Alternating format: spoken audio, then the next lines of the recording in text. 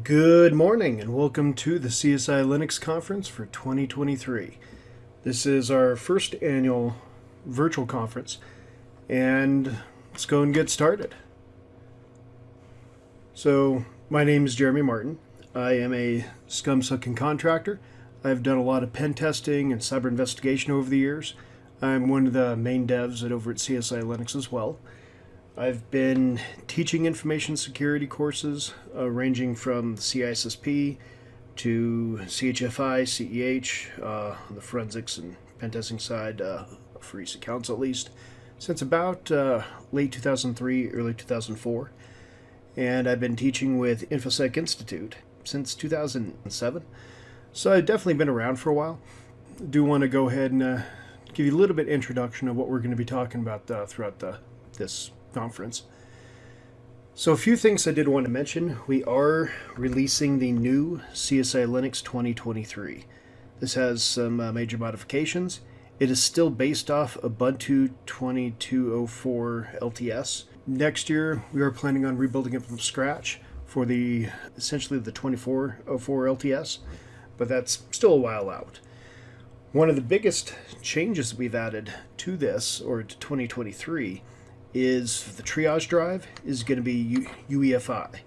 We've also built that system for workstations we're going to be pushing out as well.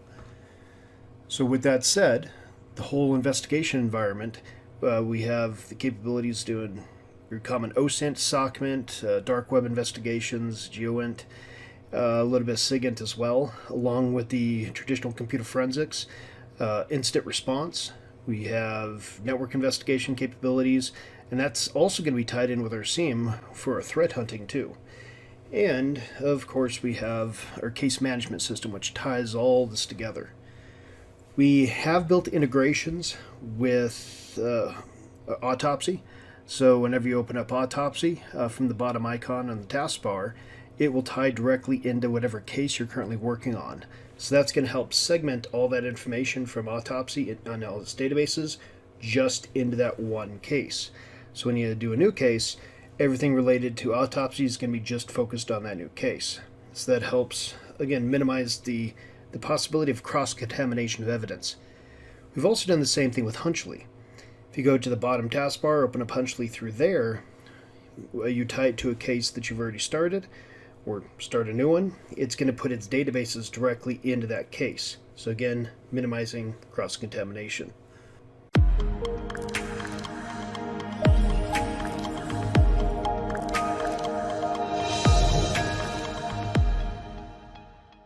Now I want to talk a little bit about the CSI Linux training site. That's going to be https://training.csilinux.com. You can also find a link on the CSI Linux website. We do have, at this point, 4 certification programs. So you have your basic CSI Linux Certified Investigator, your OSINT Analyst, your Social Media Investigator, and Dark Web Investigator. We do plan on releasing more in the future, again related to computer forensics, incident response, threat hunting, malware analysis, and so forth. As far as the current courses that are available right now, we have Getting Started with CSI Linux, General Linux Administration, the OSINT course in Investigation, SOCMINT course in Investigation, Dark Web Investigation. We have Incident Response and Risk Management. We have Pen Testing and Exploitation course. We have the Pivoting and Tunneling course, which could be used for investigation as well, or for pen testing. We have some scripting courses.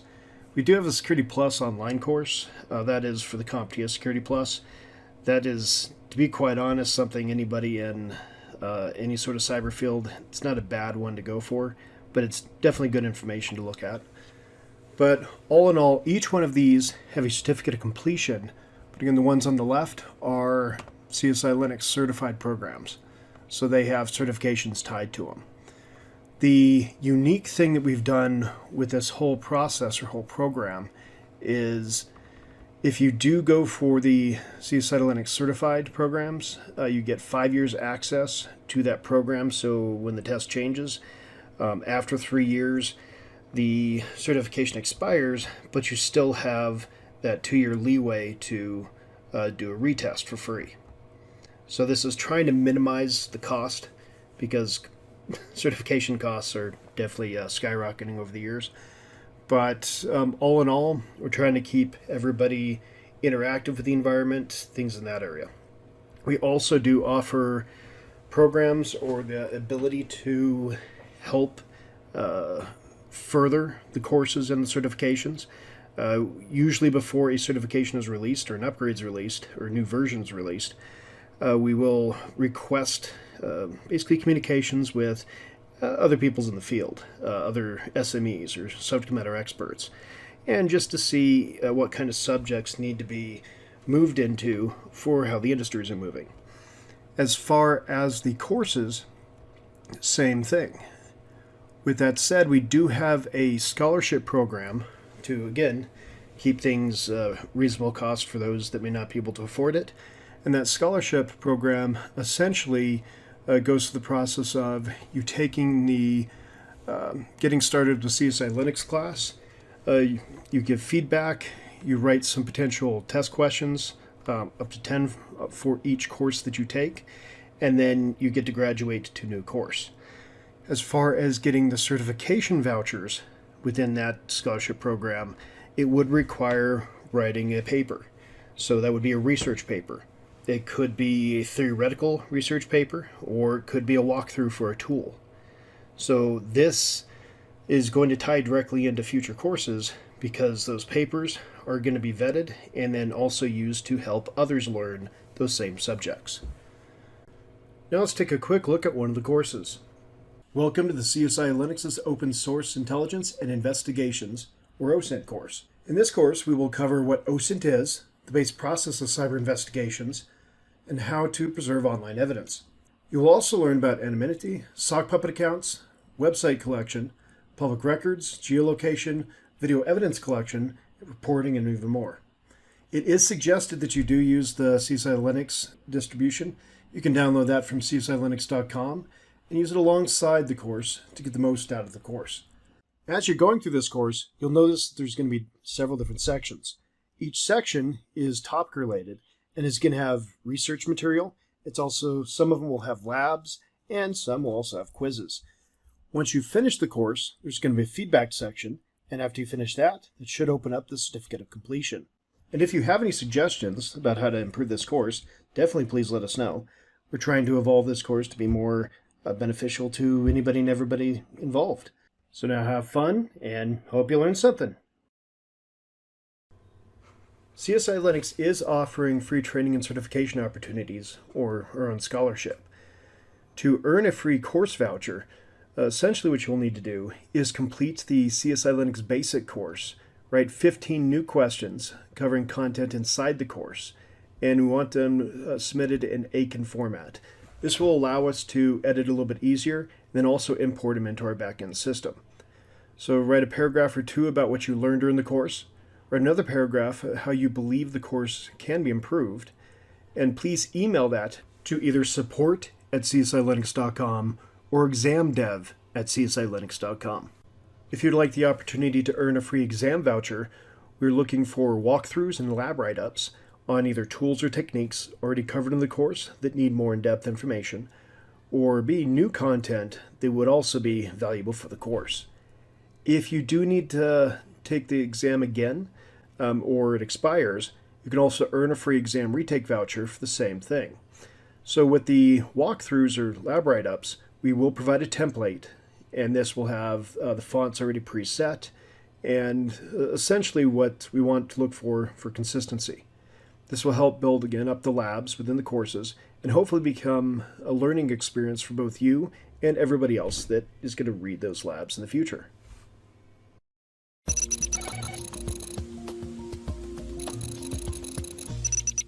And before we get started, I did want to give a shout out to our sponsor, Cyber Secrets. They're the ones that are hosting this conference on their YouTube channel. And on this page is basically a list of quite a few of their publications that are on Amazon right now. There's the Cyber Secrets publication series. Right now I believe there's 8 different issues. There's IWC Lab Attacks, or that's the attack lab. There's 2 issues there.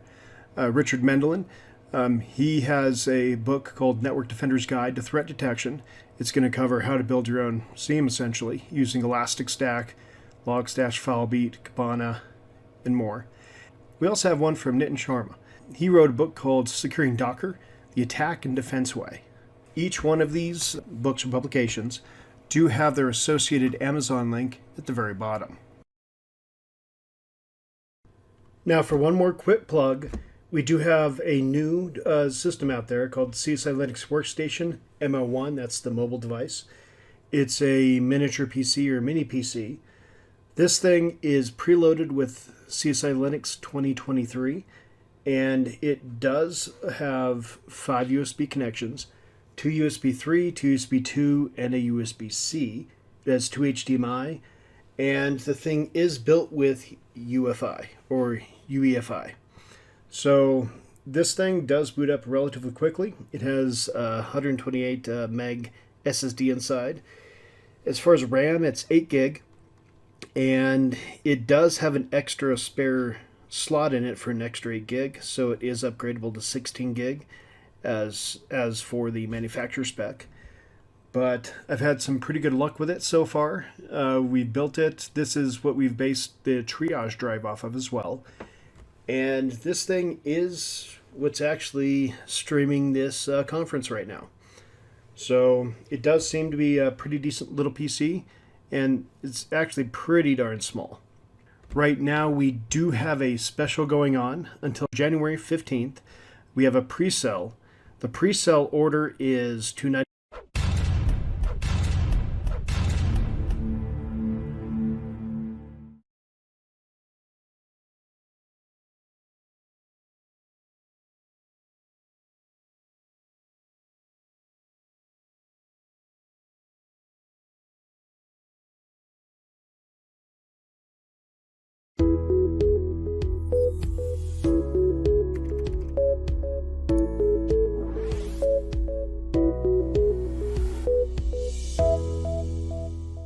Linux Quick Tip, Cyber Secrets Style.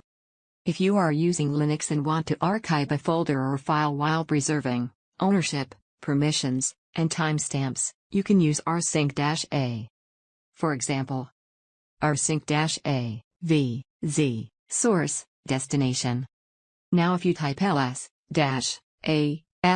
destination, the results should match the source. Enjoy. If you like this video, share it.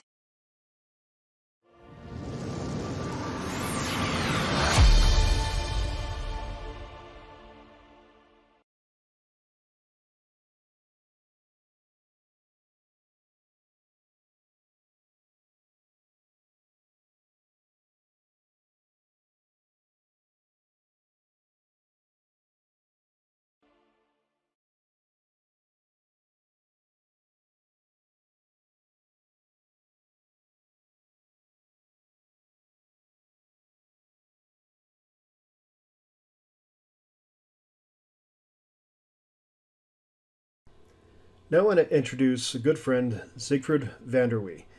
He's been a pretty integral part of CSI Linux for a little bit of time now, and he's going to be talking about some of the CSI Linux tools. Here we go.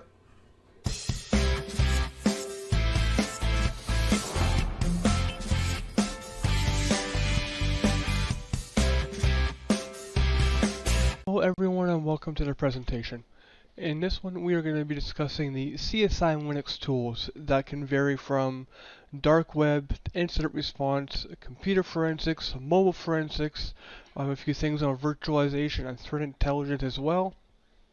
So let's get into a little bit of an introduction, and then we're going to get into the tools that are featured within the distribution.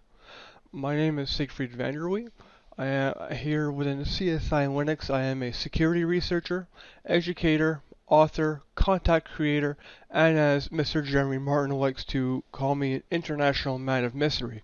That will probably be discussed a little later on. And some of the things that I enjoy to do along with my specialties are the following: malware analysis, incident response, digital forensics, and dark web investigation.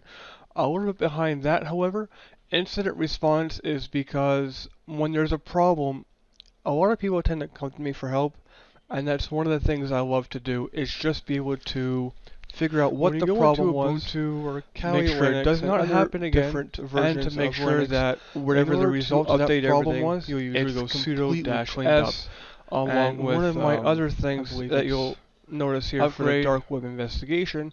I've got 3 children. Sorry about the pause on that one. It's been a little while since I've used anything other than in November of 2021. So if I'm not mistaken, that's what that one is. The thing that caught my attention the most is what was power up all one word. What's really going on in our society, what's going on around the world. Virtual machine, which is CSI. To be completely blunt, and then it turned my stomach. I actually had to go to the washroom, and I was physically ill. The version that of CSI when having downloaded, it could take anywhere from really going on. It could take up to 10 minutes. I want to be in the future, and roughly one of the people that helps to put over there, people who are just we'll share at the end of our presentation today, or at the end of our to go over to the virtual one to take.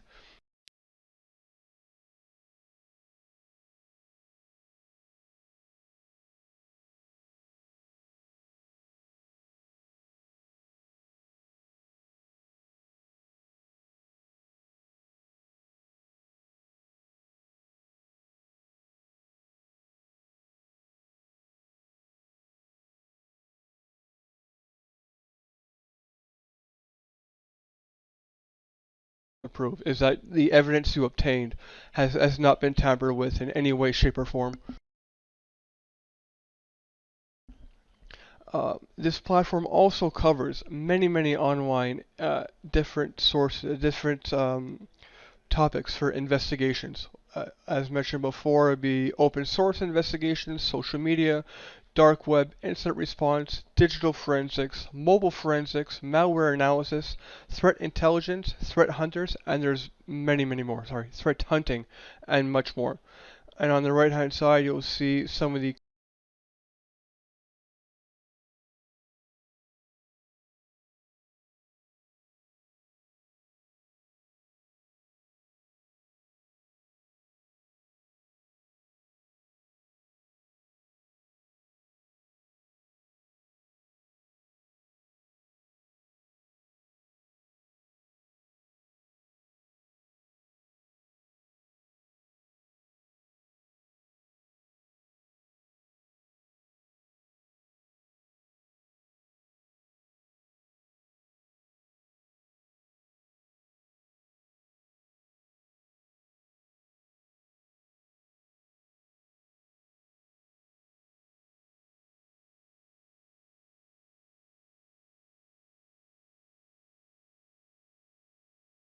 levels of capabilities to your arsenal.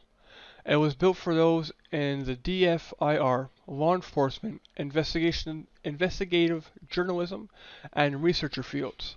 And as I mentioned earlier, not just that as well, there are many different companies around the world that use CSI Linux, and even people who are just starting out and just learning are also using CSI Linux. So it really is a platform for everyone.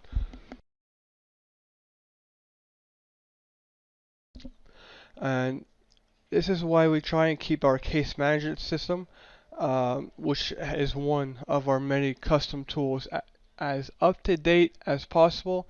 And again, which is why we have our Discord to be able to keep, I wouldn't say keep everyone in the loop, but to make our case management system even bigger and better than what it currently is.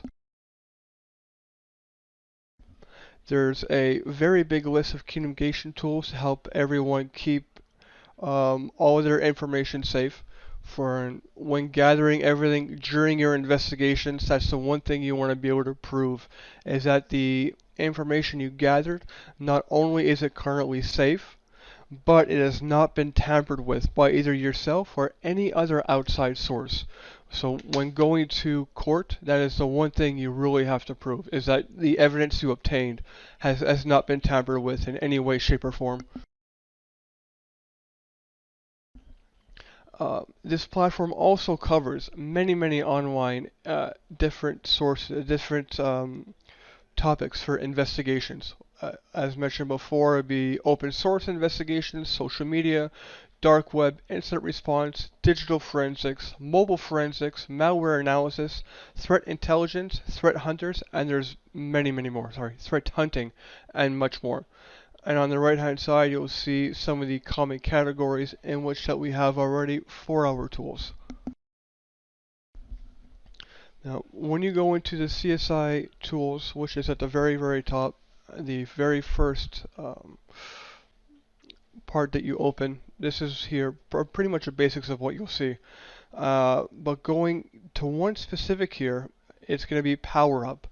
Upon opening up your CSI Linux for the very first time, you're going to want to open a terminal and then type in Power Up. It'll ask you for the default password for the virtual machine, which is CSI, and then it'll start to update everything. All depending on, when it comes to encryption, KeePass is to store user account information and is really great to use with SOCMINT or even undercover accounts when doing your investigations. Medusa and Hydra are both online password cracking tools that support many different services. These are rarely used during an investigation for legal reasons, but can be used to test their own security. So if you believe that your account might be compromised, I would highly suggest taking one of these two tools, going onto your system, and giving it a shot.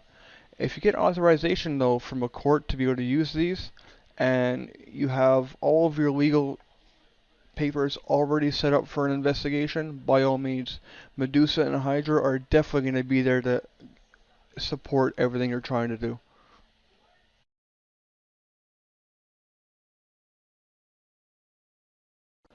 So here for our slide in open source intelligence investigation, we have here the FBI wanted list. That actually downloads the entire FBI wanted suspect list to your local computer, and then it starts to download the posters. It's pretty useful. You can see everyone that is currently wanted by the FBI, and for those people who want to practice their own open source investigation and investigation skills when helping to track down FBI criminals, it's pretty good for a learning experience. We also have the Sock Puppet Builder.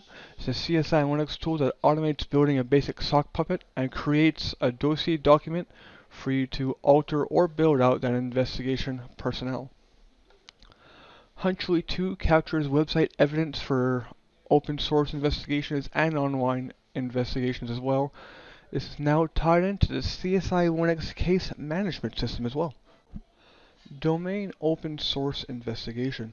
Several tools designed to identify information about a domain, including registration information, along with possible subdomains associated with the main domain. The more information you know about a domain, the more complete your investigation may be.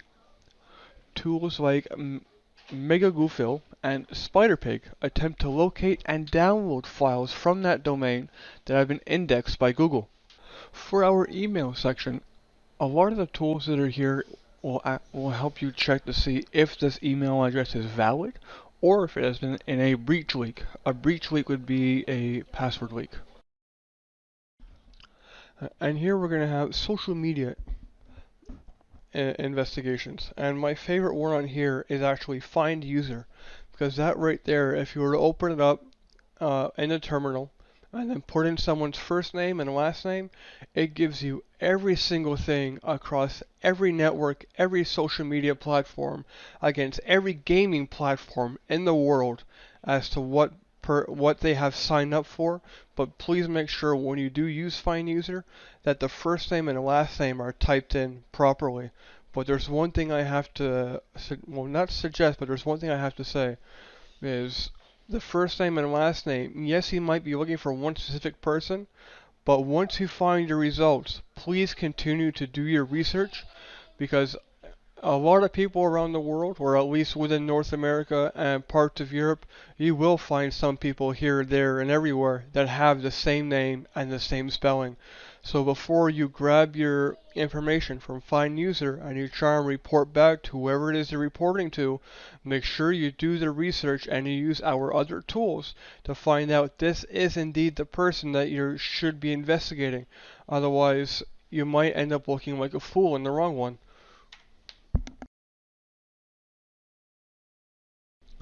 This one here is for geological tracking. OpenStreetMap, Google Maps, CSI Geologicator. This is to be able to help find a lot of things over the world, and this also ties into a little bit of what we're doing in regards to threat intelligence. If you were to go in there on the CSI Linux distribution, you'll see a lot of the terrorist cells that we've been tracking around the world. So that right there will tie in together. I'm not going to get too much into this one because as it currently stands, we do not have a course for it. But if I'm not mistaken, give it about 6 to 8 months, we should be opening up a couple of things for this one shortly. Dark Web Hidden Service creates a Tor hidden service that can only be accessed from the dark web. It automates the process of setting up the Apache and getting the .onion website link. This allows you to use a safer method of communication or the ability to set up a dark market honeypot. The CSI Hate Project Search is a new feature that requires their API but can get access to their massive database of Tor sites, cryptocurrencies, and types of crimes they may be associated with, and hashes that could tie someone on the dark web to the surface web. Onion Search allows you to search several Tor search engines for keywords and adds those to your case. And now we're on to one of my favorite things that I could talk to you for hours on, which is going to be incident response. One of the best tools that I will always recommend to anyone and everyone for network forensics is going to be Wireshark. And after learning Wireshark over the past year and a half, I mean, it's opened up my eyes to a lot of what's going on in your local network, to what you people really don't know. And I'm proud to say that within CSI Linux in 2023, I'm going to be creating and bringing online my very own Wireshark course for everyone to take. So please, if anything, stay tuned for that one, and even feel free to contact me in Discord. I would love to talk to you about it. And getting back to our other things that we have here, we have system analysis for anti-malware. This can go from anything from an antivirus to custom firewalls. We have memory forensics, and don't get memory confused between your hard drives and RAM. Memory forensics actually is referring to the RAM within your computer, because there's a type of malware, even though you shut down your computer, you run your scans, and you do everything you have to do, will actually stay within your RAM, no matter what it is. So running memory forensics, whether it be on a weekly basis or every time you want to do a deep scan of your computer, really is very highly recommended. File recovery apps are just programs that tend to focus on target files or data. Now what I mean here by target files, it's going to be your file types. So if you want to be recovering PDFs, you can have it go for PDFs. If you want to go for MP4s, it's the same thing for MP4s. Foremost and Scalpel are data carving tools with multiple file type support, and just by opening up the program and go on in and have a look, and you'll be able to see the multitude of the file types that are currently supported. When it comes to mobile forensics, there are several different tools that we can use. The one here for WhatsApp, it opens up the WhatsApp database. It has a variety of different features on the inside. The APT tool allows you to reverse the APK files on an Android phone and an Android tablet. When we go down to the Elite, which is ALEAP, that opens up the Android images. We have LEAP, LLEAP, which opens up the iPhone images. And then we have HIEMALL, HIEMALL, and this is to be able to root to Samsung devices. So it could be a Samsung phone or it can be a Samsung tablet. And then we have the Android Logical Imager and iOS Logical Imager.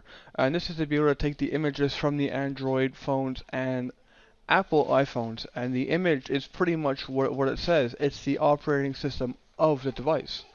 Malware Analysis. The APK tool is for the Android apps.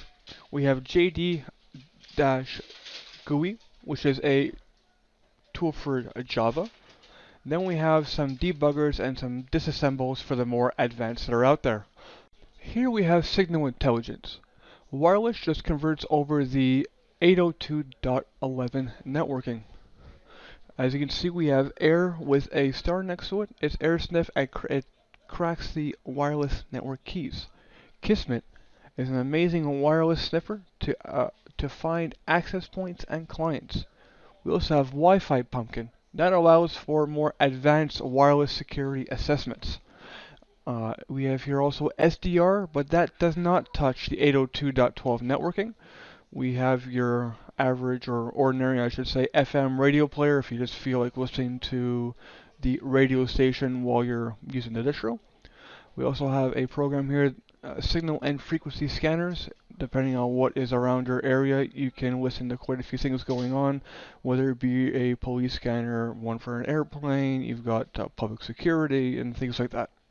Our distribution is always improving, and there's one thing that I'm going to mention. I think I've mentioned that already maybe. As I've mentioned, I think maybe 2 or 3 times already, I think maybe even 4, is that we're always trying to improve, and that is where Discord for us comes in.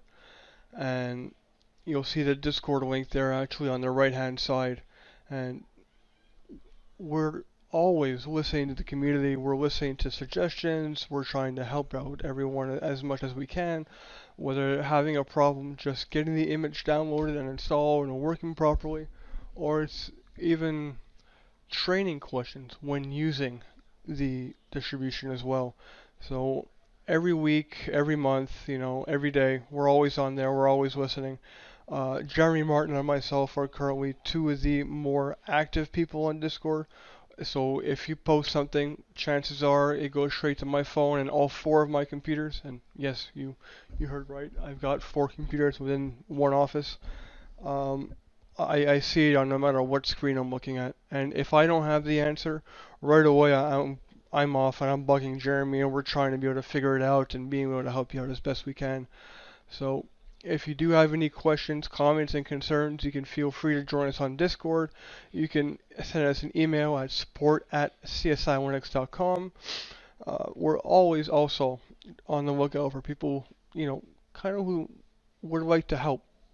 I started off a little over a year ago as a volunteer, giving in my time, my effort. I was testing out tools, I was trying to build a couple of tools, and then, a little over a year later, now I'm one of the educators and content creators here with Mr. Martin, which I must say is such an honor to be able to doing this with him, and seeing how the tool and distribution has progressed in the past year is beyond me. If you want to download also CSI Linux after watching the conference today, please head on over to csilinux.com. You'll see along the top of their browser there is a download button.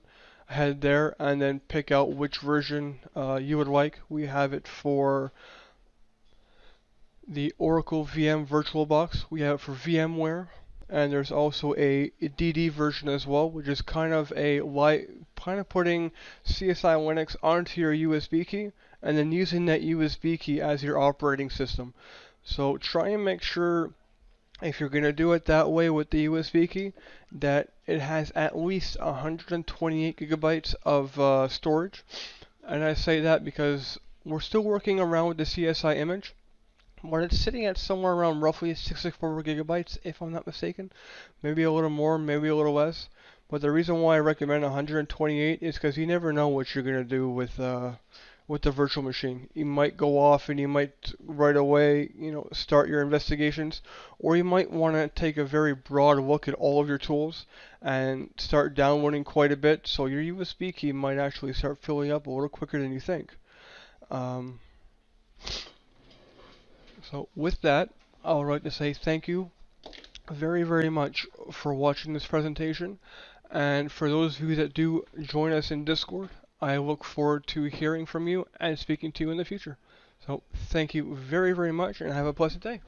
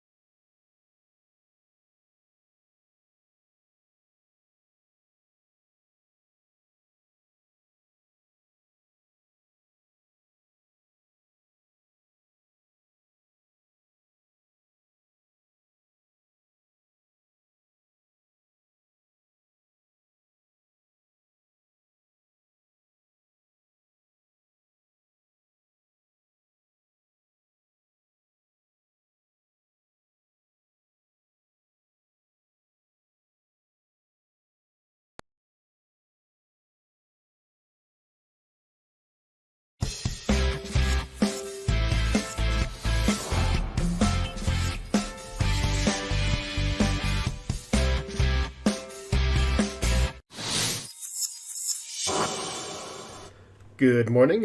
For a quick introduction, my name is Jeremy Martin. I'm a scum-sucking contractor. I've been in the field for a while.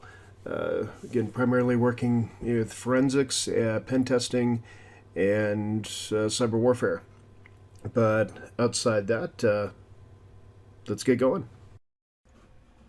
So in this talk, we're going to be covering using CSI Linux to program two-way radios.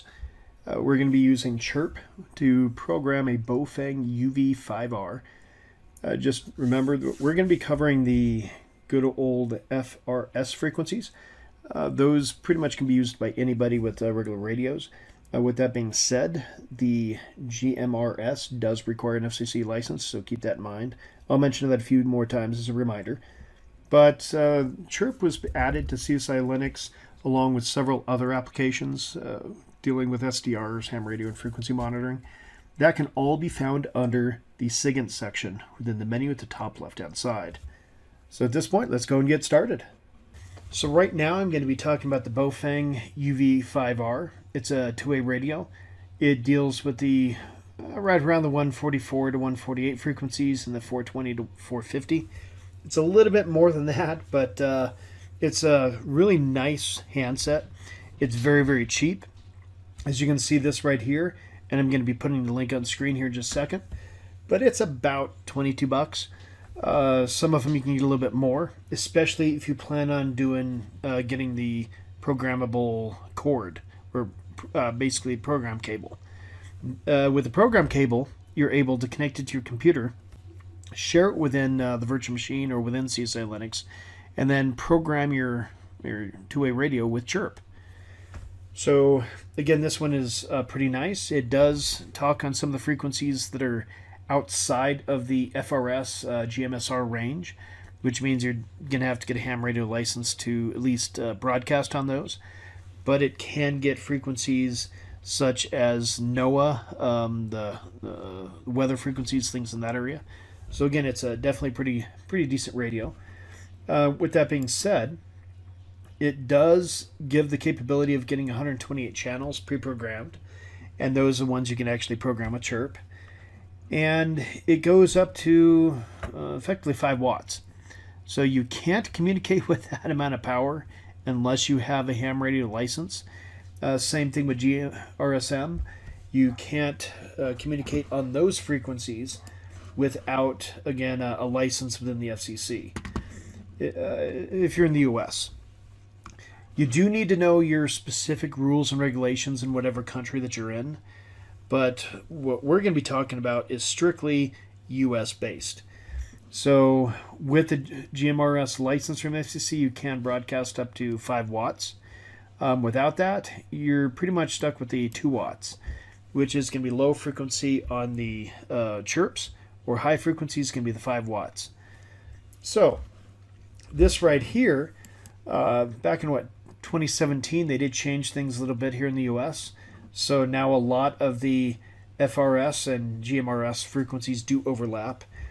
Just be careful again. Sometimes you cannot communicate at like 50 watts unless you have a base station or a bigger system. With the two-way handsets, you're stuck at 2 and 5 watts. So in this instance, we're looking at channel 1. These are the common. So if you're looking at a basic band plan, this is actually a pretty good one. You're looking at 22 channels, channels 0 through 22, one being the call frequency. You can reach out to anybody with an earshot.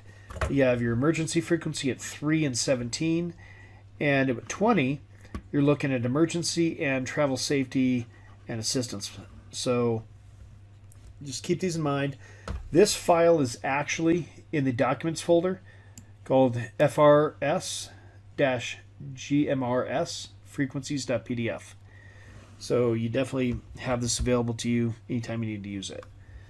So right now what we're going to do is we're going to open up Chirps. So if you go to the CSI Linux menu,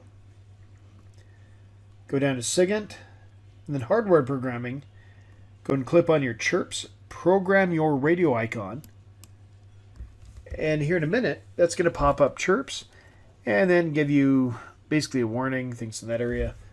So the warning usually comes up when you're trying to communicate with your radio. So what we're going to do is make a backup. So right now I do have one of the Bofeng UV5R radios in my hand. I'm going to go to radio, download from radio. I have this radio connected to one of the program cables.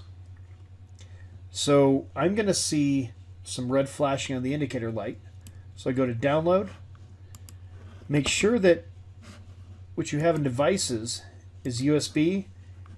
And in my instance, it's the FTD, FT232R USB UART. This is going to be the program cable. Again, just a simple USB device that the cable connects to the basically the mic and the earpiece headset imports within the radio itself. So once these two are checked, these are going to be shared within the virtual machine. If you're using the bootable Linux system or the bootable Linux CSI triage drive, then you don't need to do this. It's going to be one of these other TTYs. So here, the shared is going to be the USB at the very bottom, /dev/TTY USB 0. Make sure to click on that. We're choosing Bofeng out of a list. And then the model, UV5R.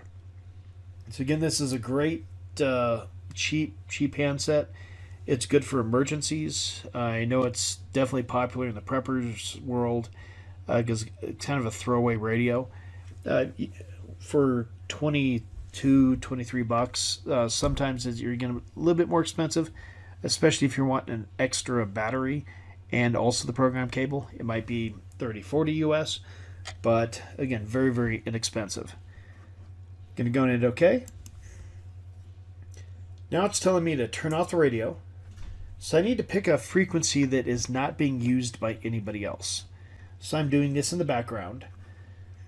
I'm going to connect the cable to the mic speaker connector. Make sure the connector is firmly connected, and it is. Turn the radio on. I'm turning it to 100 volume, or all the way, just to make sure there's a good connection. Because over this cable, it's actually analog. So it's going to be communicating over, again, speaker mic. Think of that as read-write or receive-transmit frequencies. Ensure the radio is turned to channel no activity. Click OK. So once I hit OK, it's now cloning the phone or cloning the handset. I'm seeing an indicator light of red on both of the handset and the program cable. That traditionally means it's going to be reading from the device. Right now it says cloning.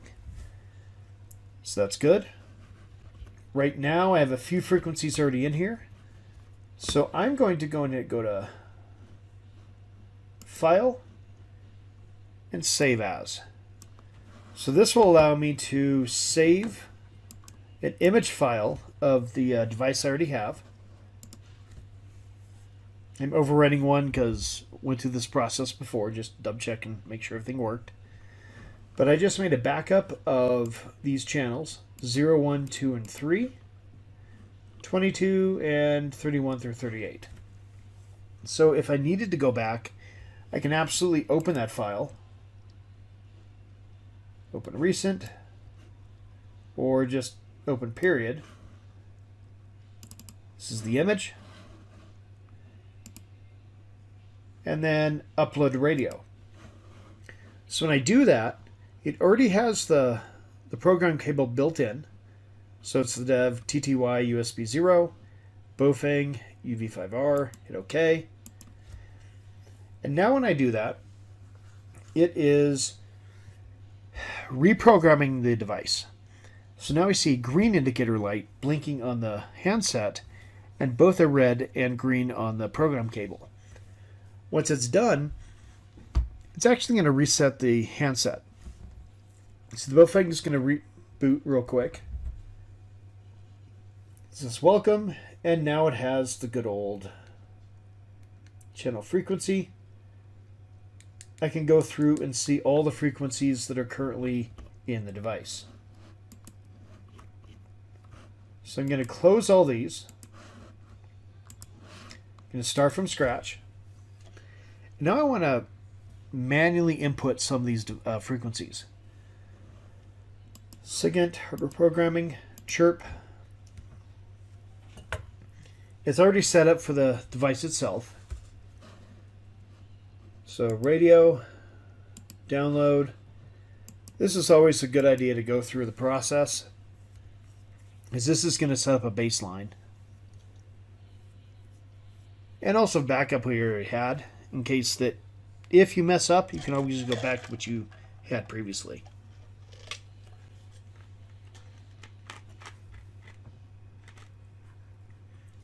Okay, device is booting up. Welcome. Now it's already up and going. So what I'm going to do is delete everything. So this is going to take a minute, but this is going through all of the channels and wiping everything out. I want to start from scratch. I want to pre-build certain things, and these things are going to be the channels that are already in there, frequencies that are already in there, and I'm going to put my own in there. So once this is done, looks like it just finished.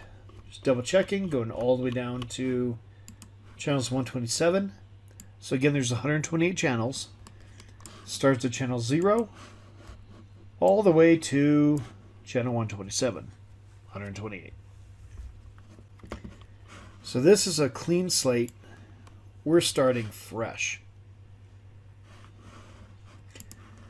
So at this point, what I want to do is start adding some of these in here manually. So I'm going to copy. This is going to be an FRS or GMRS. So again, FRS is 2 watt, GMRS is 5 watt. So if we go into chirps, double click on one, put in the frequency that you want to look at.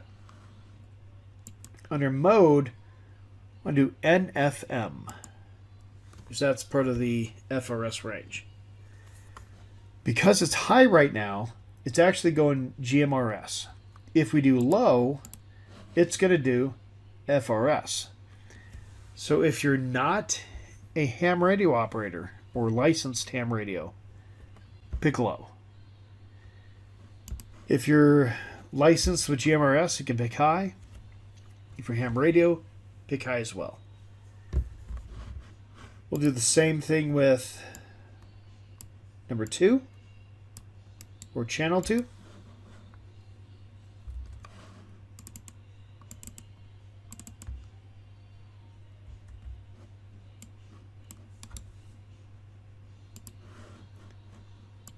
NFR or NFM. We're going to do the emergency channel here.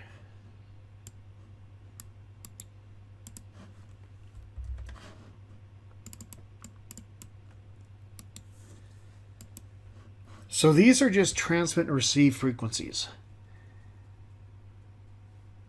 If you're interested in other things such as using repeaters, which drastically increases your range, we do talk about that in some of our other material or courses, things in that aspect.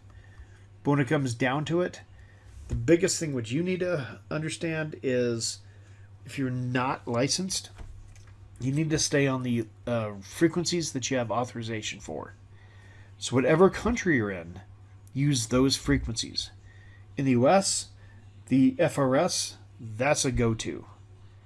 Unless, again, you're licensed for GMRS or you're licensed for ham. The handset that we have, the Bofang UV5R, allows you to speak on a lot more. So again, you have transmit and receive. Never transmit on a signal that you do not have authorization for. Receiving, that's another issue. You can receive essentially any frequency that you're allowed to, which is most of them. Like NOAA, things in that area, which we're going to talk about here in a bit. But biggest thing here is right now we have channel 1, channel 2, channel 3. we can both transmit and receive on these because they're on low. Again, if you're authorized, you can double click on this and go to high. But we're going to stick with low for everybody else's sake. So at this point, we can go to radio and upload a radio. This already has our information in, our program cable, our handset. Go and left click on OK. Make sure turn off radio, connect to cable, make sure it's good and connected. It's on a station that's not receiving anything else, and then hit OK. If it's on a station that's kind of talky, or a lot of stuff's going through it, it's going to interfere with the upload and download. So you're probably going to get errors. If not, you're going to get garbage content. So here it's cloning, it's uploading, and we're going to go and do a quick check on this device. It just rebooted. I'm in channel mode. I'm going to go and unplug the cable so everybody can hear. Frequency mode. Channel mode. I have channel 1, channel 2, and channel 3. 3. Channel 3 is 46612. 2. Channel 2 is 46587. 1. Channel 1 is 46562. Now we're going to plug the cable back in.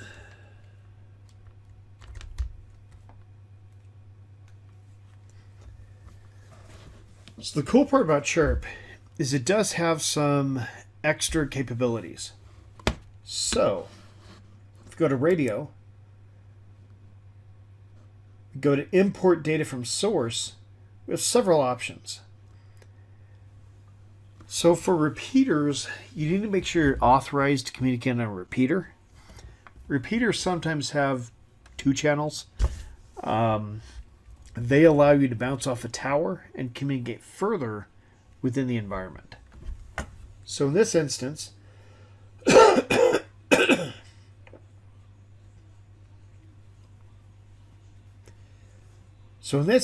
going to go to each one. Let's do DMR mark repeaters. It's going to ask you what city and state you are. Denver.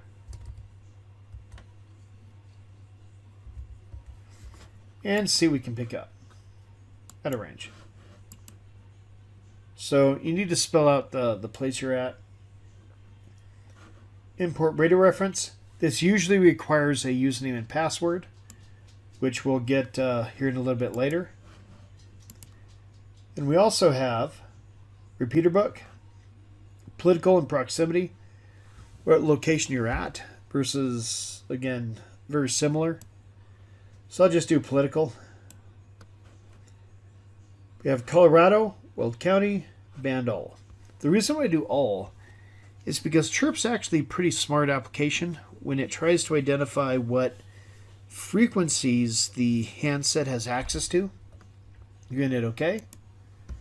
So anything in gray it does not have access to based off the bandwidth or the frequency. Ones in black it does. So what I will do real quick is, let's do auto. We have 0, 1, 2, 3, 4, 5, 6. Now I'm going to do up a few. So I'm going to start off at 30. So auto baselined everything. So all these frequencies that it's allowed, which is 146.85, 147, 447, 200, 4473, 447, 475, and so forth. When I hit auto, it did everything to 0. And then when I went to plus 10, plus 10, plus 10, it now starts at 30. I said OK. So when I scroll down a little bit, we now see all those frequencies that are now set within the system. So this is not saved yet. It's not uploaded. but it's within the application to save it and to upload later. We'll do radio, import. Let's do this one. Again, it's trying to find application, so it knows what systems to give to you. In our Finder, again, have to log in too. So there is a really good resource if you go to radio, import, and radio frequency. I'm going to pick radiofrequency.com US. It is asking for a username, password, and zip code. So at this point, you would then essentially put in your information, set up an account, and then go from there. So just as a reminder, down here we have some repeaters. Just be careful about communicating with repeaters because you do need to either have a license or just be authorized to bounce off those. But what a repeater does is it gives you a lot more range when trying to communicate on your radios. So now what we're going to do, let's go back up here. So let's say if you want to move these, you can highlight them, just move down, and just keep doing that until you get right range. But what I'm going to do is add a few more frequencies. Let's start at 10, just to make things a little bit easier. I'm going to go to, or actually, let's do 4. Let's go to radio, import from stock config. Now we're going to do our FRSM and GMRS channels. Let's do channels 1 through 10. Just to make life a little bit easier, because we're going to add some NOAA channels here in a minute.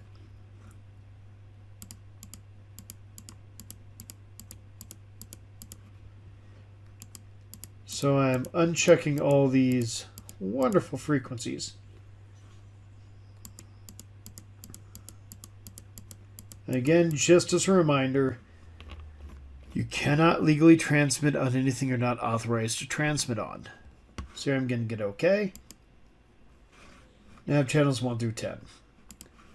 So now I'm going to go to radio, import channels from stock.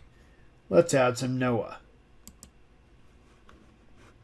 Here, because we're starting off at 11, we're going to go plus 10.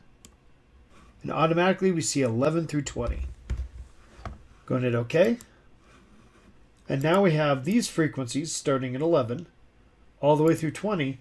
These are going to be the weather stations here in the US. So now we have a good list, 1 through 20, and 35 through 42. These are going to be repeaters. Do one more, import from channel, and let's do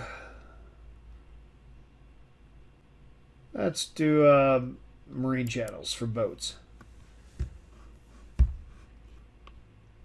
So here, we'll do none. We're going to pick a couple. Let's start off at 21, 22, 23, 24. So 4 channels for aquatic or sea, marine. Hit OK. And now we have all these set for the ham radio. So now what we can do is file save as.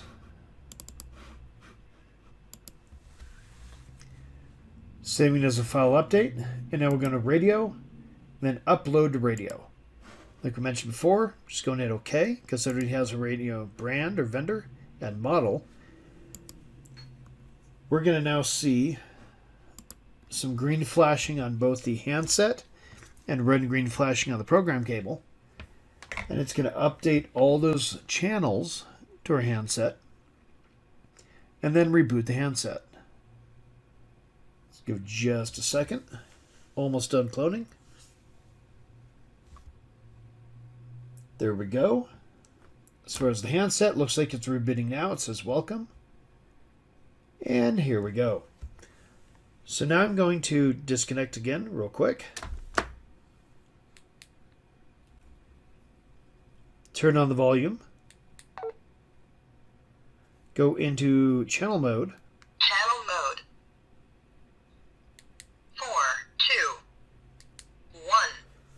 So right now I'm on channel 5. Channel 5 is 462. 662. So looks like everything updated just fine.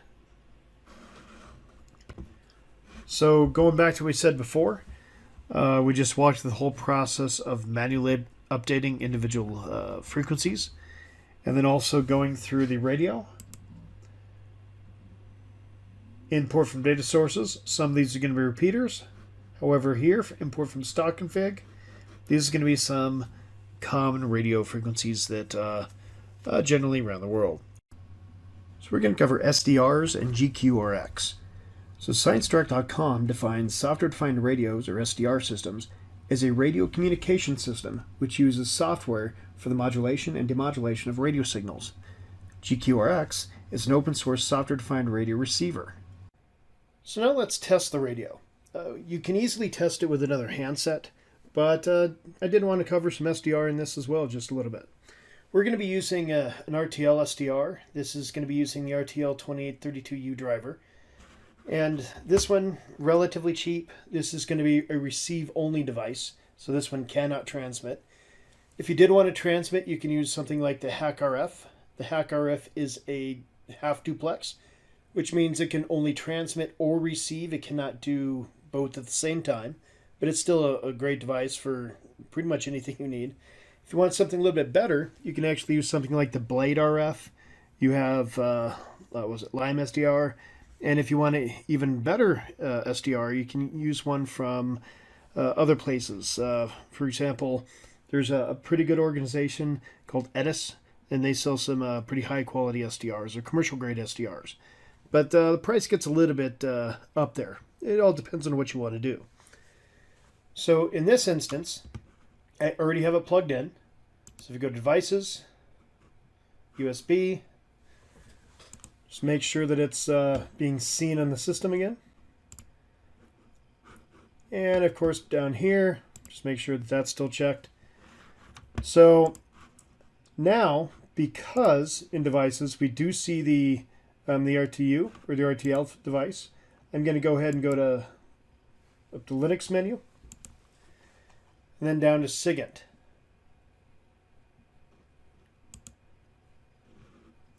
So once you go to SIGINT, go to SDR software, and we're going to be using GQRX SDR. These cheaper devices they're not as sensitive as some of the better devices, or the more expensive ones. So there could be a possibility that we might not be able to get the good signal. We might have to play around with the offset over here.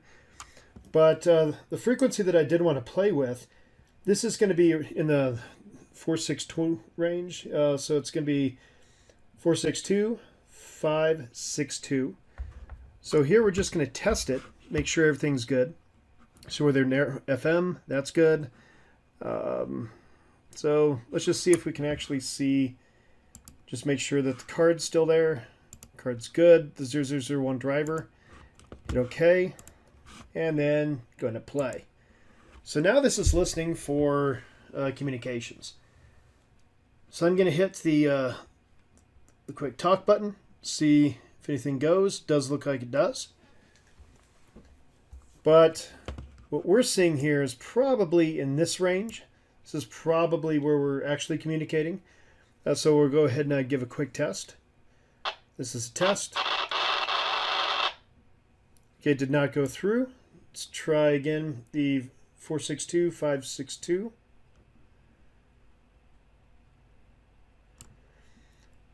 Gonna press talk again. So we see a spike a little bit to the left-hand side. So we're actually going to move this over just a touch. And then see if we can...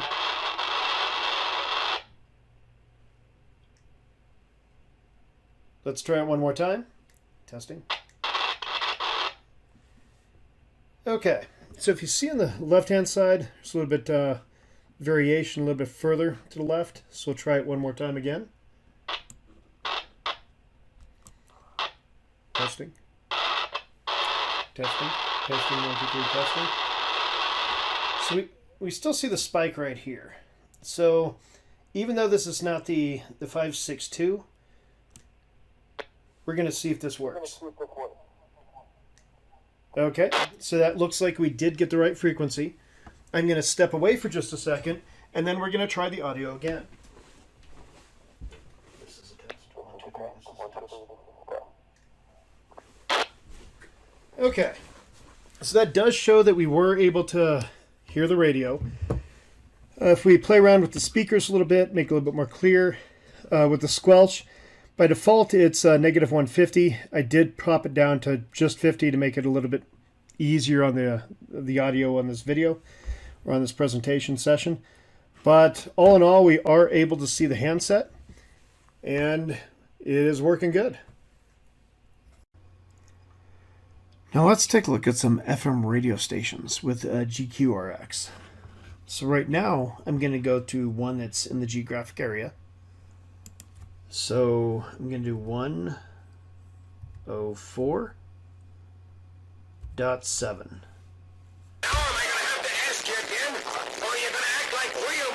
And so we can actually hear it pretty well. We need to move the antenna a little bit. But outside that, it does come in pretty good. Granted, what's playing right now is kind of weird. Sounds like a lot of yelling, but still, GQRX is good to go.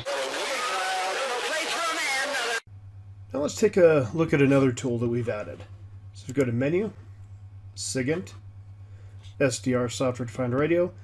We're going to go to the basic FM radio. So this radio only really supports the RTLs. So the RTL 28, 38, and 32 series SDRs. So just to test it, looks like the virtual machine does have it pass through. Going to go and power on, and then hit play.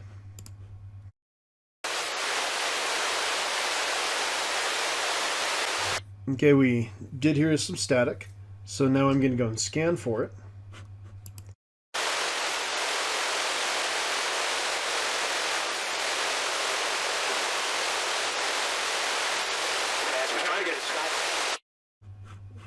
So it looks like it did find a radio station.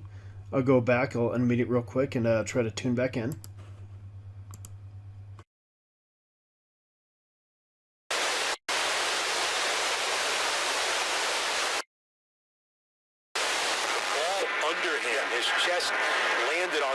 And you can tell you're getting signal or good signal because this little section right here, it is showing that there's signal. So I'm going to go ahead and play. Now we're going to record a little bit of it. Right now to overturn it.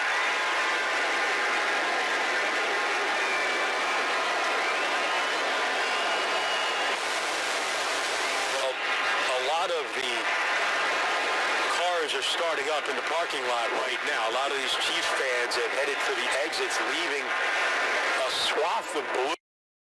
Okay, just stopped recording. And then if we go into settings, this will tell us where recordings are actually getting stored at. So here we should have under home CSI /music. Let's go and cancel out here. We'll go into the home folder. Go down to music. And we should see that last recording. Let's go and double left click on it. Starting up in the parking lot right now. A lot of these Chiefs fans have... So we were able to capture that. So relatively simple application. Again, it does require certain types of RTLs.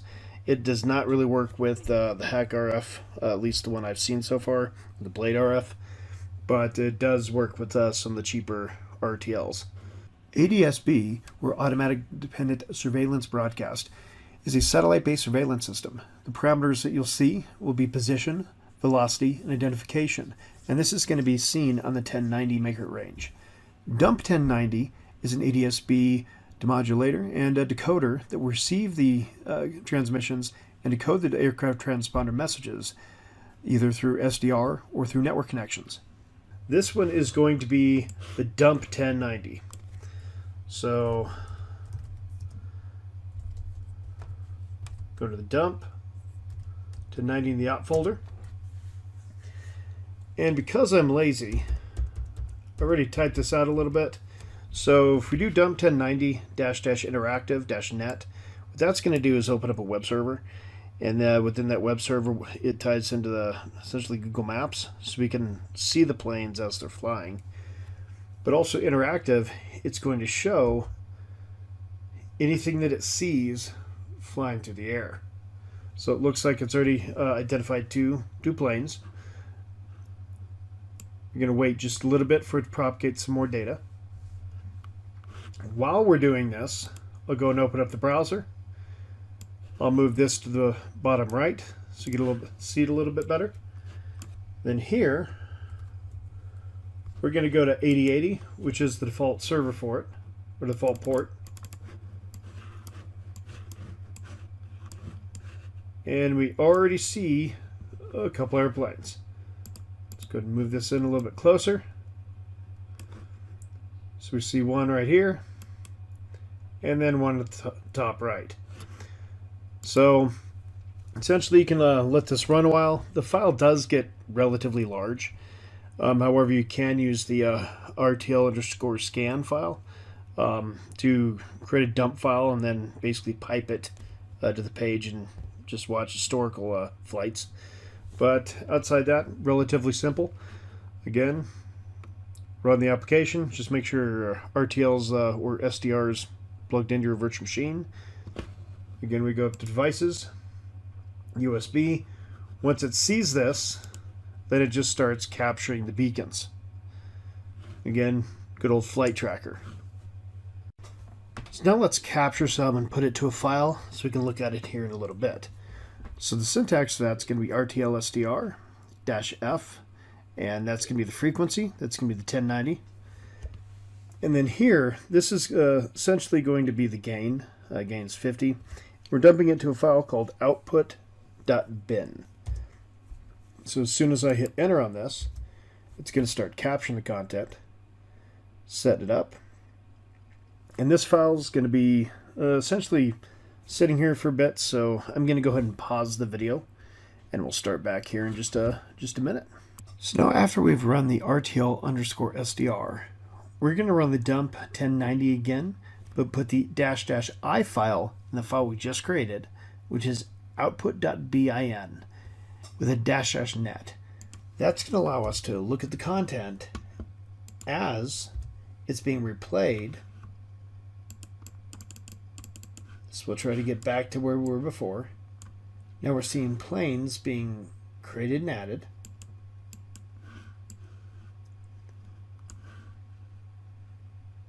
It's hard to see, but they're moving a little bit. Some are being added, some are being removed. But this is a replay of what we were able to capture with just the basic cheap SDR. Make this a little bit bigger. We saw a couple planes from states away.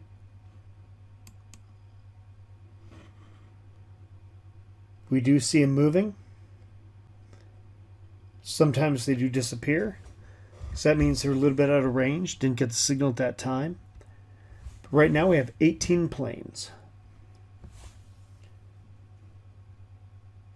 Here's another, bottom right hand side.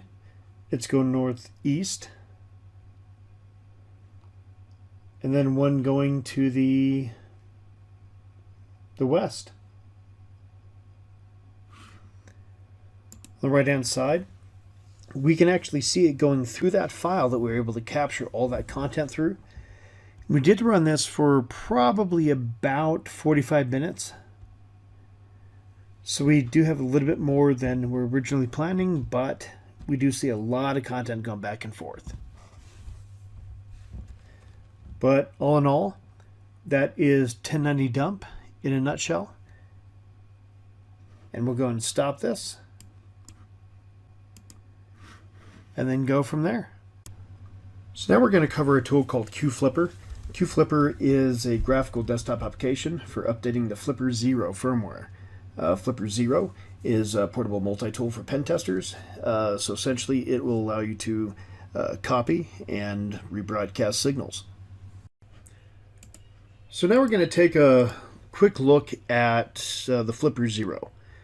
So we've actually added within the SOCMINT hardware programming the QFlipper application. This is the application that can be run on a PC or computer. There's also a secondary application that can also be run on Android devices as well. So effectively it gives you some of the same capabilities. So right now we're going to go ahead and run it. I do have my Flipper Zero plugged in. I'll go and cancel for now on this one.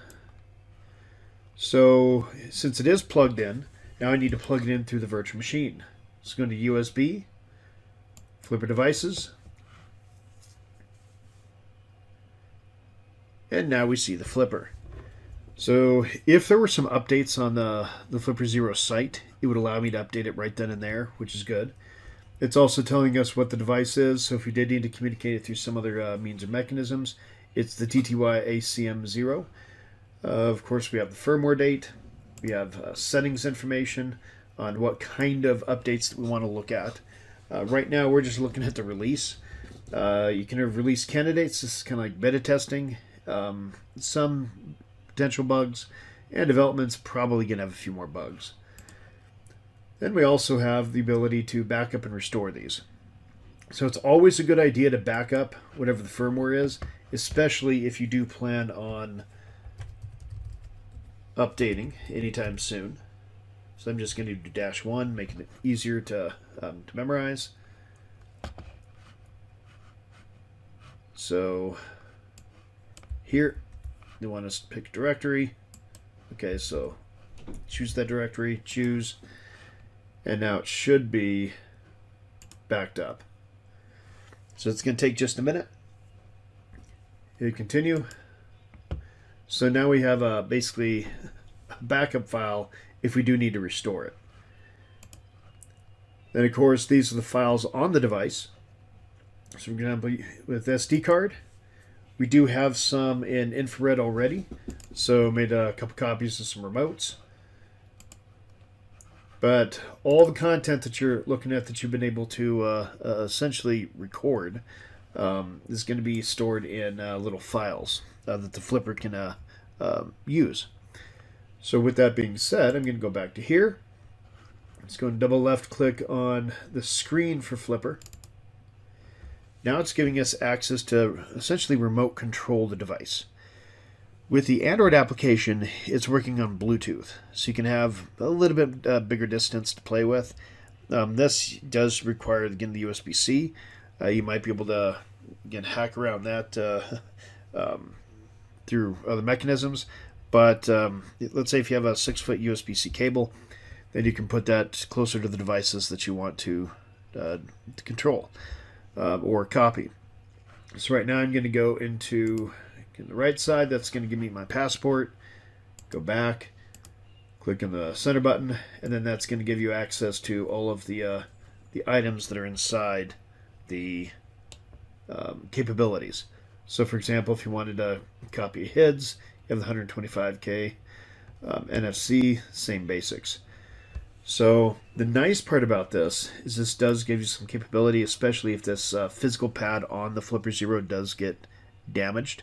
You can still, again, control the device. But outside that, in a nutshell, you can now control Flipper Zero. Now to summarize what we've covered, 4 main sections. We covered chirp and configuring Bofang radio within CSI Linux, GQRX, and being able to listen with an RTL, SDR, transmissions with the handset, and then also transmissions from FM radio. Also covered Dump 1090, tracks in the aircraft in the general area, and the QFlipper Zero, which allows you to essentially not only update the firmware of the Flipper Zero, but also remotely control it. All that content is pre-built into the newest version of CSI Linux. If you have any comments, suggestions, or questions, feel free to email support@csilinux.com.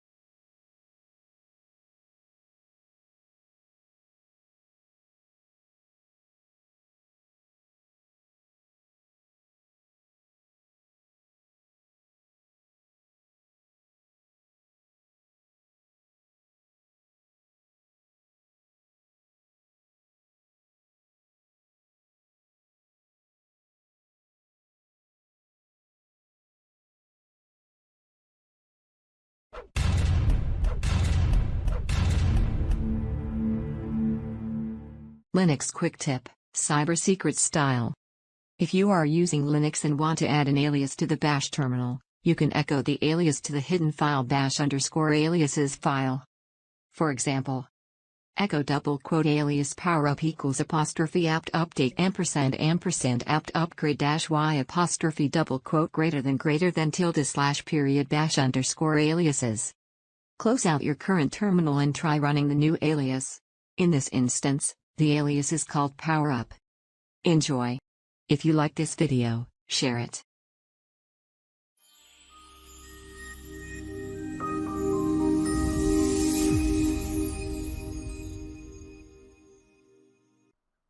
So here are some quick tips if you want to find out some of the hardware information that you have on your CSI system. One's called LSBLK. This will show the drives that are connected to your system. So we can see SDA here. We have the main root partition and the EFI boot partition.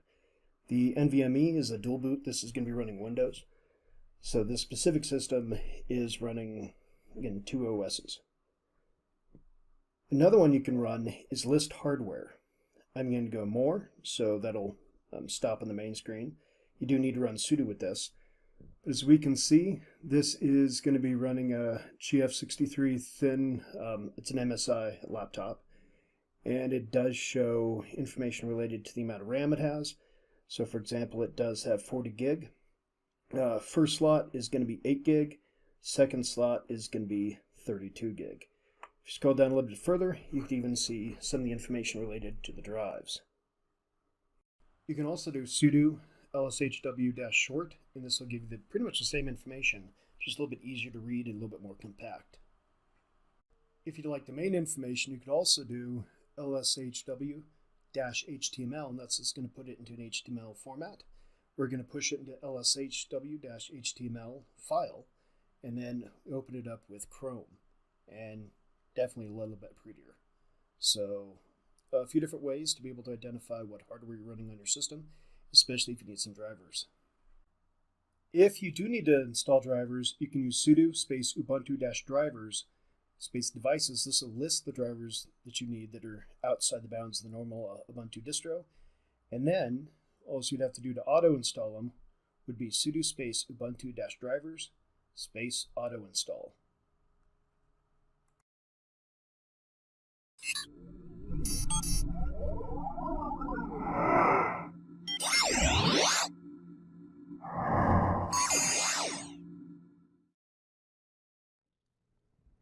So the problem is we want to be able to test open sockets in PowerShell. It would be nice if we can grab a banner while we're at it too. So the solution we came up with was create a function that will build a system.net.sockets TCP client and connect to the port. And the port's open, return back the received payload. So at this point, the function is query port. We're going to copy this and paste it into the command shell, so it's in memory. And then we have some pre-propagated query ports. You can go and paste those as well so you can see how it works. Okay, connected, and it's bringing back a CFTP server, SSH server. Now let's try to put this into a variable so we can call it back later. And then as soon as you type in $test port, you see the variable or value.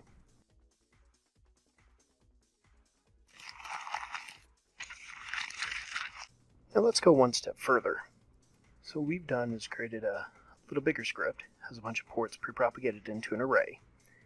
And then we also have this for each loop, which is going to be calling the query port function down here in a little bit. So we're going to run this in a targetintelligenthacking.com. There's going to be a few ports that are open. 21, 22, 80, 443. And now you see on the screen the ports that are open. We also dumped it into a report. So if you'd like to play around with this PowerShell port scan or banner grabber, here's the code.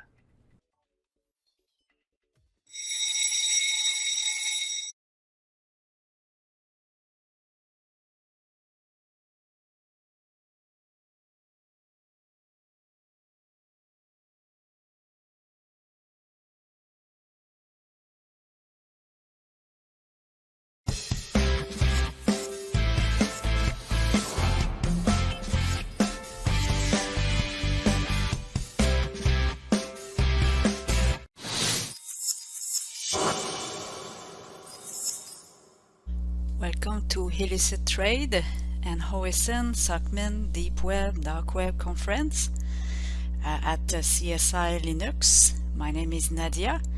So who am I? My subject, and here we go. I'm a forensic analyst in a SOC team, digital forensic incidents response team in the functional industries.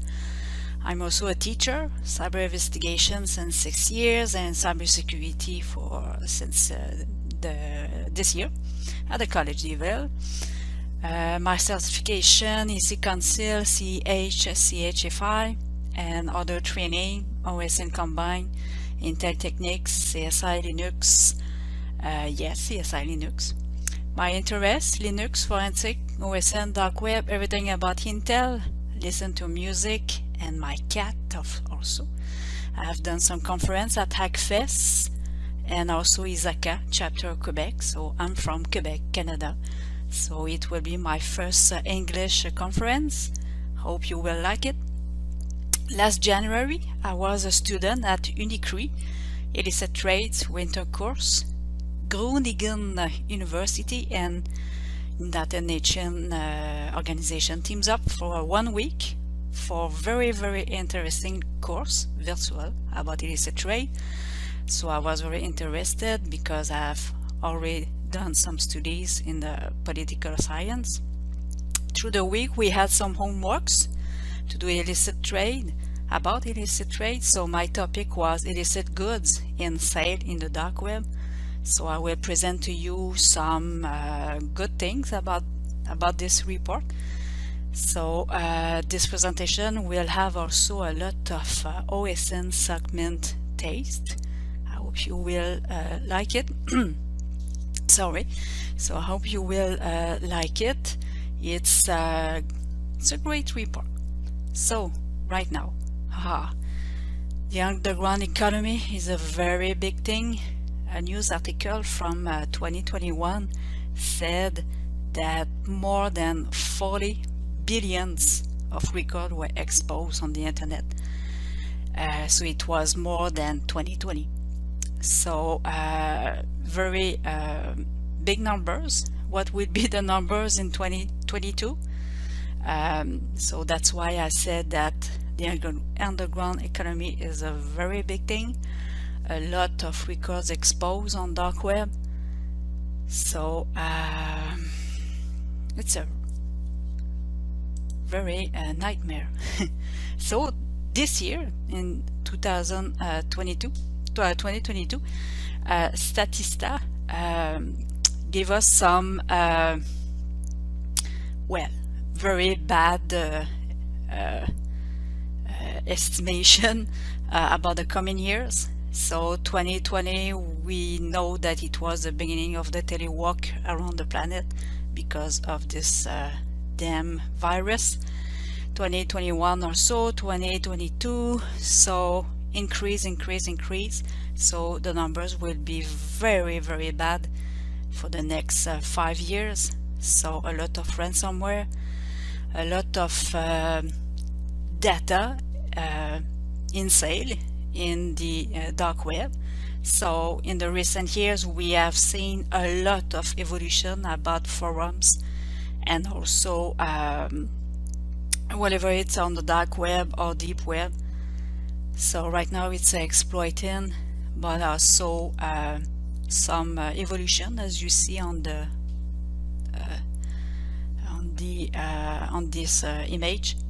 Some old Carter Planet forums, and now it's way beyond that kind of forums that we had before.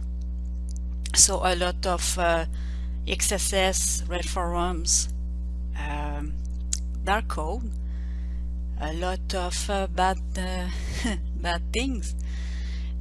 Here it's a map of cybercrimes law. Criminals have a lot of easy life in many countries, a lot of countries where cyber laws are very poor. It's the blue one, it's the place where we have cyber law, but the gray, a lot of violet countries with no legislation, no data protection law. So it's the image of the map of cyber law. This image, I love it. Cybercriminal ecosystem. We see that today cybercrime as a service and whatever as a service exploit, malware, X as a service, fusion of malware and ransomware.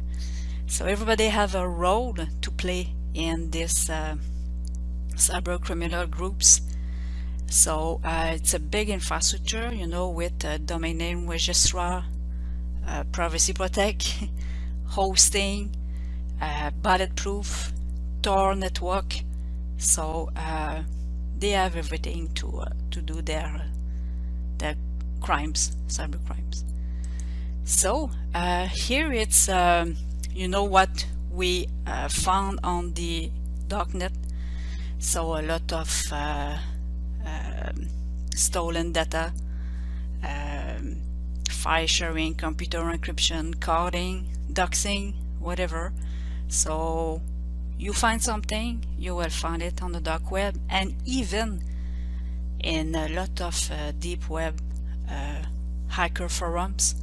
So a lot of bad things. Here it's the cycle of cybercrimes money revenue. So they do cybercrimes, they have a lot of revenues, they do money laundering, they spend this money on other crime or cybercrimes, and it's the beginning of a new cycle. So this is the underground,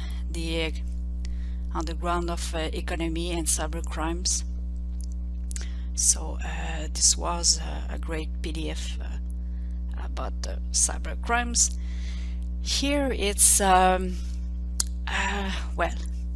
we saw that since a lot of years the sponsor cyber attacks, sponsor states cyber attacks, Russia, China, North Korea, Iran, they are very, very sophisticated attacks. It's a lot of months of preparation, very costly. So this is what we that's what we live right now on the cyber attacks and cyber crimes. They are from coming a lot from cyber sponsor state attacks. So it's not a good thing. So it's a lot of motivation, military power, economic power. So it's very different than what we saw last 15 years or 20 years. So a lot of from Russia, ransomware as a service groups, RAS group, and a lot from China, where it's APT for cyber espionage. So it's a little bit different between the two big empire, but it's a big cyber attacks. Here it's a wonderful map and picture photos from the hackers army in China. So of course they have a very big population, so very big population also for the hackers or army from China government. So it's a big thing, like in Russia. You know, Russia, it's what we saw since last February in Ukraine. Here it's some cyber criminals from Russia, or at least Russian language. Babel continues. I can add a lot of other group like the Hive, Dark Side. They are very, very rich, sadly for us, but it's a good thing for them. But a lot of billions of dollars in this underground economy. So it's also I can have a screen capture of Reveal also, but Reveal it's sometimes off, sometimes online. You probably remember this picture taken from the FSB arrest some members of the Reveal group. Is it a political strategy? It was. Is it a real arrest?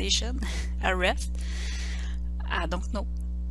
So it was a big news. So Reveal had a lot of money. I think they were behind the pipelines attacks, cyber attacks in 2021. So it was one of the biggest ransom. So it was a good media thing. Here it's one of the first ransom notes from Reveal. It's bad news if you receive that on your network, on your computer. So it was I think Reveal was a very they comes with a brand new way of to do ransom and ransomware. At the time they were very big. Here it's screen capture of one of index onion site on Tor. The person behind this index keep it update. So you have a lot of RAS group in this index. I have also in a great article about the Russian groups. So I would give this presentation to CSI Linux team, so you can have this link. Here it's some very popular forums and website, Russian market where you can buy credit card numbers, Genesis market that I will talk a little bit in some second, and also XSS.is forums in Russian, very popular. So I can put there a lot of other screen capture of forums and market, but I think these one are very popular. So credit card numbers on sold, on sale, very important market for Russian market. XSS, it's very big forums too. Here it's the old raid forums. The one is dead since maybe 6 or 7 months. Red forums number 2, it seems that it's a fake one. I heard that. So you can buy anything on those forums. And now they have a brand new one. I think it's Breach Forum that took the place of Red Forums. Yes, very popular.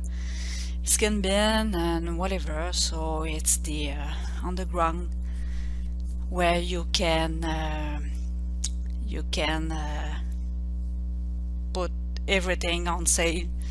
A lot also of exploit and malware, and it's the baddest thing in dark web.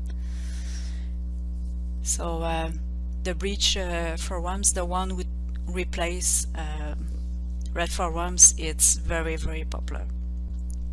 So here we go, a taste of OSINT SOCMINT for Genesis market. So here we go.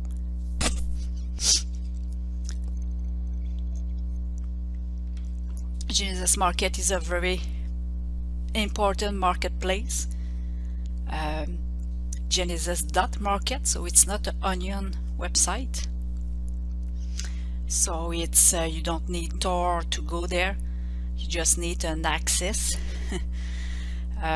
So Genesis Market have a lot of domain names. Here it was, I think it was last January. The website was in development or maintenance.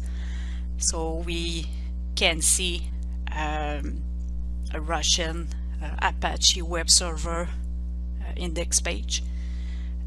You see also that they change IP through the year. Now they have new IP. Their domain name registrar is still in Russia, and they have DNS protected by Cloudflare. So they have changed IP.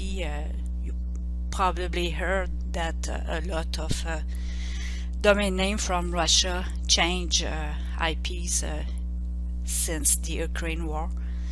Here it's the two others domain names they have. GenesisMarket.store. It's a big market, stolen data from infected computer. So it's you need to have an access, so you can pay with Bitcoin an access to have access to anytime you want for the Genesis Market store. So you can see that Genesis Market it's also registered also to Russian domain name registrar. The other one it's American. So next page. Here it's the geolocalization of their domain name registrar in Moscow, taken from Yandex search engine, the Russian search engine. It's a good one. Can find some things that you cannot find on Google. So this one, it's the RU Center, NIC.ru domain name registrar. Genesis Market on their website have a terms and condition rule. So you have to respect this condition when you are a client of Genesis Market. So terms and condition, even in this underground economy, you have condition to respect.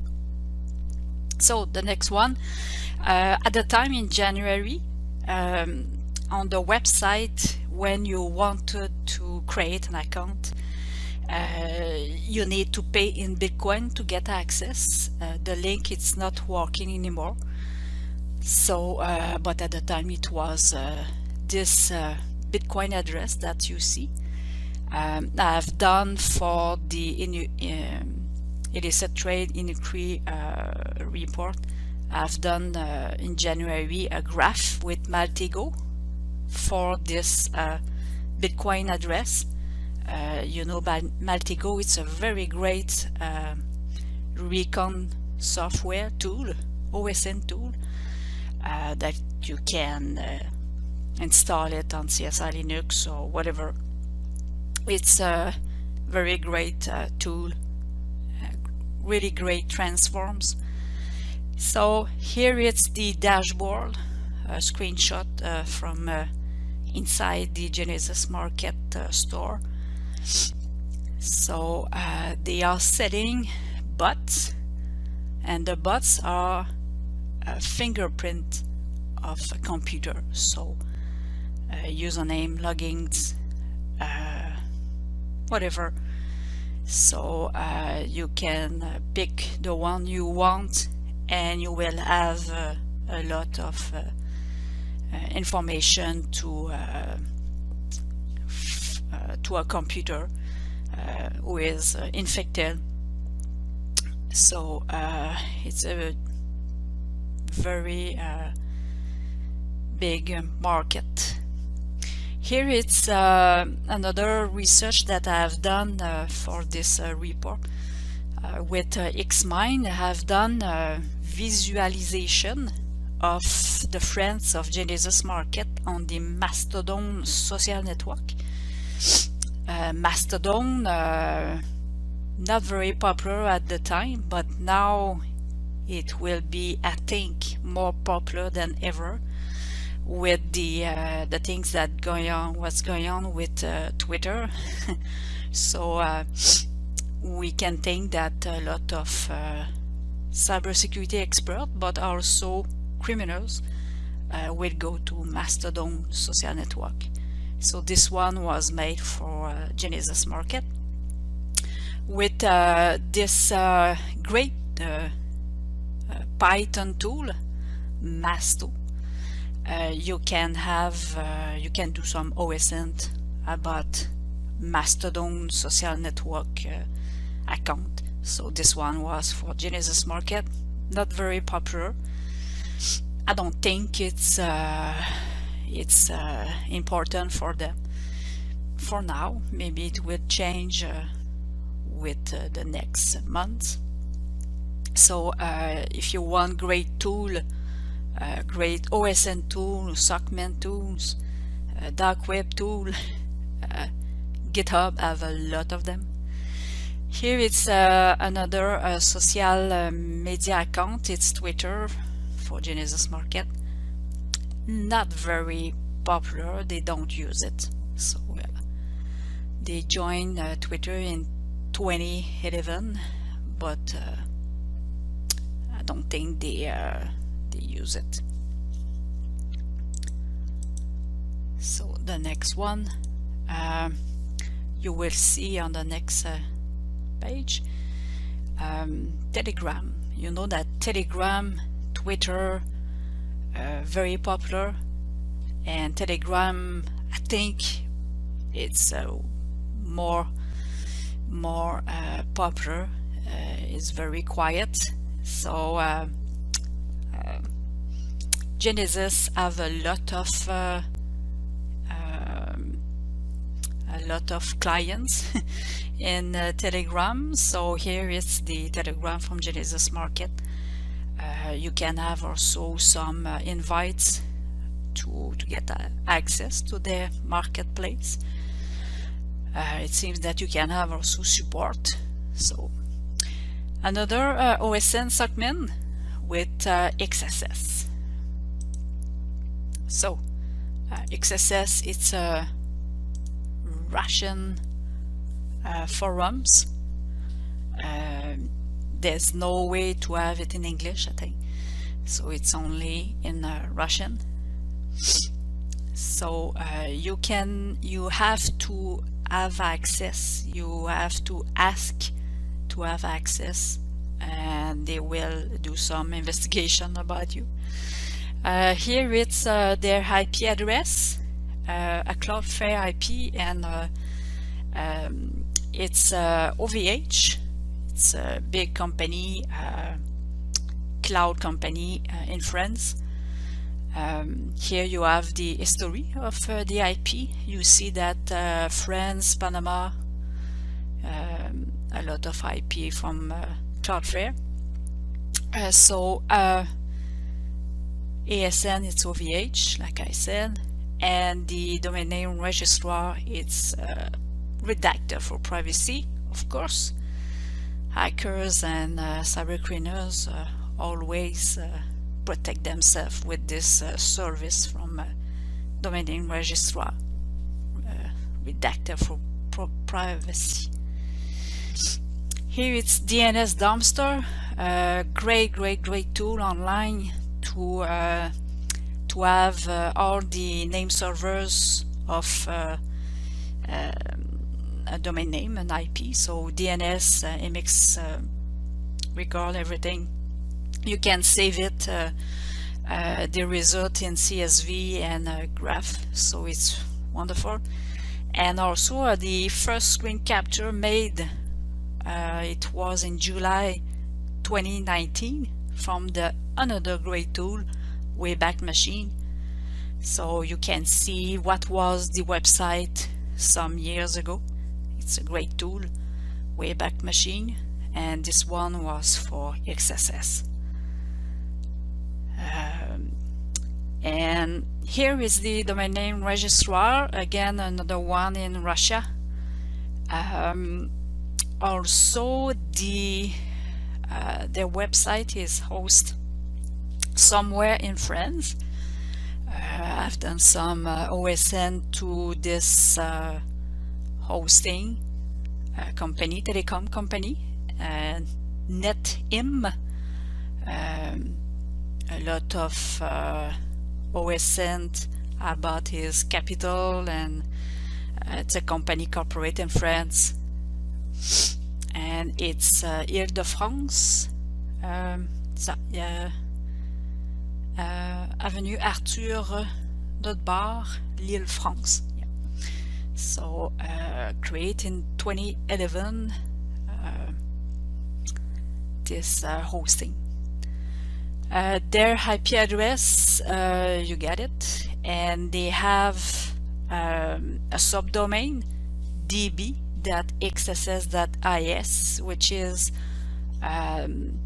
it's not update anymore, but it was a list of their leaks, source from their hack. They have another domain name, xss.as, and the subdomain test555.xss.as have no IP address, so they don't use xss.as website. Here is the Twitter and Telegram media social network. I think also they are more on Telegram than Twitter, so it's more private in Telegram. And here it's before they got the name of xss.is, it was Damage Lab. So Damage Lab with the GitHub here, a picture, and they changed it for xss.is forum.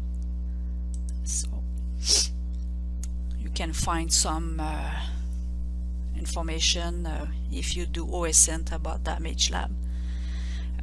Here it was the 2018 message on their new forum. Let's see some many IP address at the same host. Very interesting. So it was a search made with Census. We have 5 IP. We look at them, each of them. So some Netherlands, Latvia, Île-de-France, Iceland, and Malaysia are the place where these IP addresses are exposed on the web. So we will see on the next page. Okay, so the first one in Netherlands hosts on Ubuntu Linux old version, and you see it's something that we have to have access to enter in this website, which I don't know what it is, but you see on the bottom of the page some links, and they are very interesting website. So you see that it's a network of deep web and dark web website. So the next, you see also protocol SSH, HTTP are open. So the next one you will see it's exploit.in, exploitin. You have the links to go to this deep web website and also the onion address. The other is from exploit the owner, it's from Moscow, Russia. The other one is CRD Club, registered also in Russia, and XSS. So this website got some very interesting links. I don't know CRD Club. Exploiting, I've heard a lot about this website, but I didn't have access. So the next pages you will see XSS IP. Hey, come on. Okay, so it's the onion site of XSS from Latvia. You see the email address, mail@xss.is. The certificate, TLS certificates are in Panama. Network Maconix, DSN, you got it. Web server engines and some open ports.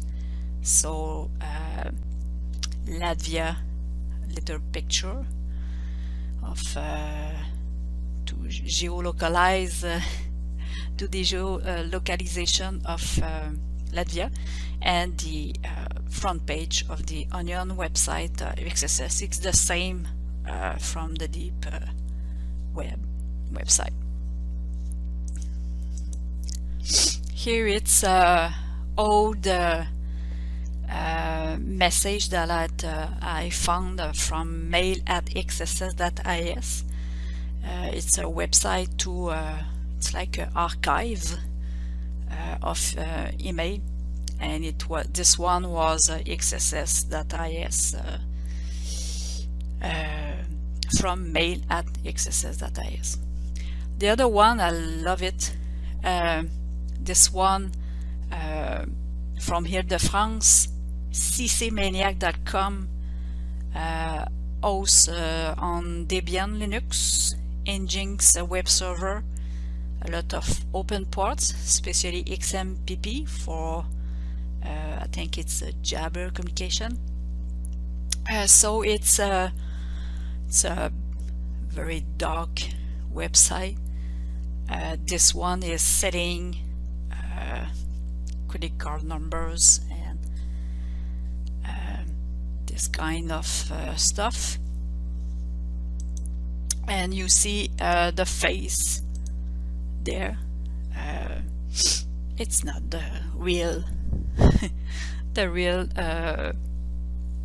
cyber criminals beyond this website.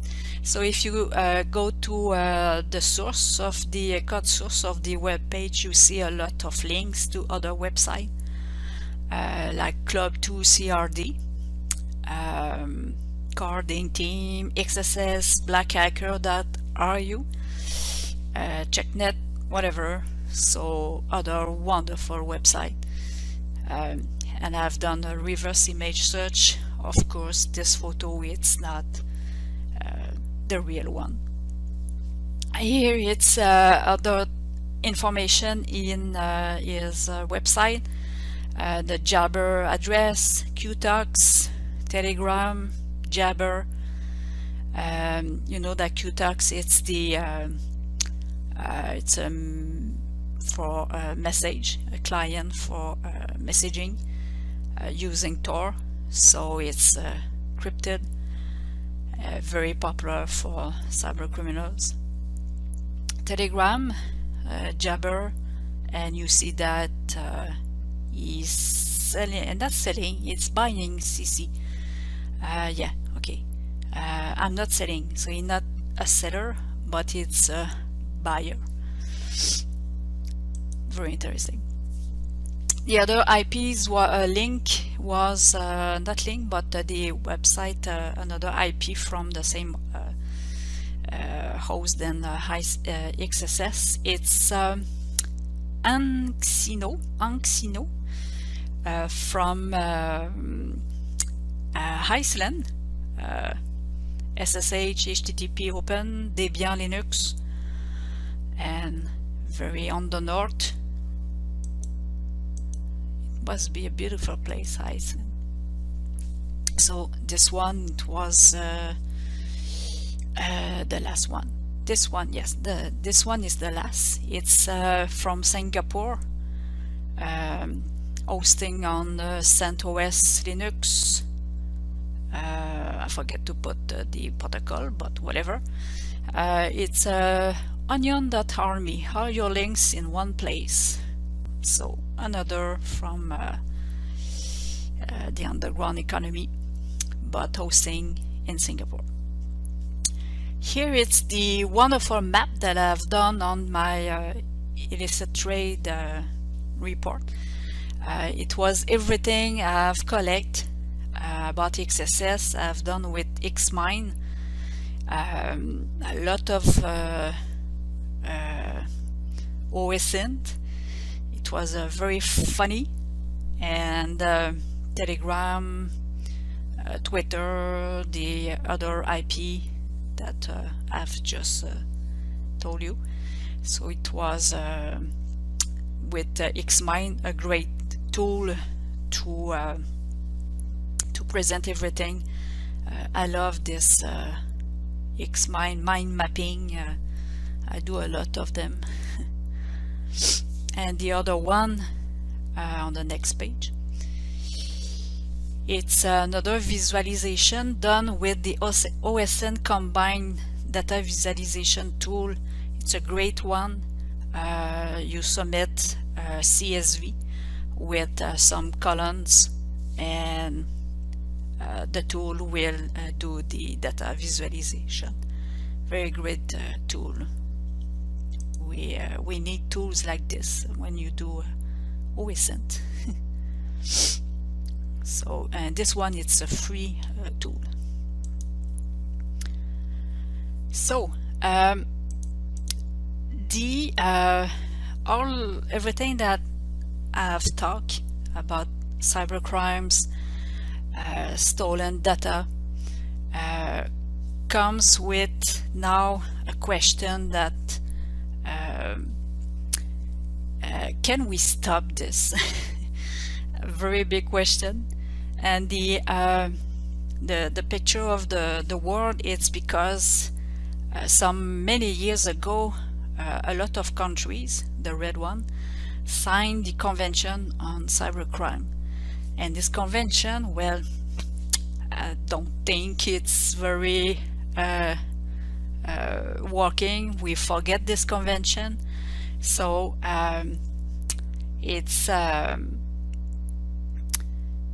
that's why we have underground economy so very popular, a lot of money there, and I don't think that we can stop that. You see the last CVA from this website, it's the CVAs, the vulnerabilities. You see that since 4 or 5 years, it's very big numbers of medium and high CV. So I think that it's a lot of CV because the software are done very, very fast because the competition between the software vendors. So if we still have CV, if we have still vulnerabilities on the software, we will have a lot of APT attack, like you see here, the cyber kill chain from Lockheed Martin. So if we don't come back to the basic, the base, it's to include the security on the life cycle of web development. So I think it will be a better, well, a better world. So if we can have least vulnerabilities, so least attacks. So I don't see very in a good way the next years, but I can tell you that I can say big thanks to the different police authorities around the world. They done a lot of good jobs. Our CMP, Interpol, Europol, the French Gendarmerie, FBI, the Dutch Polizei, everybody have done a very good job to arrest cyber criminals, to arrest also different network, not just cyber criminals, but also I think about children and pedophilia network. So they do a very good job, but sadly it's a big thing. So thanks to CSI Linux, it was a very good idea from them to have a conference. So you have my LinkedIn, you do OSINT, so you know my LinkedIn. I wish you a great 2023 year, hopefully with a ending war in Ukraine. So you have my Proton mail also. So I've promised to Jeremy I will show you my face. Just hold on, it's a new software. Sadly I can't find it. So I have a CSI Linux t-shirt and a CSI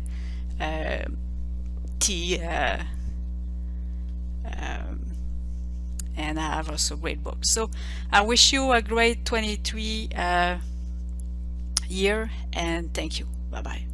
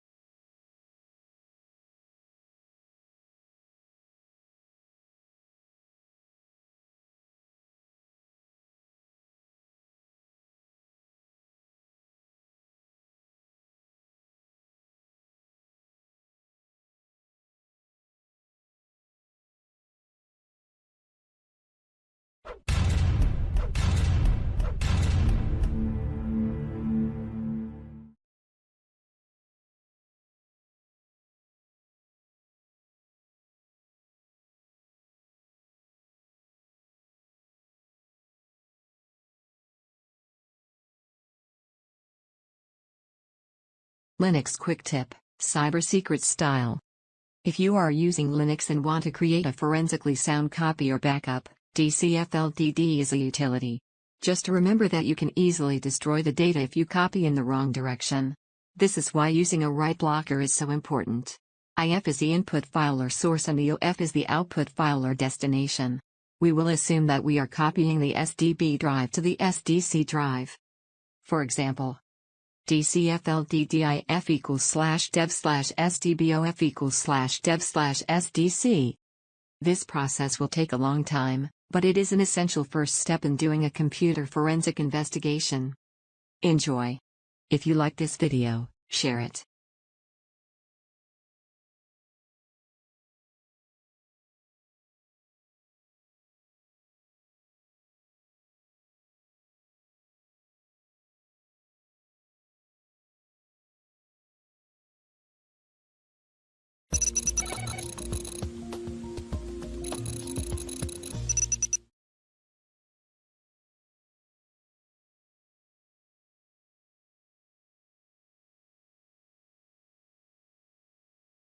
Linux Quick Tip, Cyber Secret Style.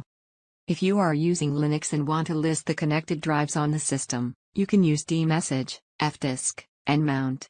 To make things easier, you can pipe these to a text file. For example, fdisk-l drive.text &dmesg pipe grep sd drive.text &mount drive.text leave pad drive.text. Now you should have a list of drives connected to the computer in a decent report. Enjoy. If you like this video, share it.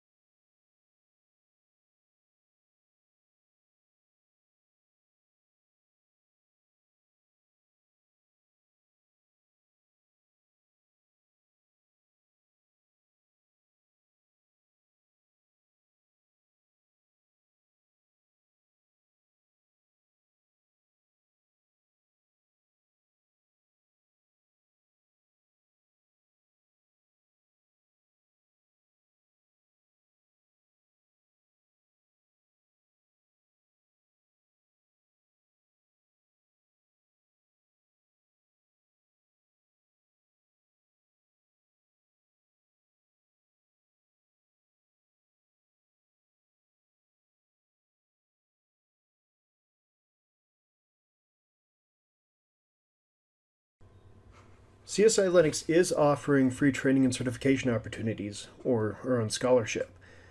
To earn a free course voucher, essentially what you'll need to do is complete the CSI Linux Basic course, write 15 new questions covering content inside the course, and we want them submitted in ACAN format. This will allow us to edit a little bit easier, and then also import them into our backend system. So write a paragraph or two about what you learned during the course, write another paragraph how you believe the course can be improved, and please email that to either support@csilinux.com or examdev@csilinux.com.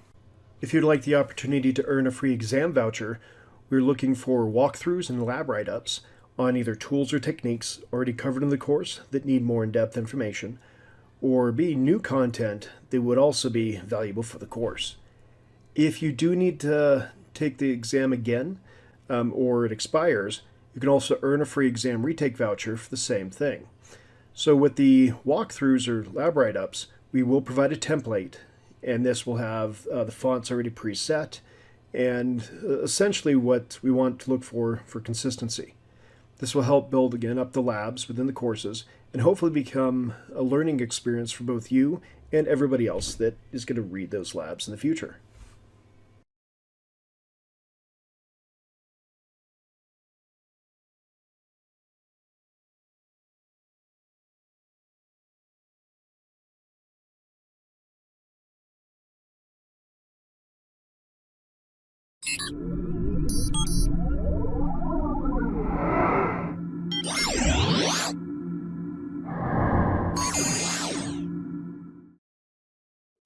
The challenge we have is we want to be able to use Rufus to copy a DD image to something other than USB. And in this case, we're going to go to an external hard drive. I'm going to be using a 120 gig SSD, but any external hard drive should be able to work. And because it's a DD image with that IWC lab, we're going to want to put the DD file onto it. So if you can't see it when you choose DD, you might have to do star.star and enter. Once you do find the file, click on it and then hit open. And at the very bottom you should see using image IWC lab. So we're going to check to verify a few things. I know the drop down does say ISO image, but that's fine. So we'll go ahead and hit start right now. Once we hit start, it's actually going to download a couple items and then it's going to validate the image. So we'll hit yes here. We're going to force it to do write in DD image mode because it is a DD image. Go ahead and hit OK. And once we do this, it's going to want to verify to make sure that you do want to destroy all the data, which we definitely do. We'll go ahead and hit OK. And in this specific image does have 3 partitions. EFI partition, the live Linux partition, and then also your good old encrypted partition with the lab content. If you look at the very bottom, this does take a while. It went from 2 minutes to about 30 minutes. So let's go ahead and close.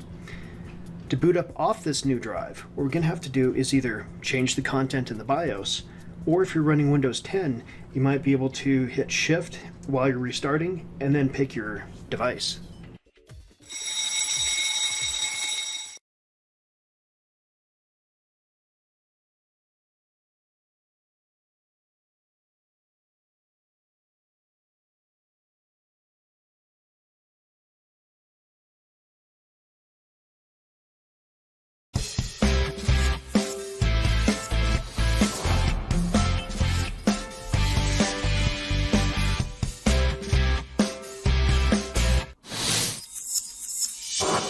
Good morning. Happy New Year. My name is Teran Taggart, and today's presentation will be over the cyber kill chain model by Lockheed Martin. It'll just be a brief overview. I'll discuss the different phases in the cyber kill chain. I'll name some tools, techniques, or actions that can be conducted in each phase to counter or prevent or minimize the damage that may occur. First of all, I'd like to thank Jeremy Martin and CSI Linux for the invitation to present here today. I was a student in a class that Jeremy taught for EC Council. One morning I mentioned to him I had just presented on this topic for another industry organization that I was seeking to become an accredited trainer through. He asked to take a look at the slide deck, and he said that this would be a good topic and asked if I would want to present on it at this conference. And here I am. So in a few slides, I'll go into my background. I think the question is why did I choose this topic? During, at the IT industry, or the information security space of the IT industry, is a vast profession. And so therefore, during my experience in being in the IT industry, I had heard of hacking, incident response, pen testing, doing forensics analysis, scanning, vulnerability scanning of networks, configuration management. I had heard about that particular discipline within the profession, but because they were so specialized, I had never actively been involved in that area. So that is the reason why I attended that EC Council class for the CEH. And during my research into the CEH, I came across multiple sexy, air quote, sexy topics such as OSINT, cyber threat intelligence, cyber kill chain, hacking itself.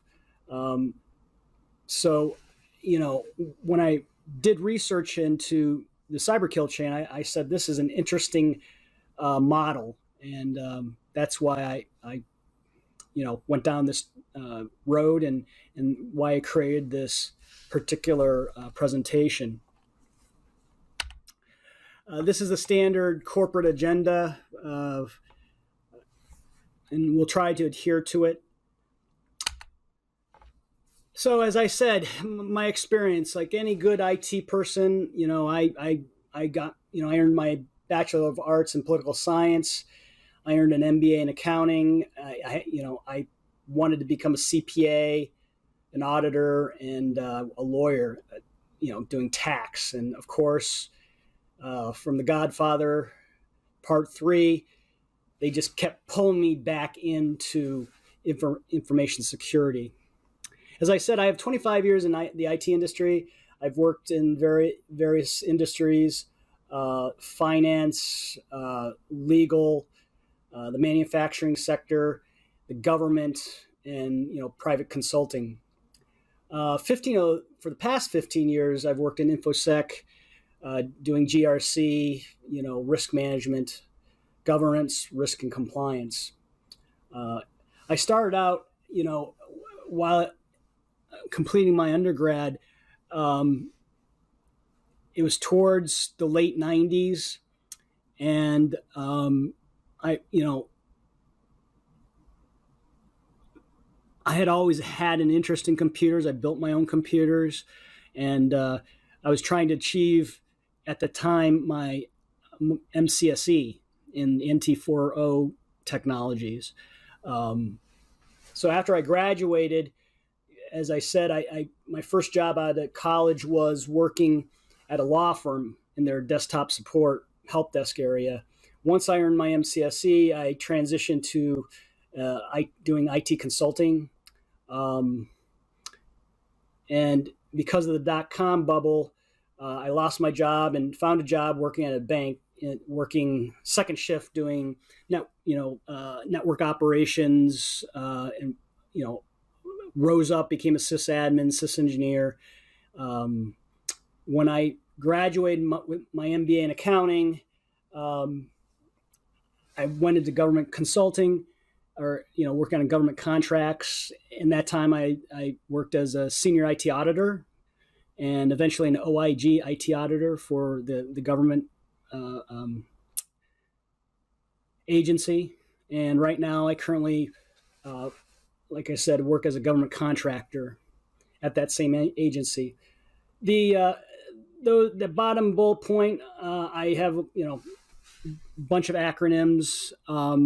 It just means that I'm constantly learning, and as people know in the IT industry, you have to be always learning, stay abreast of current topics, and that'll help you understand the threats and the evolving technology. And it also demonstrates that I have a commitment to attaining a minimal level of knowledge. So that's all those certifications mean. Before we begin, I'd just like to say that, obviously the weakest link has always been the end user. And that's due to the fact that we're humans, and as humans, we're always curious. And because, as the old saying, curiosity kills the cat, that's why annual security training provides the biggest bang for the buck. As I said, humans are curious. If they find a USB stick laying out in the parking lot, they want to find out what's on that stick. Well, through annual security training, you learn, hey, that's not a good idea. Just throw it away or turn it into your info technology department for them to look at. It also means that insider threat is a huge threat to organizations, because the attacker is already inside your network. These topics are out of scope for the presentation, but I'm going to allude to them throughout. So, the cyber kill chain. What cyber kill chain was developed by Lockheed Martin in 2011. Lockheed Martin's a multi-billion-dollar defense contractor, defense manufacturer. They build defense equipment. They design next generation systems for the government, military, and they have various contracts in the government and the private sector. So as in 2011, Lockheed Martin, had insight into many of the attacks, both internal and external to their company. So they, I'm trying to remember. So Lockheed Martin has an internal SOC and a CERT team within their company, and so they had internal knowledge and external knowledge of past attacks. So 3 employees, Eric Hutchins, Michael Kloppert, and Rohan Aman, they noticed, or the company also noticed, that many of these attacks had similarities. And with their knowledge and working with the military, they said, hey, this looks like these phases could look like a military kill chain. And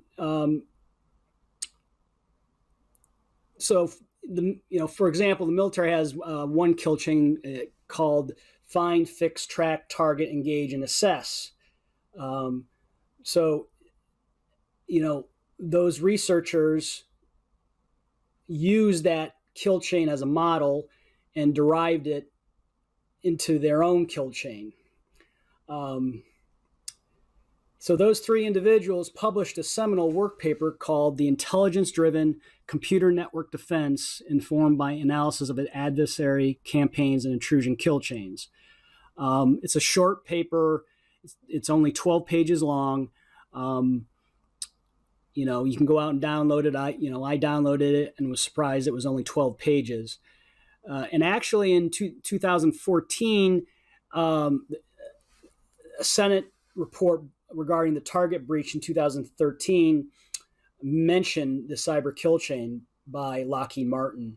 Lockheed Martin has copyrighted, trademarked the cyber kill chain, but the industry has made it their own, and it's as I learned in my MBA classes, marketing classes, is very similar to facial. They call it what? Facial, not necessarily at napkins, but Kleenex has been, everyone knows Kleenex, what Kleenex is, but Puffs can't call it Kleenex because Kleenex, they copyrighted it. So it's very similar to that. A good example of the military kill chain is Operation Neptune, where the United States government and military intelligence was hunting down Osama bin Laden. It took almost 10 years before they actually found him, and by the time the order to raid where he was staying in Pakistan, that the actual engagement of that target lasted 40 minutes. So once again, I just like to say that the end user is the weakest link, and the premise of the cyber kill chain is that if you can break one of the chains, you could probably break the attack. So that's why they call it the cyber kill chain. So here's an overview of the kill chain. And like I said, we're going to go into the various phases. So the first phase is reconnaissance, and there's two parts to the reconnaissance phase. There's a passive phase, and there's an active phase. The passive phase means you're not touching any assets of your target. So, and what does that mean? Really means a company or a target can't prevent passive reconnaissance. You can only minimize the information out on the web or what is published. Good example of passive reconnaissance is open source intelligence, use of Google, use of tools like Shodan, which are basically you can find any internet connected devices. Whois and Aaron, Whois allows people to look up IP addresses, registered users and assignees, domain names. That's all in the public record. Aaron registry that who registered that particular IP address or that domain name. So as I said, you really can't prevent passive reconnaissance. You can only minimize it. And I almost forgot, job listings. The internet is great for finding a job. The issue is in the job listings can be used for passive reconnaissance. Companies in the past would basically in the job listing would describe the technologies that they're using. LinkedIn is a good example, right? So if the company can reduce the amount of information in those job listings, it'll just make the task harder for the attacker. Now, when we move into active reconnaissance, this is where the attacker is actually touching assets of the target. And it is very loud, I'm air quoting here, very loud, and so there's you can scan, Nmap scanners can be used, port scanning, banner grabbing, even vulnerability scanning. Now, active protections, hopefully there'll be alerts when these scans are made, but that's why hackers might limit. That's why they jump from domains when they attack, when they scan. But really, in the reconnaissance phase, the attacker is looking for a target. And in the reconnaissance phase is probably one of the more important steps by an attacker of a good reconnaissance operation is to find out what assets are out there or who is out there. How can we attack and leverage leverage? It could be software, it could be a website, unpatched web server, it could be a backdoor. Now, I also forgot to say,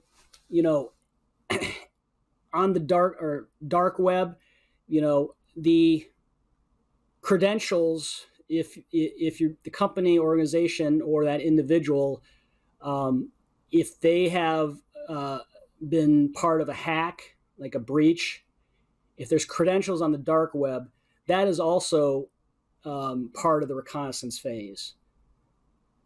So that's why it's important that end users, individuals change their passwords frequently.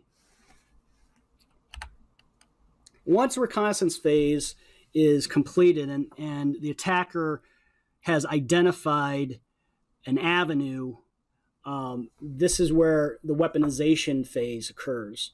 So, and these are just examples of software and scanning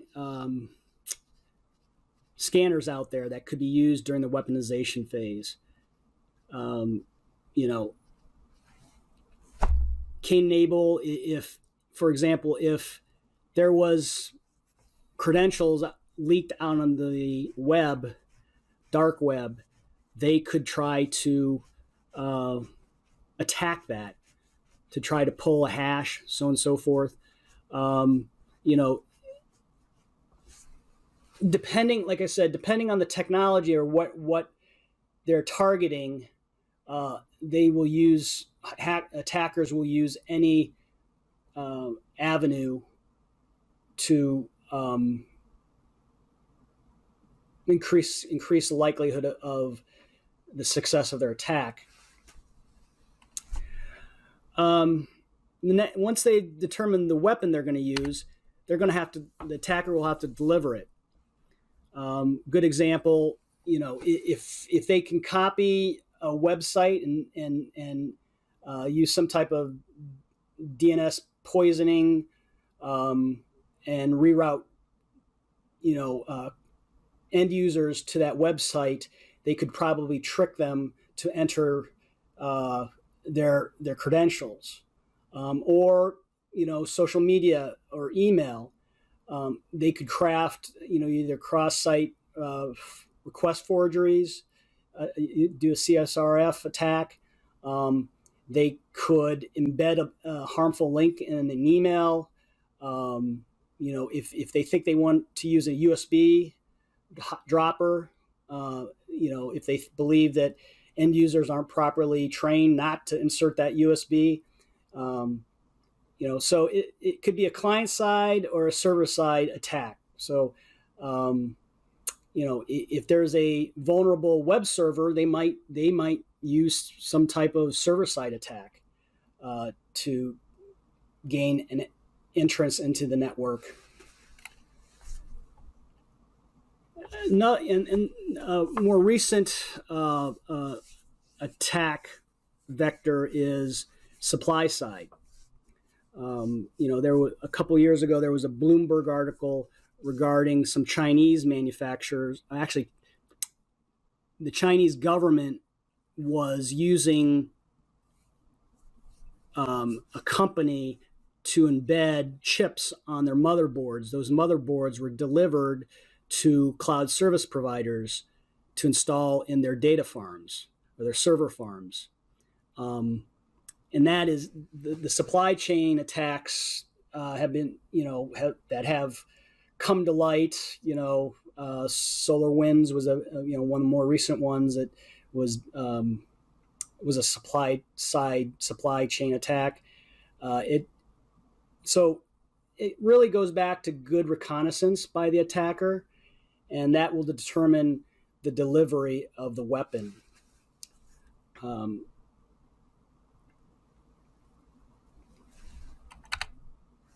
Once the weapon has been delivered, this is the exploitation phase of the cyber kill chain. This is where the bomb goes off. There doesn't seem to be a lot going on at this stage, but the primary goal here is to gain better access. So, we talked about reconnaissance, we talked about weaponization, we talked about delivery. Exploitation, once a box, once a workstation or a server is compromised, the next stage or the next step is to gain more or better access. And, it could have, these weapons could have multi-stage payloads. Your first payload is just to gain, access to and compromise a workstation or server. And then it'll reach out and go grab another payload and download a larger, more complex payload. And this all depends on the attack or the target. These are some of the examples of how this exploitation may occur. You could do a SQL injection, buffer overflow, JavaScripting, and malware. So once an attacker has exploited, this is where the installation occurs. And as I said, it's persistence. The attacker wants, to get more access, but they also want persistence. It could include a DLL hijacking. It could be some memory injection. It could be remote access.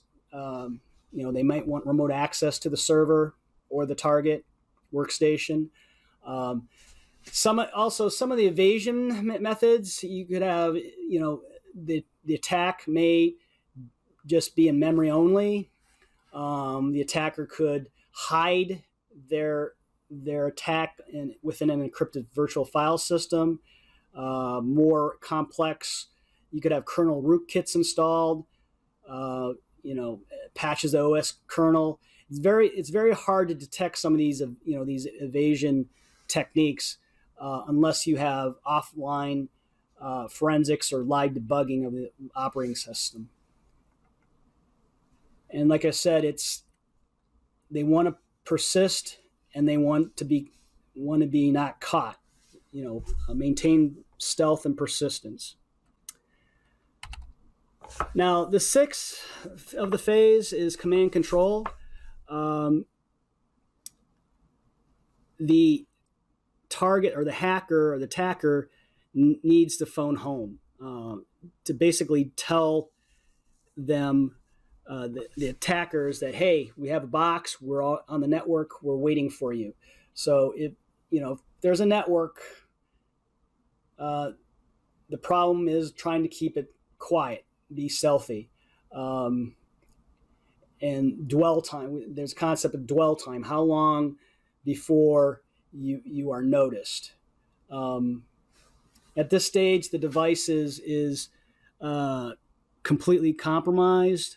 As I said, the device is going to be trying to communicate back to the attacker or the enemy infrastructure, waiting commands.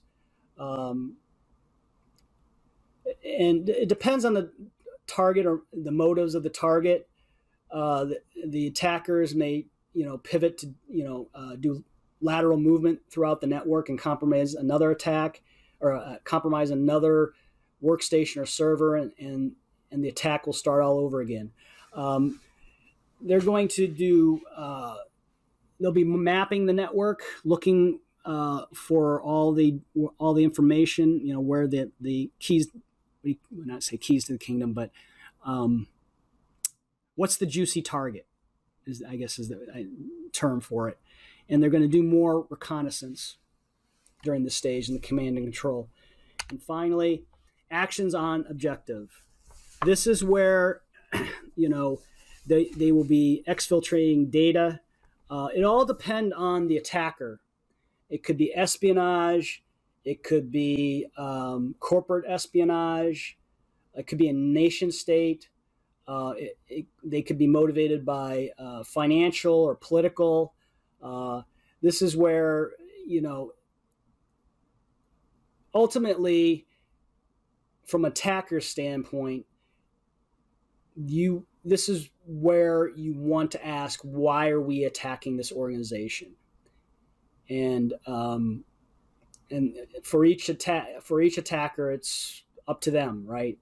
So I think, from a company or organization or organizational standpoint, a business impact analysis would be, good to find out where, what is the key to running this company or running this organization. And, through the BIA, you'll find out, okay, if this is, critical, what protections have we implemented? Where's our, weakness in protecting that asset? So in summary, the cyber kill chain is a model. The premise is that, if you break one of the chain, you've broken the attack. As I said at the beginning, this was designed in 2011. There have been other kill chains that come out. There's been critiques of the kill chain. One critique is that it's geared towards advanced persistent threats or nation states. Another complaint is the kill chain is not flexible and assumes the attackers follow a linear progression, and it also limits in terms of the types of attacks detected. Um, the original kill chain centered around malware and payloads, and it doesn't, as I said, doesn't consider other types of attacks. Zero-day exploits, cross-site scripting attacks. And also, as I said before, it doesn't take into account attackers who attempt to leverage compromised credentials on the dark web, and ultimately does not consider insider threats. So, the question is, cyber kill chain outdated? No, there are gaps. Just understanding that it was originally designed, around the approach of the big castle, focusing on the perimeter. So there's been modification of the kill chain. Another company, Varonis, has 8 steps. It has different names, but they include what do you call a phase called obfuscation. Another, robust modification is the MITRE TAC, and the MITRE uses knowledge base of adversary tactics and techniques, based on real world observations. It's a little bit more robust. And finally, unified cyber kill chain, which builds upon both MITRE and the cyber kill chain. But ultimately, from an organizational standpoint, what can we do, right? What can we do to prevent this or break the cyber kill chain? So I would say, I would ask managers, how soon would you discover an event at each stage of the cyber kill chain? And from there, ask questions about, does the organization have a playbook to address each stage? And as I said before, annual security training is being conducted using relative recent attack vectors. I know in my last company I worked at, we had monthly security training, constant phishing attacks that were never announced, and constantly training our employees. So as I said, this is just an overview. If you have any questions, I'd be, you can contact me. Jeremy has my email address, and I will take questions now. Thank you. Like I said, thank you to CSI Linux and Jeremy for asking me to speak. This is a high level in one aspect. The cyber kill chain has been around. I wanted to learn about it. I learned a great deal from it. Thank you.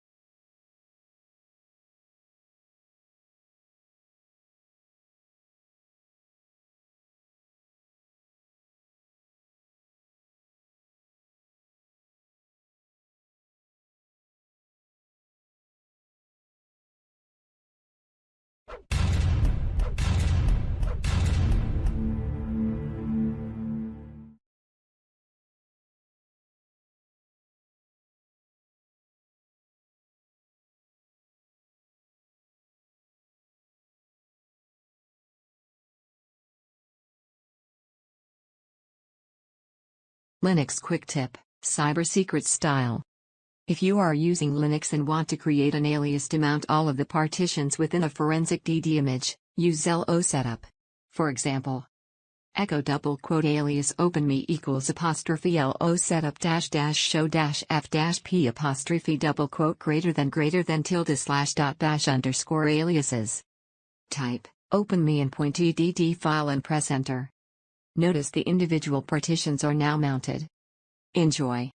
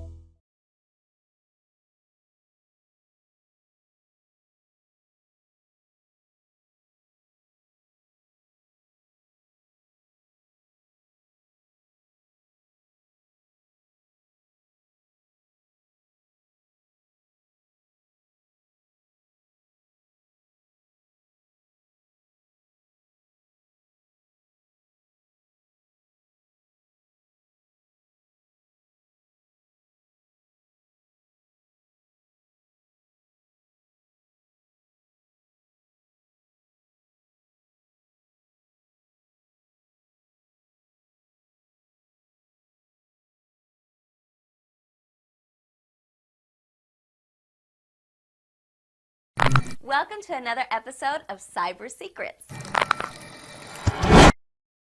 Good morning. Today we're going to talk about a tool called XNView. XNView is actually a pretty interesting tool and very useful when doing any sort of image analysis, graphic image analysis. For example, right now we have a picture highlighted up on top, and this is the good old Cyber Secrets logo. So here we have the properties, and the properties are going to be part of the meta information of this individual file. Some JPEGs, some pictures do have extra information inside here, especially when it's tied to, it's called EXIF information. This one does not, but it does have this IPTC, which is commonly used for things like copyright information. With that said, within here we have the basic file name, file size, and this is the operating system information tied to created, modified, and access timestamp. So this is in the file system. So this is not the meta inside the file, but content under the image is. This is going to be the meta related directly to the OS within, for example, like the NTFS file system or the FAT32 file system. But what's cool about XNView is you have these little images right next to the image, and you can tell it as IPTC, and it also has basic ICC characterization. And then we go to, let's say, this picture. This picture does have EXIF information. And I know it's kind of hard to see it, but we can see at the very bottom right, it says EXIF. When we click on it, we see EXIF right here. So again, as we can see, timestamps from the operating system. And then when we click EXIF, this is where we get some other interesting content. So again, the camera that took the picture. If a camera didn't take the picture, a lot of times the software that created it dumps it in here. But anytime, even if you do take a picture with the camera, edit it with the software here usually gets updated. So we'll go to the next picture right next to it here in just a second to show that. But again, it's a lot of interesting information. The biggest thing is we have timestamps. So this would be the timestamp related to the software or the camera that took the picture, which could definitely be different than under the properties here. So here we see 2019-09-05. And here we do see a 09-05-2019. So this is when it was modified. And you can see that you have modification versus creation and access. So sometimes with the operating system, it doesn't update properly. So you do need to be careful on that when doing any sort of computer forensics. Because this was the day where the time set they were actually copied into another folder, but modified was the time that the last time that Adobe Photoshop touched it. Now we're going to go to this one. So we can see here it says XMP, IPTC, another EXIF. So when we click on this picture, again, preview, picture of a fire at a campground. Go back to EXIF. You now see it's a Canon Rebel T5i that actually took the picture, but it was modified by Photoshop CC 2017. So again, you do see the date modified. Scroll down a little bit further. Now we're starting to see some other interesting information that came directly from the camera, like shutter speed, exposure, flash was turned on, which could be useful depending on how much in depth you want to get into the actual analysis. But here says GPS, there's nothing there, so we don't have any launch latitude coordinates. So we'll take a picture of this one right here. This one we do. So again, do a preview. Picture you took while traveling. Go to properties. Again, created and accessed. That's a timestamp of when it was copied into the folder. And then 0616 is when the last time it was modified. So if we go to the EXIF, you can see this was taken from a Samsung. This is a cell phone. So an SM J737V. And it was edited by Adobe Photoshop. So last time it was modified by Photoshop was 2019-06. But what's interesting about this is we see right here, it does say GPS at the very bottom right-hand side. So go and scroll down. And then we're looking, again, a lot of good information, but now we have GPS coordinates. And then you can also verify the date of the picture was taken based off of GPS coords, last modified, and of course the OS timestamps. So all the timestamps within here are definitely of evidentiary value. What's really cool about XNView is it does have GPS listed here. We could right click on it, then go to Open GPS Location in GeoHack. And it has a bunch of different websites that you can push it out to, but it gives you a good idea of really where you actually took the picture or the suspect doing forensics.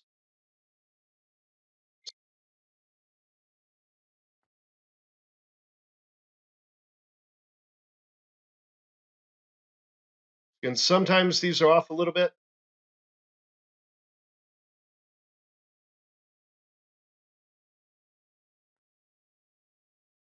But what you see is the same building, just from a different angle. And then verifying it with preview. So you're down a little bit here. And going back to the previous window, this is just, you see the same building. So this image was probably taken looking for a wall. There's a good probability it's on the other side of this wall right down here. So this is where you can get a lot of good information, again, like I mentioned before, directly from the EXIF. XNView, really easy to use. It's free. It's open source, which makes it a lot more valuable as well.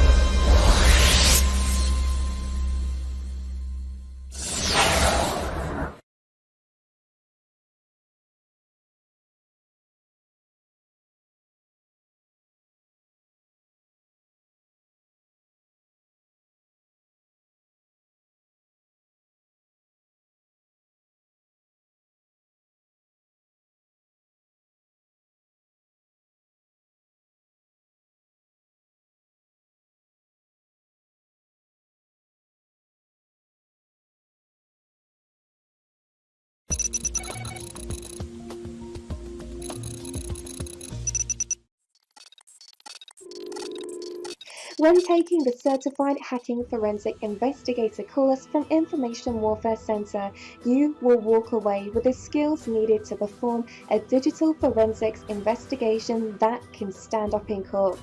Our instructors have experience building and managing cyber forensic labs for DoD, governments, and law enforcement agencies worldwide.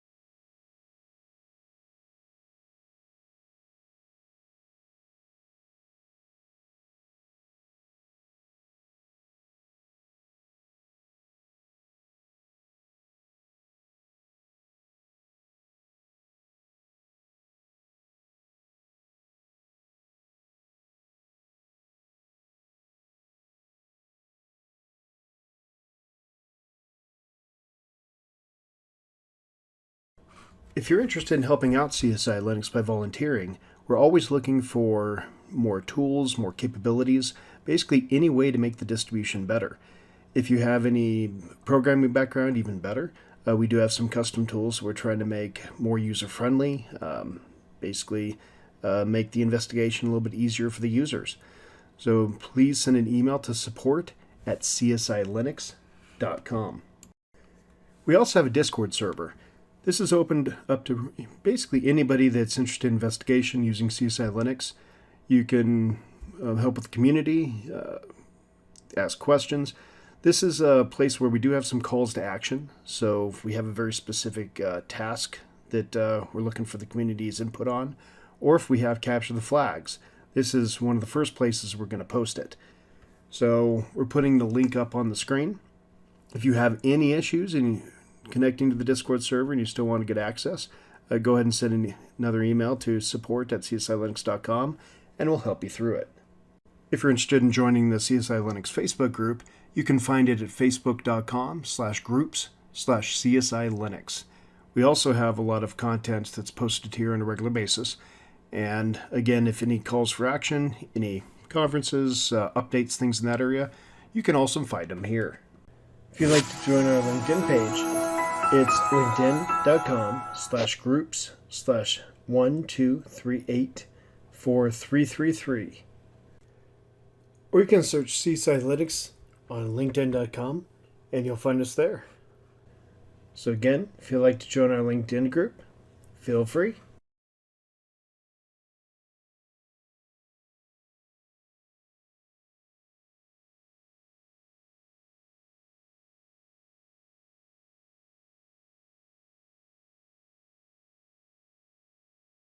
Linux Quick Tip, Cyber Secrets Style. If you are using Linux and want to use a command line tool to scan for available wireless networks in the area, you can use IWList. For example, IWList WLAN 0 scan. You should see all of the networks in the area. If you want to see more information such as wireless networks and clients, you can use arrow-dump-ng. For example, arrow-dump-ng WLAN 0. Notice the top contains the access points and the bottom the clients. Enjoy.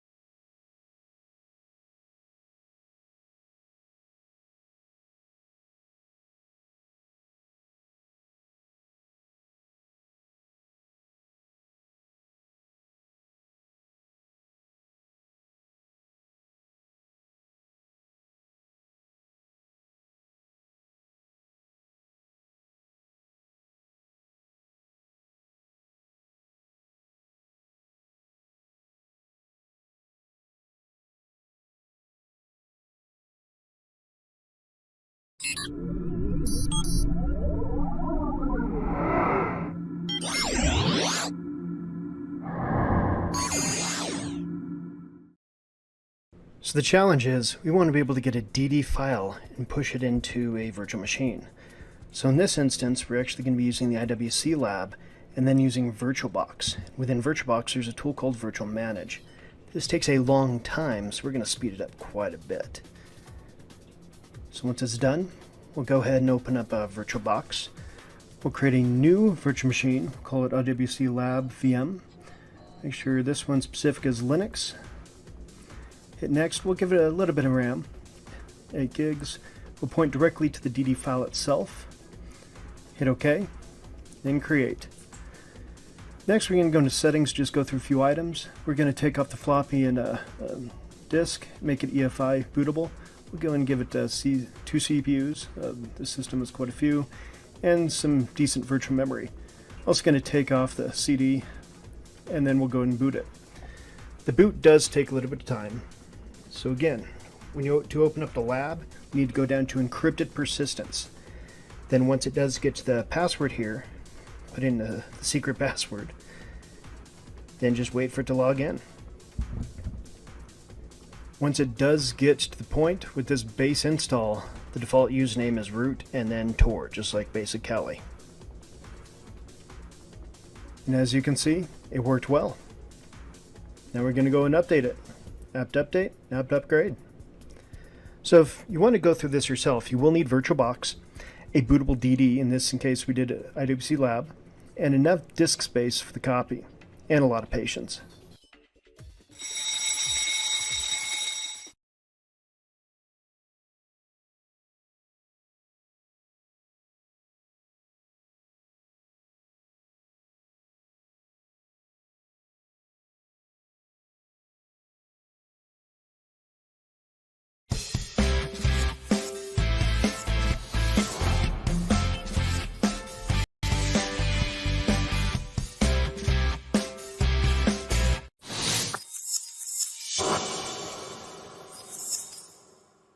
Hey, good afternoon. I'm Joey Hernandez, and today I'm going to talk to you a little bit about looking at your critical information, your critical systems, and your critical personas from the eye of the adversary.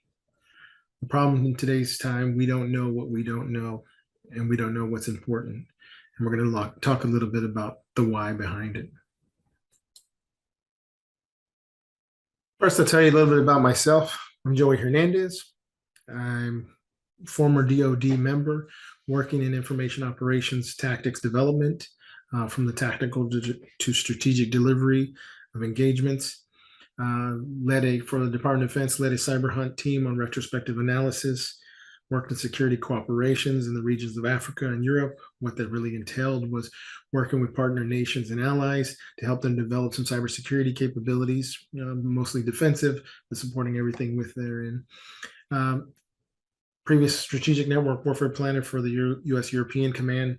What that really meant was the plans, operations, from tactics all the way to strategy for cyber operations as a military strategist, and special operations, cyber analysis and plans supporting those kind of things, and the region, looking at the different forms of what kind of special operations could be leveraged through cyber analysis and planning. On the commercial industry side, I worked with Carnegie Mellon University and part of the Software Engineering Institute support, supporting organizations such as other FFRDCs and Department of Homeland Security as well. Also worked as a university and college professor on cybersecurity and criminal justice. Currently, I'm the sector chief for financial services for InfraGard here in the Tampa, Florida region. Worked in the Tampa Code Camp to provide a briefing on cybersecurity, and then also a participant in CSFI and a couple other initiatives. The picture here really is when it all got started back in 2007, when Estonia had moved the Russian statue from the center of Tallinn to the outskirts to a cemetery, and there was a big attack that occurred against Estonia. Working in a tactics squadron, looking at the ways that we would mitigate or how we would approach defensive measures. And then when I got an opportunity in the 2013 to 2018 timeframe working in Europe, got an opportunity to go out and support Estonia and basically the Baltics on the cybersecurity exercise called Baltic Ghost, which was defense of that region.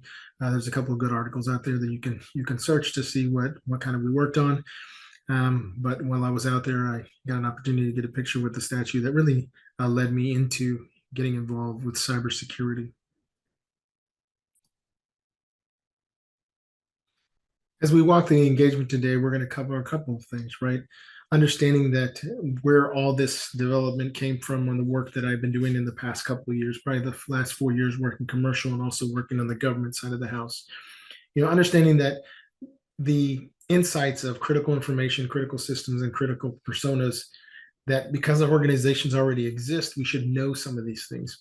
But in the dealing with over 150 clients in these last 4 years, one of the things I've asked the critical question is, what do you know about these things and how are systems prioritized?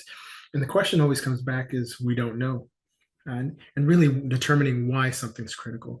If you think about prioritization, it makes it difficult with organizations when these fundamental things aren't easy to identify in organizations. And so we're going to talk a little bit about that today to try to help you ascertain the ability to get after this problem.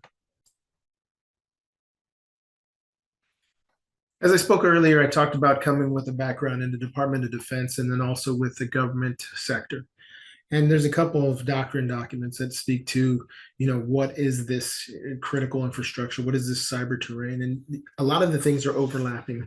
But as we dig into this, I really want to just, kind of wrap it down to this paragraph here as we walk through it. So identifying what cyberspace terrain is relevant from a business unit standpoint, right? From that specific business, whether it be the finance, the HR, the legal, those teams, those business units. And then often there are pieces of the cyberspace terrain, that infrastructure, that are critical for that business unit or network function that are not obvious, right? So say this is a specific server or something in a closet. And for the case that we'll talk through today is really that all the financial or HR information that data passes through, right? That information at rest, that information at transit, these are all things that are tying into these CMMC, some other things that are coming into play over the last couple of years. But the process really of identifying this terrain or this infrastructure, this critical information, requires both technical understanding and then knowledge of the C-suite's mission or their objectives. I'm really understanding what's going on with the business. And then this helps translate into technical tasks, moving from the strategic down to the technical, so we can understand what you can put in work streams for the organization to develop and implement security measures to support this.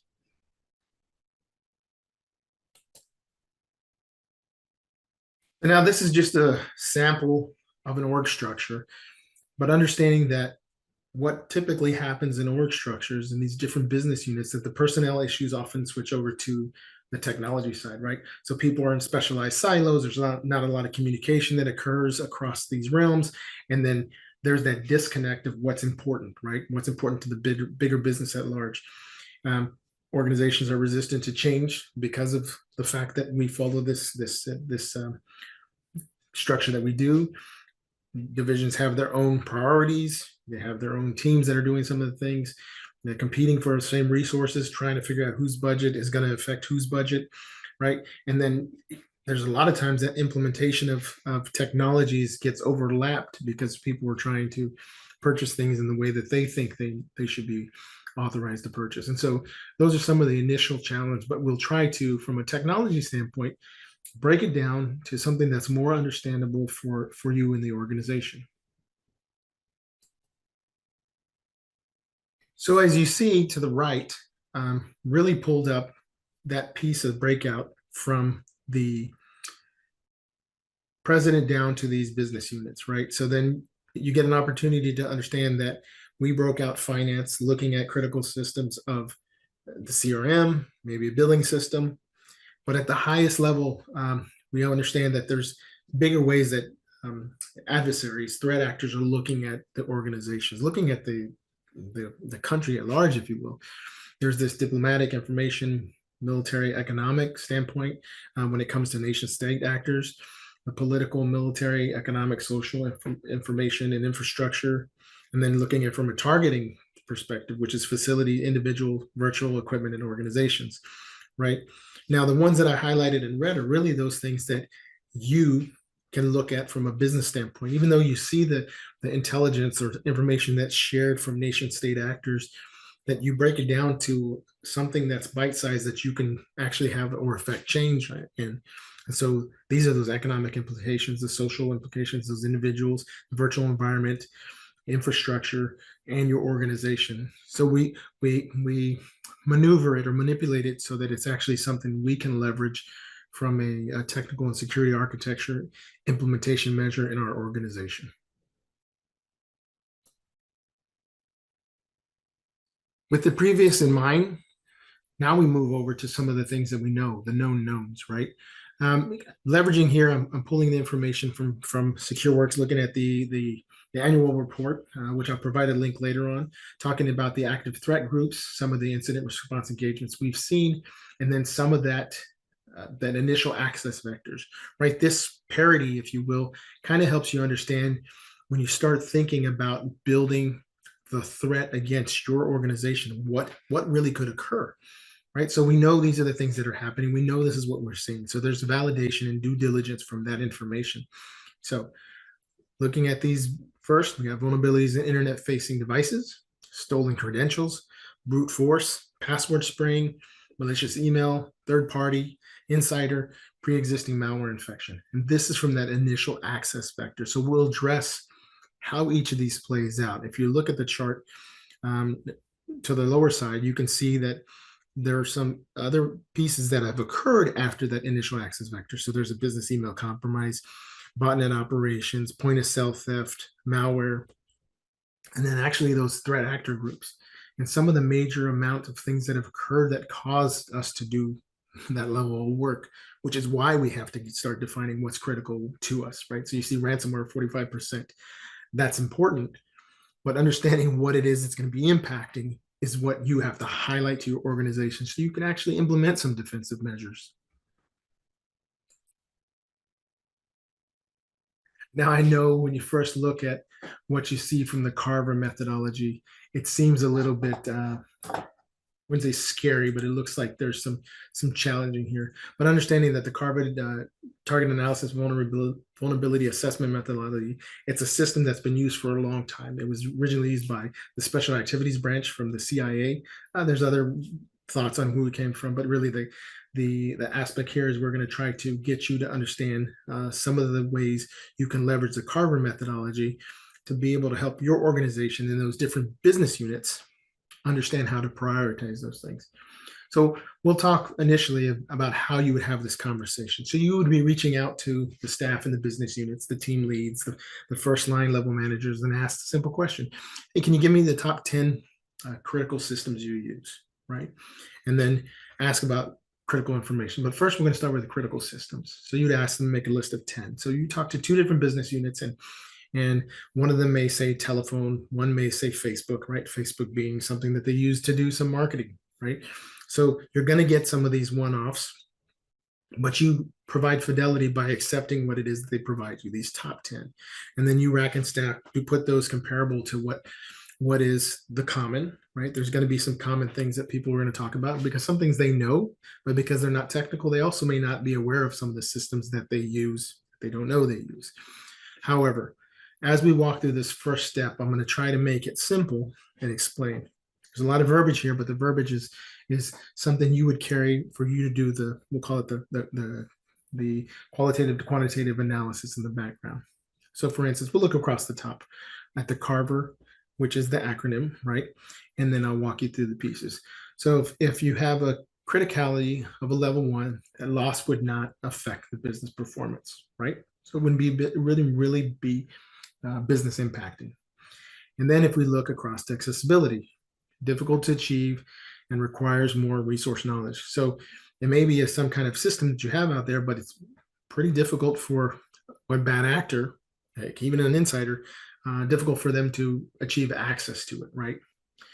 We get to recoverability, immediate replacement, and readily redundant 2 to 4 hours. So you can think about a system that you have a backup for, you have a service level agreement with a 2-hour response time. You have an on-site technician who works this particular capability. So you might be able to restore this in a faster time frame. And now we'll move over to V for vulnerability. A dedicated actor does not have the capability and expertise to attack it, right? So it's not really easy for an actor to go against this. For instance, if this was something that's on its own network, there's no connectivity to it, you're using a standalone system, something like that, right? So you could put a level at that high, at that lowest level there. In the effect, right? So no unfavorable impact.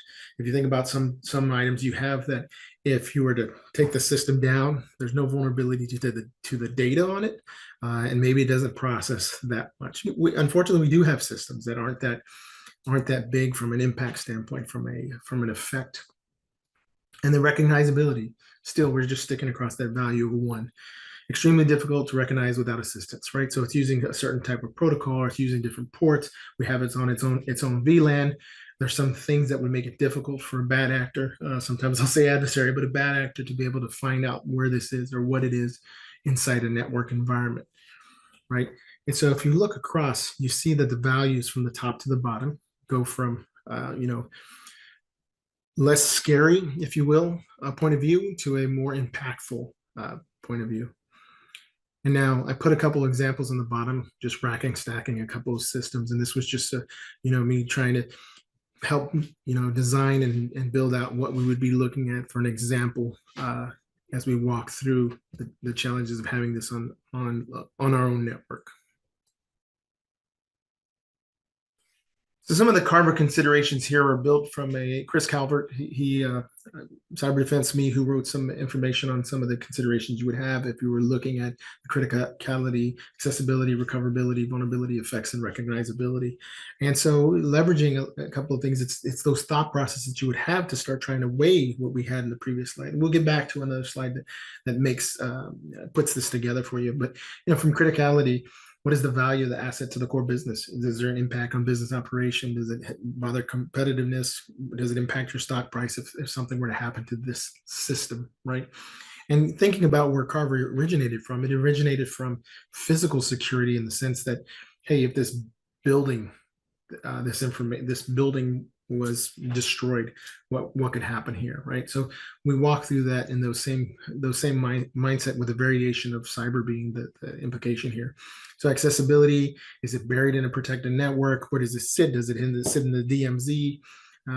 We look at recoverability, as I spoke to a couple examples there, the cloud and dedicated hardware. Is there on-site person supporting this? Could they get it back up and running as quickly? Do you have that redundancy? Vulnerability, is it hardened? Is it, where does it sit? Effects, could it be company ending? Is there a danger of life or limb, right? If we think about some of the OT systems. The recognizability, easy text patterns, think about the fact from passwords. If there's not, as I said earlier, if the different ports and protocols that are being used, is it on its own VLAN? Those kind of things to help you. And again, this information will be available afterwards.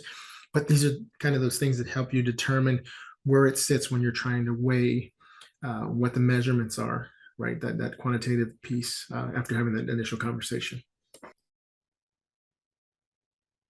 So bringing the previous information back, now let's walk through an example, right? So I use Salesforce just simply enough because mostly everyone knows what that is and understands it's a customer relationship management, or CRM, if you will.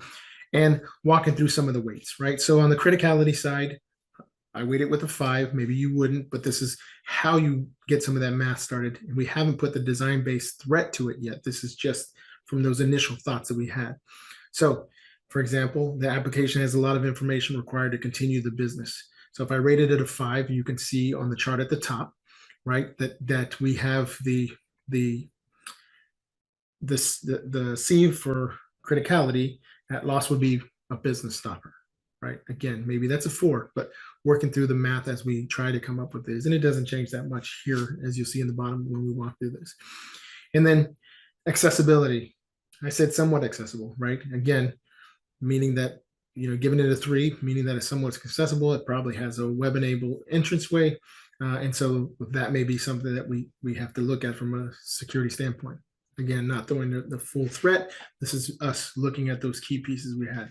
Recoverability, we say easily replace, restored in 24 to 48 hours. because of the fact that we do have contracts, we have SLAs and software as a service, these kind of things may be in place. Now, again, this is with me building the numbers on my own. What if we have an SLA that says they won't respond for 72 hours, right? The person, the vendor, the support, the third party, well, then that recoverability changes, right? We may not be able to get it up for 5 to 7 days or 37 to 30 days, those kind of things. And then we look at the vulnerability. Does the CRM scan uploaded files? We'll see as we walk through this scenario piece of it, right? Is there any security measures on each end of this? You know, as files or information is in there, what kind of integrity do we have? Are there any current CVEs out on it? And we look at the effect. If it's compromised, would it impact the customers? You'd probably say little to impact to no impact, maybe, you know, if depending on what kind of compromise, right? If the data is extracted, if it's you know, customer data that gets extracted by the threat, then maybe this changes as well. But when you're doing that initial look at measurement, trying to find out which systems you prioritize, understand that it may change as you move forward, but it becomes something that you have to work through. Now, on the recognizability, you know, I said here, recognize with moderate technical expertise, because of the fact that, you know, it's very often used in many organizations. There are things that are known out there on the web with regards to threats and vulnerabilities to this specific CRM.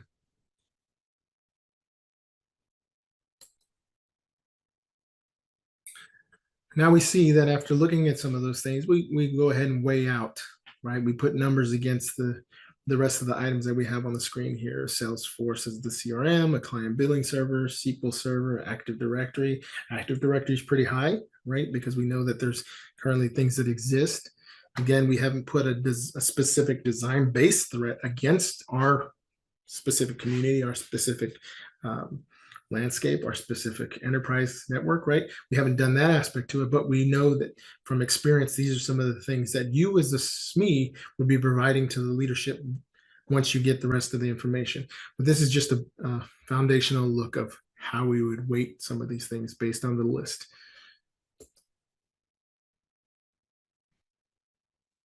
So now that you know you've rack and stacked some of those initial things, now you're trying to build that cyber design based threat, right? These are the things that have more validity to what can actually occur, right? So now that you have those things stacked, you also put an understanding of what could really occur. So leveraging tools, you got CSI Linux up at the top left, looking at some of the domain, looking at some of the information that exists on your environment, right? What you can see, can you see some of this information? Can you see these tools? Can you see the web interface? Are there any vulnerabilities that exist, right? So that's you doing your own research. Then you pull some of the resources from information that's out there, right? A lot of vendors will put out not only vulnerabilities, but there'll be news articles about some information. There'll be blogs about what's going on. For instance, software as a service data, this is for 2022. It was a target of 51% of ransomware attacks, and more than half of those attacks were successful. You know, can they, even if they're not hitting the software as a service, maybe somebody's targeting specific customers of the same product because they know that they can leverage their password and their, let's say, the lack of MFA, multi-factor authentication, they'd be able to leverage that. Another report here talks about Zeus is the top banking Trojan according to SecureWorks, which made major discoveries that these botnets and Zeus leveraging has been going on for years. And so as you start to put some of this together, you can also leverage the MITRE ATT&CK framework, right? Which really speaks to some of the defense mechanisms or some of the defense implementations you can put together to support this. So you create this really of 5 W's that becomes that cyber design based threat. And so if you break it out into something small, you come up with 3 or 4 of these to support. Sometimes, you know, from the training, from the Carver training, they really try to get you to leverage, you know, 6 to 10. But if you can put some of these in a write-up, and I put an example here, just saying an attack planned and conceived by a hacker group without authorized access or information attempting to access and using remote web access, submitting malicious document, right? So if somebody submitted a malicious document into Salesforce or into whatever CRM you have, and then knowing that the outside actor intends to cause data exfiltration, right? So they're expecting to utilize that to compromise some systems on the other end, or maybe even in that system itself, right? So having that created, that scenario of what you think could be trying to happen, then you also put some weight behind that. What this does is this assists you in validating and prioritizing what you need to get after fixing. And again, because we're so, at this time, we're so well informed, you can leverage, like I said, the minor attack framework there. And you know that, for example, just to hear, we're saying that here's what can occur. Here's what we're thinking could be leveraged, from a report from a vendor talking about Zeus. Now you look that up in the minor attack framework. It walks you through some of the defensive measures you can put. And the whole method and the whole reasoning behind trying to get this accomplished from the Carver methodology is so that you can delay, degrade, disrupt, and mitigate some of the activities that the bad actor, the nation state actor, adversary, heck, even insider is trying to accomplish against your critical information systems, critical information, critical personas that you've defined as you walk through this.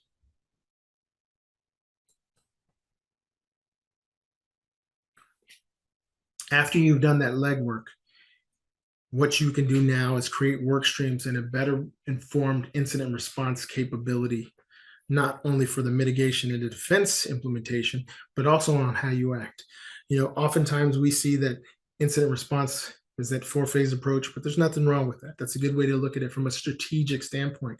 However, you, as the person doing the implementation, you doing actually the incident response, has to know that there's more steps to it, right? And it helps you understand where you are, right? So you're looking at the preparation, identification, notification, initial containment, analysis, informed containment, eradication, recovery, and follow-up.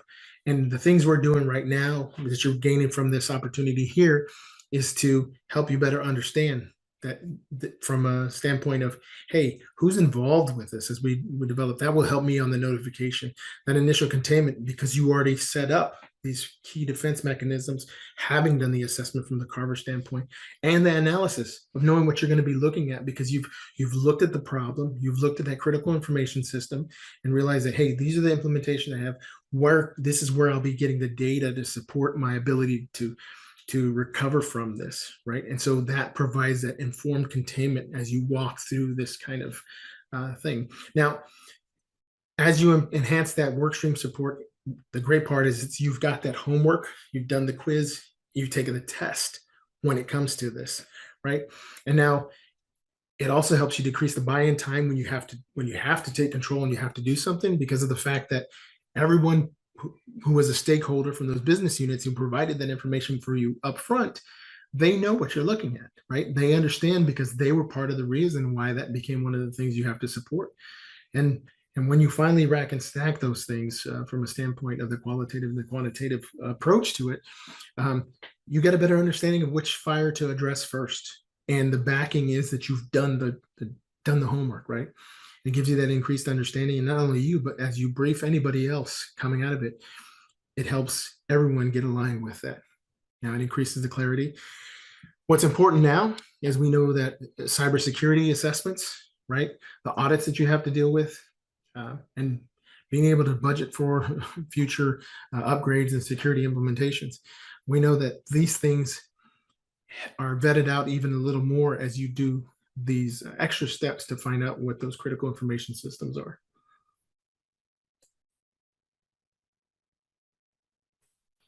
Well, I'm very hopeful that during the conversation today, you had an opportunity to understand why I'm working to leverage the Carver methodology to really get after helping folks identify their critical information, their critical systems, and their critical personas when it comes to the risk management, right? So the people, process, and technology, you can build on that.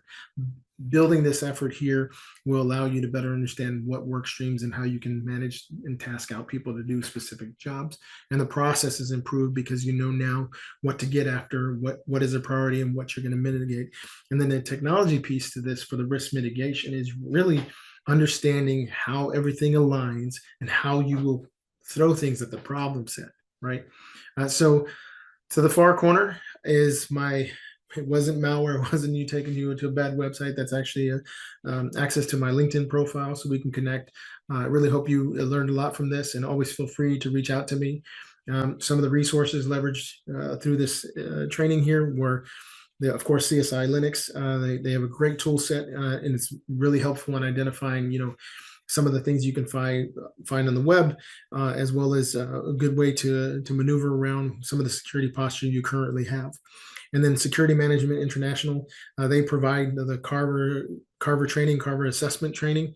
And then, of course, the information we use to understand the current threats that help you build that cyber threat landscape is the 2022 State of the Threat from SecureWorks. So thank you for your time. I'm Joey Hernandez, and feel free to reach out to me anytime to work through any of your problems. Appreciate you. Thanks.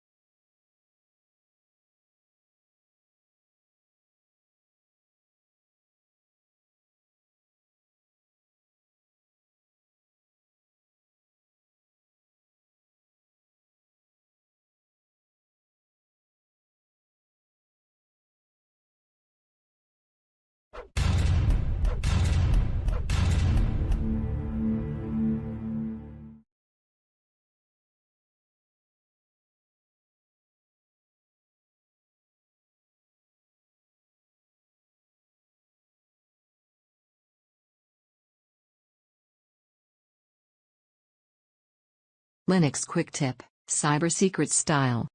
If you are using Linux and want to change a keyword inside of a file, use the sed command. This can be useful if you are trying to sanitize a document or just replace a specific word. For example, sed-i'/word1/word2/g''file.txt. Now you can view the file to see your new changes. Enjoy. If you like this video, share it. So here's a quick demo of the CSI Linux case management system. So if you do start a case, let's go and start a new case. We did move the case name up above before it was down below. So enter the case name first. This is required. The investigator name and everything else is not, but that's going to pre-propagate some variables. So we're just going to put in investigator name CSI Linux, and then of course case is demo. When you hit OK, it generates everything in the back end. This is a new screen. It has the open source intelligence area, dark web, video capture tools, some of the content related to computer forensics, network forensics, and whatnot. Let's go into open source. We do have domain OSINT, geolocation, social media, capture video, dark web as well. Let's do a quick go into domain. We have all this good content. Once we go into geolocation, it's still pretty much the same. You still need some APIs, especially from Showdown. Social media, we added a couple other things. For example, sock puppet generator, screenshot. We do have the FBI's must want put in here as well. So I'm going to go ahead and do a quick click on sock puppet generator. This is a tool we've built. It ties into a few other tools. It generates from a website some random information you can change. And this is just to build a skeleton. Once you close that page, it downloads a pic from this person does not exist, and then generates an actual doc file. Once you open up this ODT file, then at that point you just change the information for what you need, especially the content related to user profile content, username, passwords, UID, that stuff that you need to change and keep track of for whatever accounts that you create with this new sock puppet. If you don't like the age, the name, you can change those as well. Same thing with phone numbers. So this is just building your skeleton for future tools. So we'll open up geolocation search.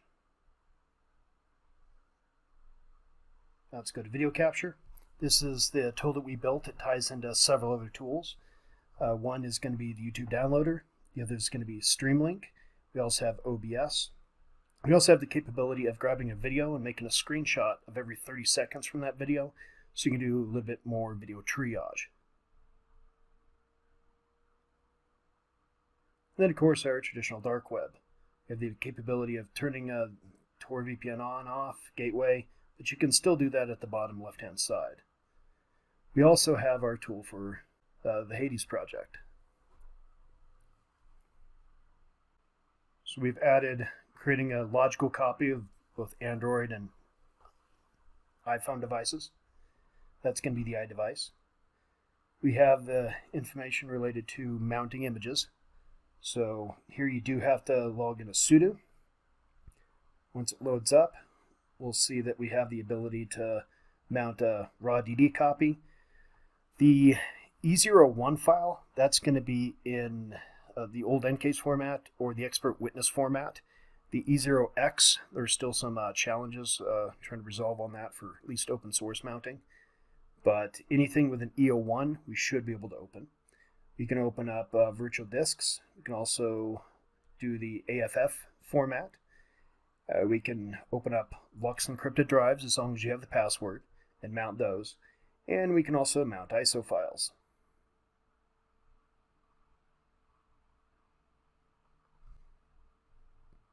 Here under Computer Forensics, we have a new section. This is going to be document templates, consent to search, chain of custody. There's a lot of files within here, but basically we try to make it step by step for how you do an investigation. So I'm going to open up the document templates area. These are the standard ones we have at least now. It's going to be growing. Chain of custody, record desktop. We have forensic device imaging. This is going to just tie directly into one GUI tool to make it a little bit easier. You have Guimager. So essentially you just pick the source and destination disk, or disk image name, image it from there. You can also do data recovery.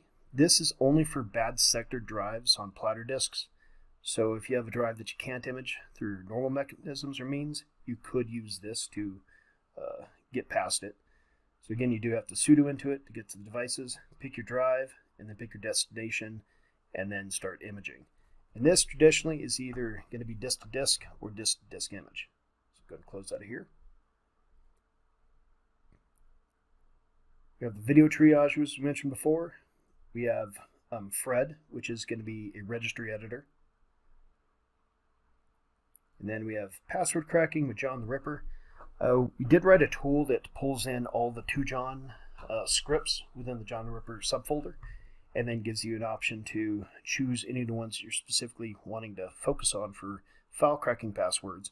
It's going to try to pull the hash out of there. Once it does, then it's going to throw it to John and then try to crack it.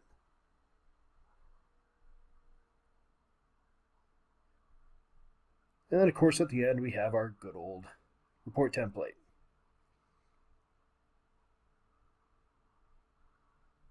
And this fills in variables from when you're first starting the case, such as organization name, investigator name, and case type.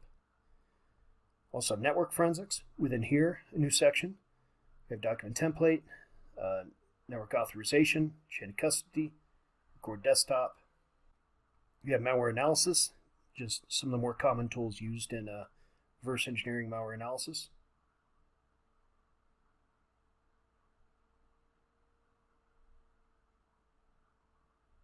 And we talked about the documents template, and with use encryption, we just tied it directly to Veracrypt. Again, try to make everything as easy as possible for normal investigations.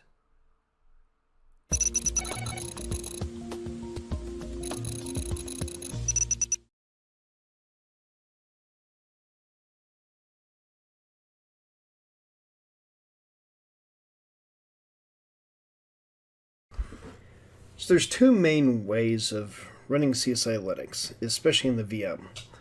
So one is one VM with multiple cases. This is the common way most people you're going to be using CSI Linux. The secondary way is using one virtual machine per individual case. The reason why we would do this would be to ensure that there is no cross-contamination from case per case. So a benefit of doing an individual virtual machine per case would be you can, when you close the case, you close the VM, you archive everything, and you push it onto another disk or into the storage area. So anybody that's going to be working on that case in the future can pull that case out or that VM out and then start working on that environment. So anything that's in that environment or in that platform is going to be related to that one specific case. This is actually an extremely common way that I've seen, or we've worked with a lot of organizations over the years based off of either how sensitive the case is or the classification level of that case. So that, again, the two main ways of using CSI Linux in the virtual machine at least would be one VM, multiple cases, or one case per VM. So let's say if you do want to do one case per VM, the easiest way would be picking this specific golden image you have. So this would be the CSI Linux that's updated. It has all the API keys. Everything you want is the set base. You can right click on it and either export it as OCI or another system, so you can install it multiple times afterwards. Sometimes it's a little easier if you do a lot of different cases. However, what you can also do is go to Machine, and then down to Clone. Once you clone it, you would name it the case name.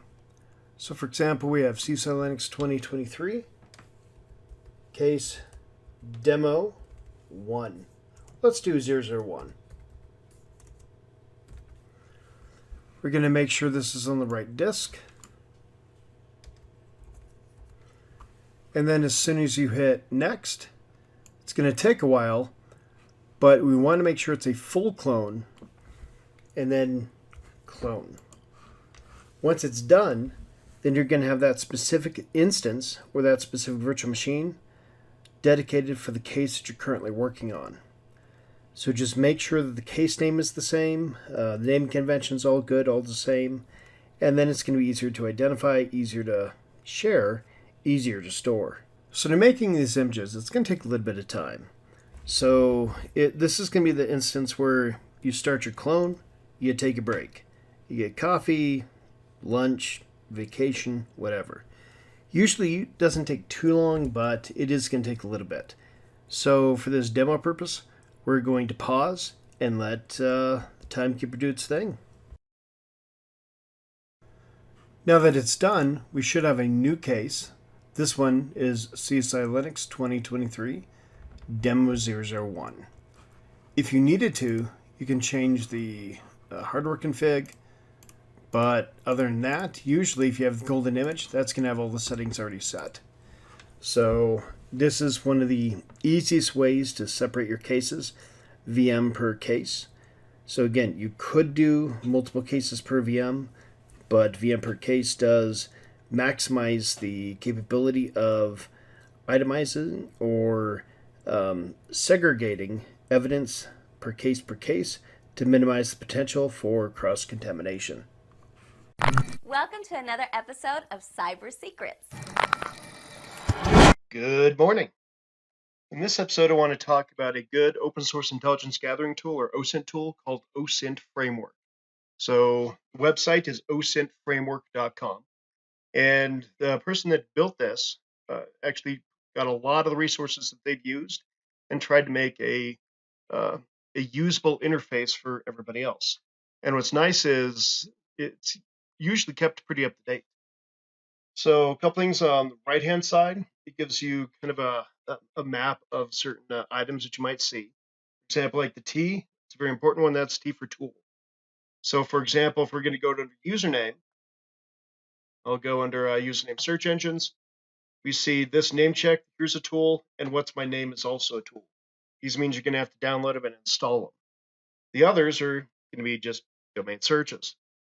So one that I do like name check. We'll select name checker. Do just name check. We'll do a search for cyber secrets. And immediately it's able to tell us what domains are available and which ones are not. And we want to look at it from the opposite side again. So look for the ones that are not available. So we try to verify these to see if they're actually connected to the potential target or suspect that you're doing an investigation on. Again, this, when you're looking at OSINT, think about it, it's an investigation, and it can be used from the pen tester side to try to, again, identify a little bit more information about a target, or investigator side as well. And then also down a little bit further, same thing as namechecker.com. It's also checking all these sites. And it is a good idea to use multiple tools together and then correlate the information, because sometimes one tool will get access to some resources, the other doesn't. And sometimes there's going to be both false positives and false negatives. So if I scroll up a little bit, we have Facebook for cyber secrets, which ties to our group, Slack. You have a couple others, Hacker News ties to cyber secrets. So the ones that are green are the ones that are available, and the ones it was not able to verify. Same thing here, it's still working. So move this demo along. Go back over to get OSINT Framework. You have some content related to domain. Again, looking for subdomains, things in that area. Most of these are going to be tools. So again, like we're talking about, again, you need to download them like the Harvester. With that said, you do have Sublister. Sublister, again, is a tool. So it should have a T here. But a couple of these are ones you could actually just do online searches with. With the tools, I know with environments like CSI Linux, they do use 4 or 5 different subdomain search tools to get a better view of what's possibly there. So I'm go down one further. Let's do IP address. So go and close this one out. Same thing. One thing I did want to mention with geolocation. This is kind of a tricky one. So geolocation, when trying to find out where the IP address is actually located, this is not as accurate as a lot of people would like to believe. This usually ties down to the IP address and the registration address of that IP address range. Think of that as the ISP. The ISP allocates a specific number of IP addresses, then it puts an address to that, which is usually, for example, some sort of central office, CO, things in that area. So this is not going to be related directly to where the specific user of that IP address is, but it will be tied directly to the registration of that IP. So at that point, from an investigation standpoint, you can actually go forward and then contact the ISP to get the individual user account information, things in that area, which you may need a court order. If you're going from a pen tester's point of view, at least it usually gives you a relatively accurate location about where the target's probably going to be. With that said, as far as country, it's extremely accurate. Live in the U.S. As far as state, it's usually pretty accurate. As far as town or city, it's a coin flip. It depends on how well the organization keeps up their records with their IP address ranges.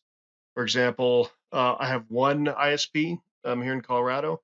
I'm about 2 hours both north and south of Denver. That shows me that I am in Denver. I go through another ISP, and it shows the towns that I'm actually in. So the reliability of the geolocation all comes down to the internet service provider and their ability to keep good records. So again, you can get at least ownership, social media networks, Instagram networks. With the instant messaging, a lot of these are going to be tools.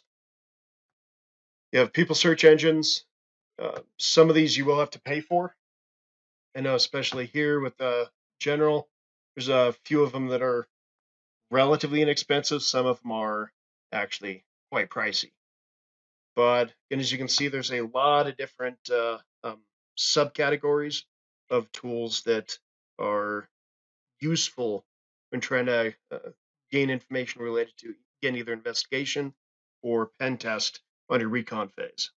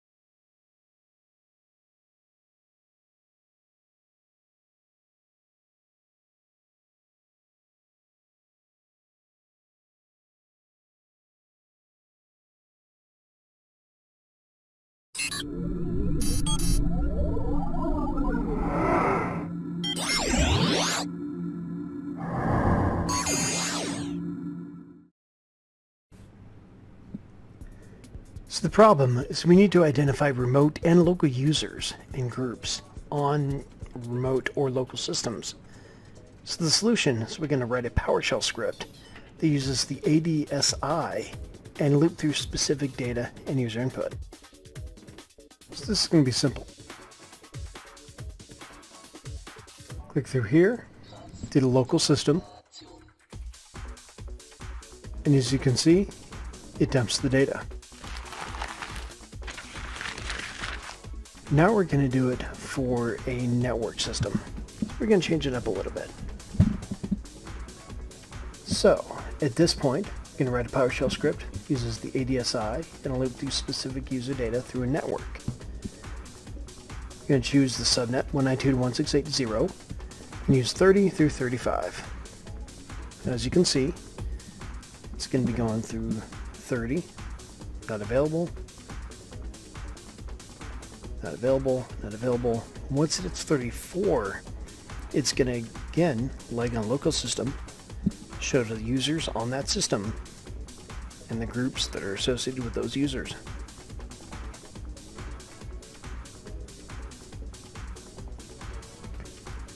And here we see them.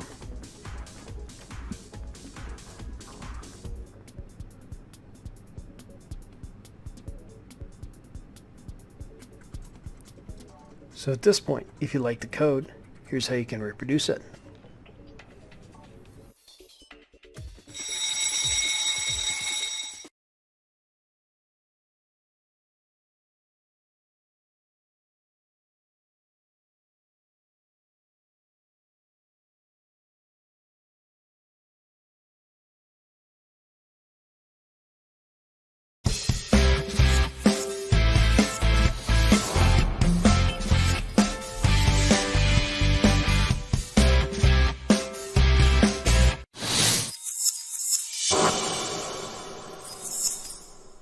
Hello and welcome to this talk on AppSec exploits, evidence manipulation from custom code flaws. I'm excited to talk about how AppSec relates to data forensics and incident response. Now, my background is primarily in AppSec, specifically, not in data forensics, but because of my focus on AppSec, I'm really excited to share about my perspective and how that can impact some of the work that you all are doing, some of the work in the DFIR community. So I want to start this talk by asking a question. What's the fastest way to the center of a modern network? So when I think about the traditional way to get into a network, you might think about port scanning and banner grabbing and looking at the attack surface. But a modern network is more often than not something like this. It's maybe an AWS VPC. You have your load balancers, and you maybe have some auto scaling groups set up in there for your applications, but you may have a database that's connected to this application. And the fastest way into this VPC that has all these systems connected to it is a simple web request over HTTP. And now all of a sudden you have some of your own crafted HTTP inside, in this case, is a WordPress instance in this architecture. And if you can exploit some custom code flaw within this application, it may not even be published. There may not even be a known CVE for this issue. Then you can get access to maybe some data or a system, or leverage the access of this VPC of this network to gain more access. So an attacker can really leverage just simply a web entry point into these networks. And so this is certainly a big deal. So I think talking about AppSec within the space of looking at an attacker and incidents is going to be very important. What this looks like, the first item here that I'm seeing is that there's a trend for cloud infrastructure being hardened very well. I mean, you're not going to hear about any of the big cloud companies where there's all these exploits against their infrastructure. They've really hardened this, and they take their job seriously, of course, to have the security that is in their control be done well. And then there's, of course, all the applications that are running on top of that, which is another story. Now, there's also configurations where the users of these cloud networks could misconfigure. You maybe hear about an S3 bucket that was misconfigured and all this data is leaked out. Well, there's configuration monitoring and scanning tools that are constantly being improved upon, and maybe new ones being released, where these configuration issues in the cloud are going to happen less and less, hopefully. And what that leaves us with is custom applications with unique logic flaws that are running in these modern networks, and these are still going to be a good entry point into these networks. So I think that's why, again, AppSec is really important, and it will continue to be important going into the future, and understanding how these custom logic flaws can impact an investigation, and how it can make things a little weird when you're looking through the logs or some of the application data. It's going to be really helpful to understand this AppSec perspective. So a little bit about me. My name is Jeremy Polansky, and I've been in cybersecurity for the better part of a decade. not specifically in DFIR. I'm currently the director of DevSecOps at Calavista Software, and we help companies develop software from startups to enterprise, everywhere in between. I have a history of being an AppSec consultant, a security architect for application security, and even a vulnerability management tool, helping with that in the AppSec space. Now, when I was getting into security, I did look into many different areas. Of course, to be in security, you have to know a lot of different technologies. And so at one point, I built a forensics lab for a summer camp that was geared towards high school students, where they image a flash drive and look through image of a hard drive. And so I do have some knowledge about forensics, but I sort of veered away from that, into my professional career. So I understand a little bit about maybe some of the context that you're looking at this from, and hopefully I can speak to that. But really, I want to give my perspective on what AppSec is, and whenever there's a need for you to understand AppSec in a job or an investigation, hopefully this information can be helpful. So the goals of this talk: 1, I want to explain application security, or what I'll call AppSec, versus what's maybe a traditional network security or information security perspective. And of course, AppSec and network security, it's all security, but AppSec runs really deep. And so it's a bit of a different niche. And I want to explain and highlight the differences of just looking at AppSec. I want to also highlight the importance of having expertise in AppSec when looking at an investigation where there's custom logic that was exploited based on what appears that the attacker did during the attack. Also, I want to give some exploit examples of what this can look like, especially when it can manipulate the logs or certain locations or sources of the web requests, where it can be a little bit confusing what actually happened, and how do you build a timeline when logs are manipulated? How do you understand the application, and if the application could have allowed for this manipulation? And then I want to include a few resources for further learning, for reference, even down to understanding where to look to learn how these exploits happen and how to test for these things in an application. So a quick case study. So a number of years back, there was a Capital One breach. Probably most of you have heard of this one. I want to talk a little bit about the timeline of what happened here. So there was an insider threat, and there's an exploit against various systems, and including an application vulnerability. So first, the unauthorized access happened. It got through a web application firewall. There was a misconfiguration there. Then there was a lack of logging, and so the exploit wasn't detected right away. And then ultimately, there was a server-side request forgery as part of the exploit to get the data. And so it would be important when looking at this Capital One breach to understand, in this case, server-side request forgery and what happened there, to validate that the exploit happened, where it came from, and that there was a jump from one app server to another with this server-side request forgery exploit. So this is one example, the server-side request forgery, that I'll go into a little bit more in a little bit.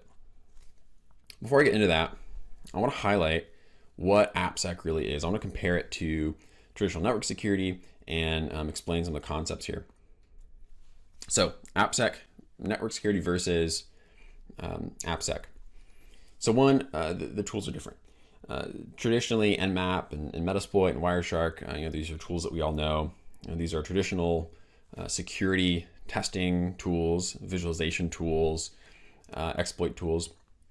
In the AppSec space, if you're just looking at, I want to exploit over HTTP, over a web request, Burp Suite Professional is the #1 tool. And there are, of course, equivalent ones, similar, but essentially it's a proxy that allows you to do all the things that Nmap or Wireshark or Metasploit would do.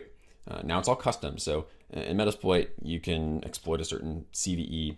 Well, with Burp Suite, you can craft requests to exploit custom logic flaws in this application, because applications are always unique unless there's a certain version published and then released out into the wild.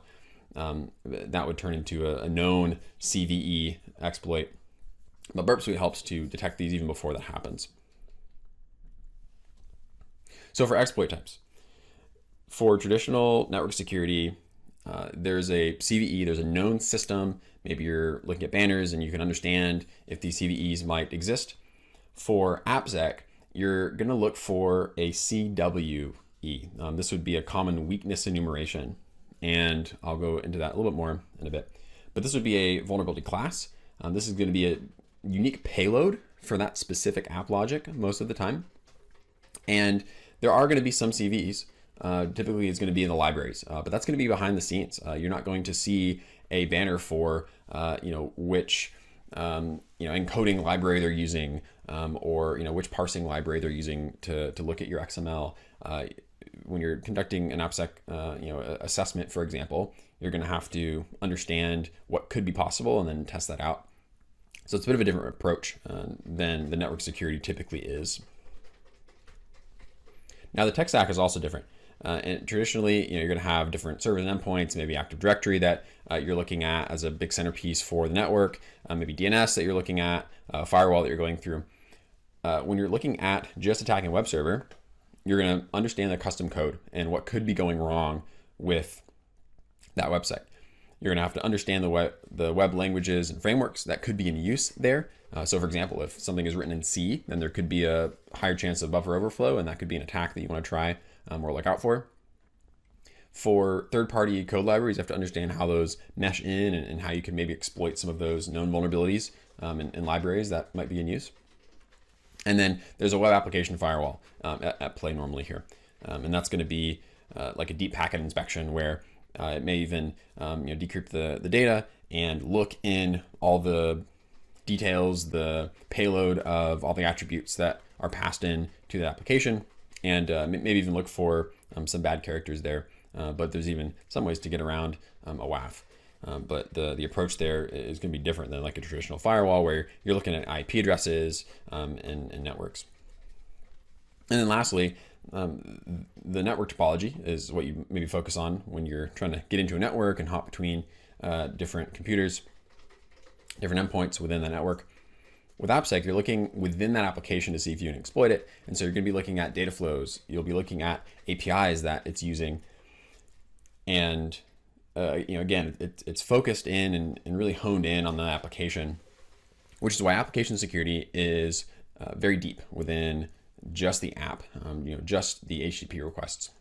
Network security, on the other hand, is much more broad.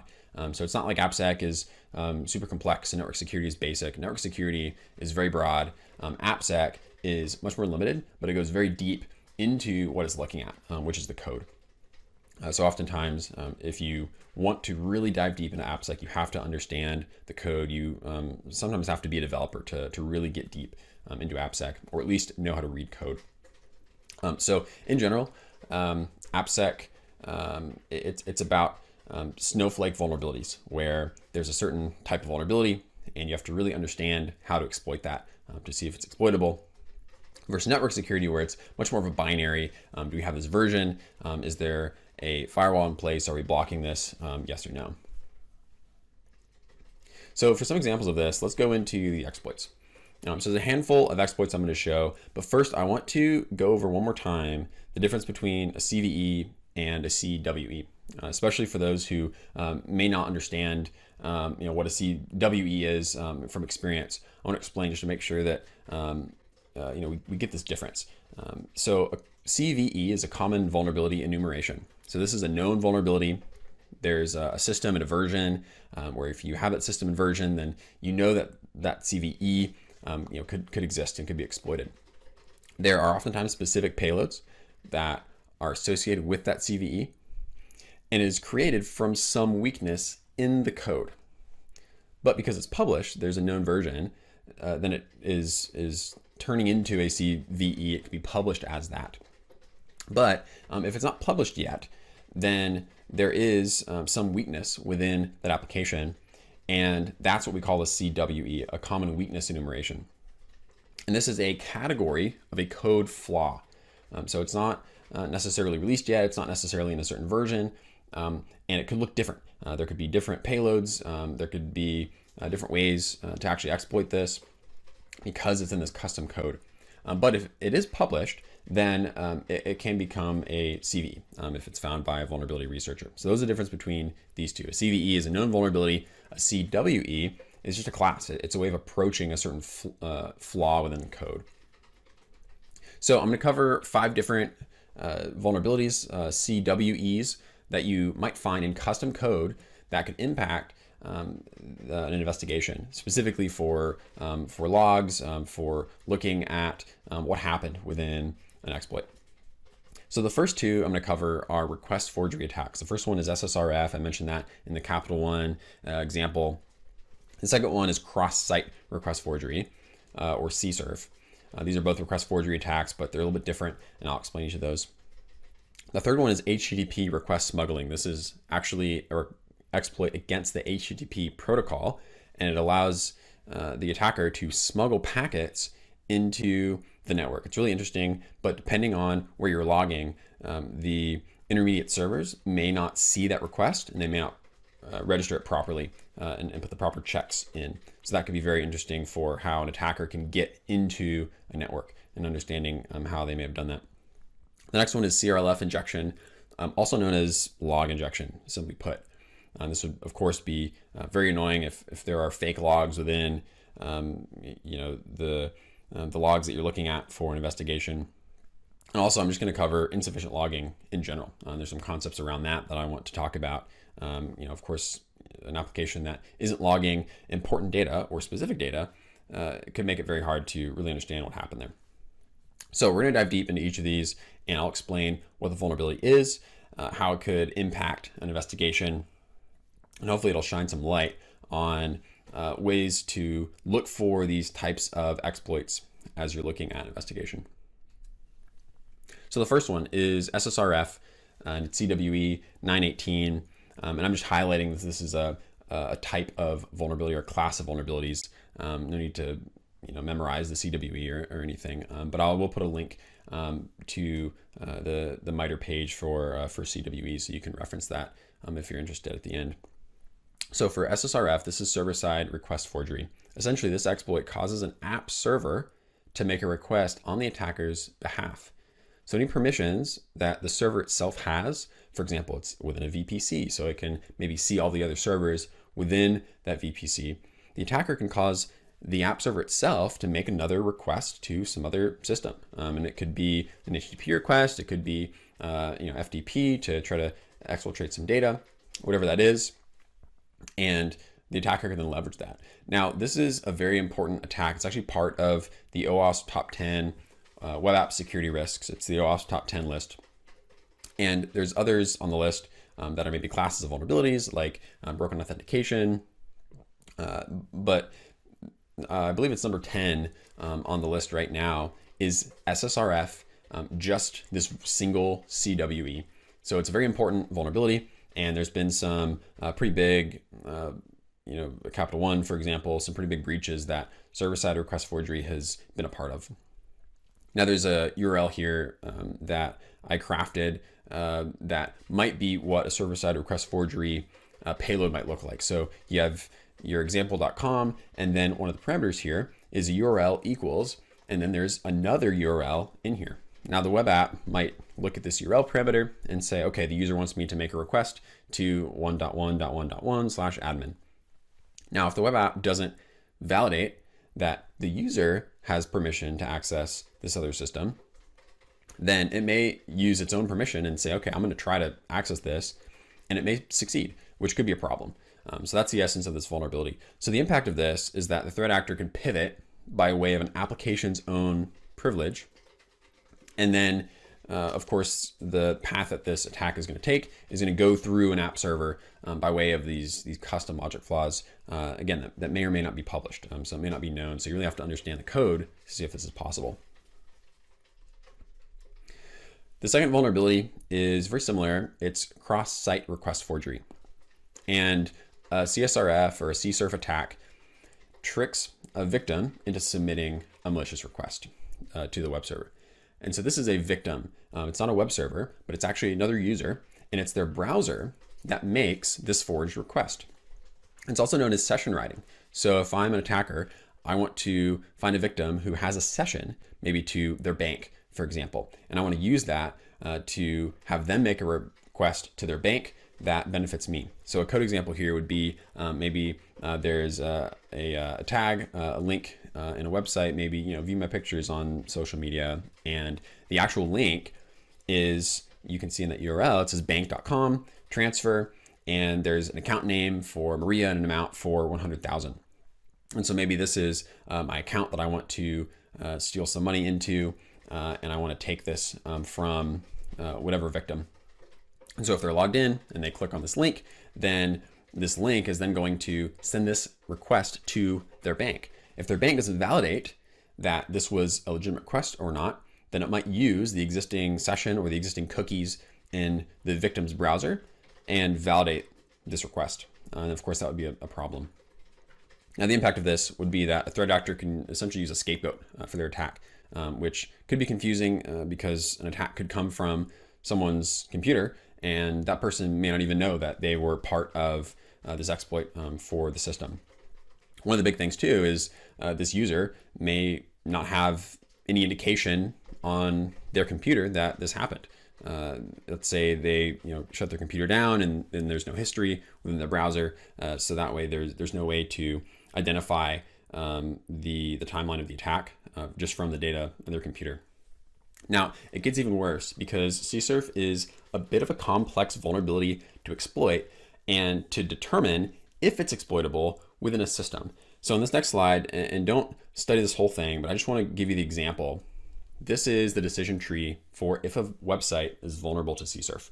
You can see how many different questions you have to ask yourself if there is an exploit of CSRF in an application. It can get really complex, which means how do you determine if a website was vulnerable and maybe if it was vulnerable at a certain time? Now, some of these questions are if there are certain browser controls that the browser is enforcing, which could stop CSRF. So if an application is relying on some browser controls, then was the victim on that certain browser version at the time of exploit? And how do you determine these things? So the timeline can get really complex with all of these, little convoluted, tree here of is the application vulnerable? So what could happen here? So one of the things here is there could be, in theory, plausible deniability for someone who hacked a certain website. It could be something like, hey, you don't have proper CSRF controls in your website, and so I think that someone made me send that malicious request. And who are you to say that they're correct about that or wrong about that? Because if you can't prove that at the time of the exploit that there were proper CSRF controls, then can you really prove that the person who sent that wasn't tricked into sending it or didn't click on a phishing link that sent that malicious request? So browser controls constantly change. I mean, it seems like they can change every week even between all the different browsers and the different versions. And so it's really complicated to really track if the browser controls would have prevented that CSRF in the victim's context. Again, I mentioned the evidence is going to be on the victim's computer. And so attacker can either wipe the computer and claim that they were hacked, wipe their own computer, and there's no evidence of if they weren't the victim of a CSRF attack. Now also CWE79, this is cross-site scripting.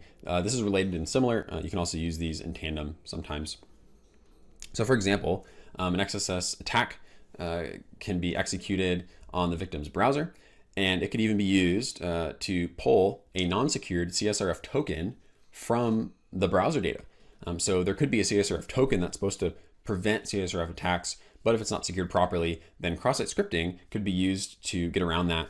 And then the script can craft a request to, let's say, update the user's own email, and then the attacker can submit a password reset request to that new email. Now they've completely taken over an account. And so now they're going to get all that access that the victim has, whether that's to get into a certain system, to then get some important data, do whatever they need to do.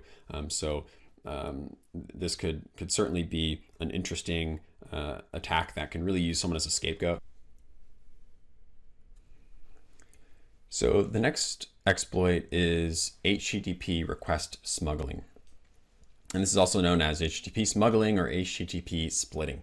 And this issue is where there are certain controls within the HTTP protocol and HTTP headers that allow an attacker to essentially smuggle an entire HTTP request into a network, and it can bypass certain controls, for example, authentication or authorization. So again, it's a protocol level attack. It can bypass auth in certain systems, but it depends on the way that packets travel into a network. So if there are multiple load balancers and proxy servers that are in tandem before you get to the web server, then HTTP smuggling could be possible in that system. So what it does is it can trick an intermediate server. There has to be a set of servers into sending the altered HTTP request to the downstream server. And if the downstream server then is trusting the upstream server for certain tasks like that auth, then there could be a bypass. So the impact here is that the applications may only log the non-smuggled packet, or they may only log the smuggled packet. And either way, you're going to lose context. So you're going to lose if there was a obvious HTTP smuggling attempt because the HTTP packet was crafted in a way where there's obviously an attempt at this hack, or it could be the opposite way, where if you only log the application only logs where the packet is attempting this exploit, then you may not know if it was successful, and you may not know what was bypassed to make this happen. And then, of course, bypassing authentication is really important for any system. Now, to help to explain what this attack is, this is an image from Portswigger, and this is the company that makes Burp Suite. This is really the best visual that I see for request smuggling. And so there's these two servers, and the attacker sends this request. And you can see this post request here, where in blue, this is the typical request. There's a host header here in the HTTP packet. There's a content length and a transfer encoding header. Those are the two where you can change the values in there, and it can cause this attack to happen. But then there's this red. This is part of the body of the request. But because of the way the front-end server and the back-end server read the host header, the content length header and the transfer encoding header, the back-end server thinks that this is two different HTTP requests. And so now the first request is validated. The second request may completely bypass the auth that is on this front-end server here in yellow. And then that GET request to admin can be performed, and some state change can happen within the system. So depending on where logging is happening, maybe you get the logs from the front-end server, and there's no issues. Everything as far as authentication checks out. But really, there was another packet in there that was smuggled in. So if you don't know what this looks like, then you may not see that in the logs, and you may not see that it was actually accepted by the backend server and then therefore passed to the web application. The next issue here is CRLF injection or log injection. And CRLF stands for Carriage Return Line Feed. And what happens here is you can inject arbitrary logs into the system, and you do that by taking these carriage return line feed characters in some field, and the logging mechanism thinks that you're going to start a new line in the logs. So you can actually append log data into an input, a user input, and if the system doesn't look at that and treats it as unsanitized input, then there could be this issue. So of course the impact is going to be you're obfuscating potentially incriminating logs, whether it's just adding more noise so it's confusing to look for what's real, or it could even be adding logs that look legitimate within the system. That could really make it hard to determine which actions the web server really took. So an example, if you're going to frame incriminating logs, frame them by saying, I want to inject a log that looks like log out by user at 152, and then the user performs an attack at 153, but in the logs it looked like they logged out because they injected that text that said that they logged themselves out when they really didn't. So an example of this, there's maybe what some logs look like. So the first one is the user log in, JSON87, and then they edit their email to jason88@example.com. Then there's this user logout, and then afterwards there's a system crash of the payment service. But what could have happened is at 9:34 they injected this user logout item, and what that can look like is the actual payload that they gave the server is everything from the email onto the next line. And so if you look down there, the payload is their email, and then there's the /r/n, and that's the carriage return and the line feed characters. And so there's an example there of maybe the input field where they can input their email and then put the carriage return, line feed, and then whatever they want to inject into the log files. And if they understand the format of the log files, or if it's maybe like a typical system where maybe it's open source components where they can see what those logs are going to look like, then they'd be able to inject logs that look legitimate. So you have to know where to look to really understand if this is going to happen.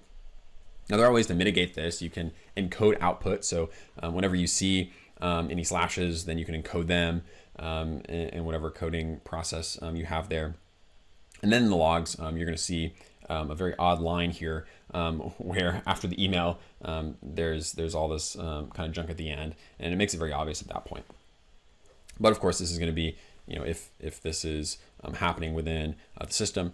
If it is, then it's pretty obvious that someone was trying to do the CRLF injection. Last thing here, last vulnerability that we're going to be talking about is insufficient logging. Now, this is in general. Now, there's some specific examples of this that I want to show to really understand how this can occur within an application, not just the lack of logging in general, but logging specific types of information. So first of all, insufficient logging is defined as when a security critical event occurs, the software either does not record the event or omits important details about the event when it's logged. So obviously not recording event is pretty trivial, but there's certain important details about the event that if they aren't in there, then it's going to be very difficult to really understand what happened and the implications of this log. So one instance of this could be idempotent message queues. So the term idempotent, I'm going to explain it in simple terms. Essentially, it's when making the request yields the same result. An example of this, we all have been maybe at a payment screen where it says don't hit the refresh button, because if it does, it's going to charge your card twice. That's because the app was not idempotent, because if you hit the same request, it's going to run that again. So an idempotent request, if you hit the refresh button on the payment screen, it's going to send the request. There's some extra context. Maybe there's a certain ID within that bill, and it's going to read that on the backend server and say, I already got this request for this payment. I'm not going to redo it. And so depending on if there's idempotence within an application, logs could mean different things. So in message queues, this is one really common architecture pattern within applications where there's a message queue that different parts of the system read. And sometimes if there's some outage or some issue, the different parts of the system could read these events multiple times. And if that is within the logs, then it's really confusing whether the server acted on these messages multiple times or just once. And sometimes it's dependent on how the application is looking at this data. So you have to understand, if idempotence is followed or not. And if it is, then multiple log entries may have not changed the functionality or the data in the system more than just that first time. So again, the impact is reviewing a message queue with duplicate entries may or may not have caused two actions by the web server. The determining factor here is how the app reads messages from the queue. If it has a check for if the second request is a duplicate or not. And it could mean that the developers have to add some additional field, some additional value, so that way duplicate requests, if it's really duplicate, it's going to have the same value in it between these requests, some ID.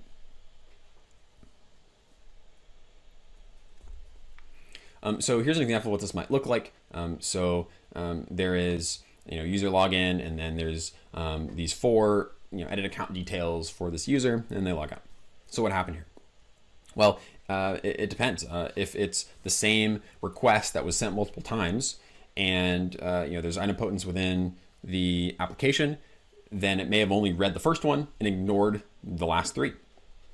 It could also be that there was some injection flaw within this edit account details action, and the user was using this to exploit a different part of the system.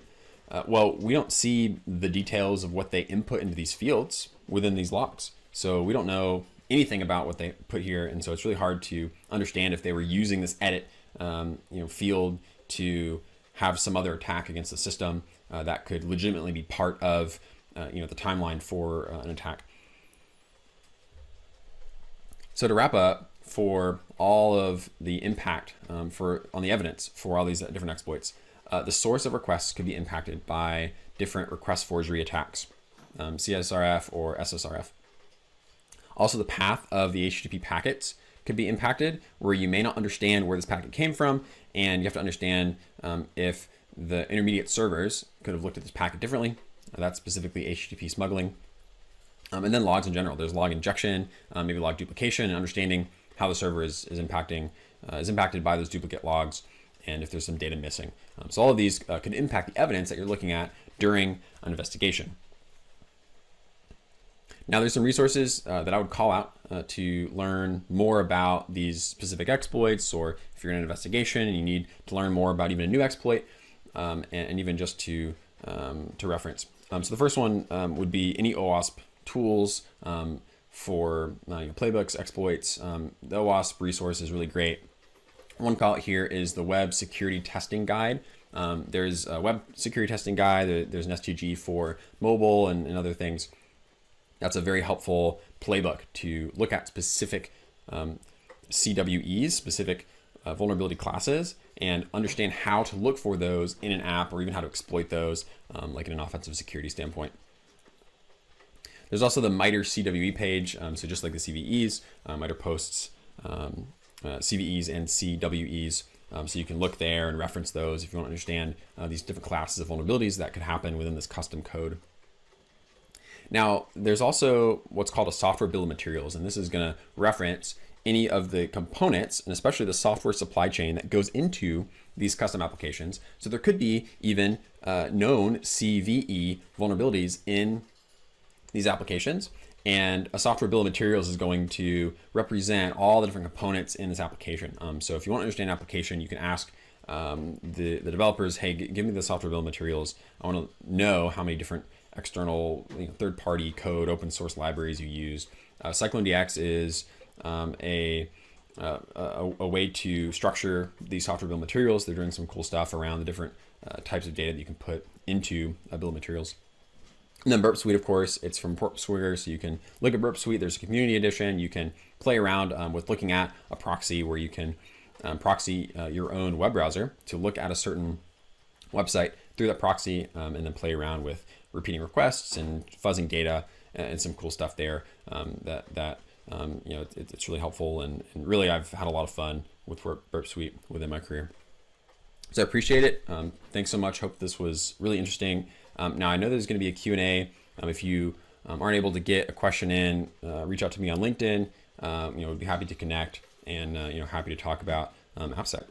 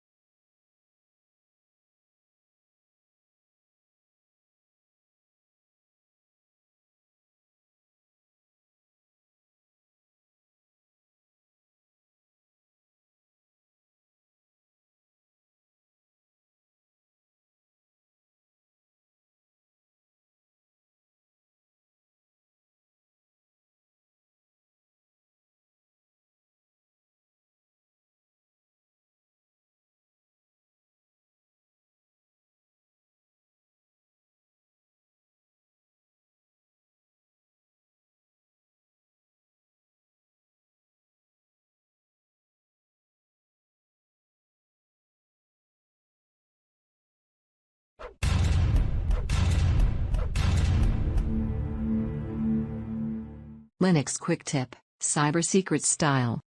If you are using Linux and want to search for a specific command you typed into the command line, simply use the history command and pipe the results into the string search utility grep with the keyword you want to find. For example, history pipe grep history. You should see the history command you just typed pop up on the screen. Just remember to use grep and then your keyword. Enjoy. If you like this video, share it.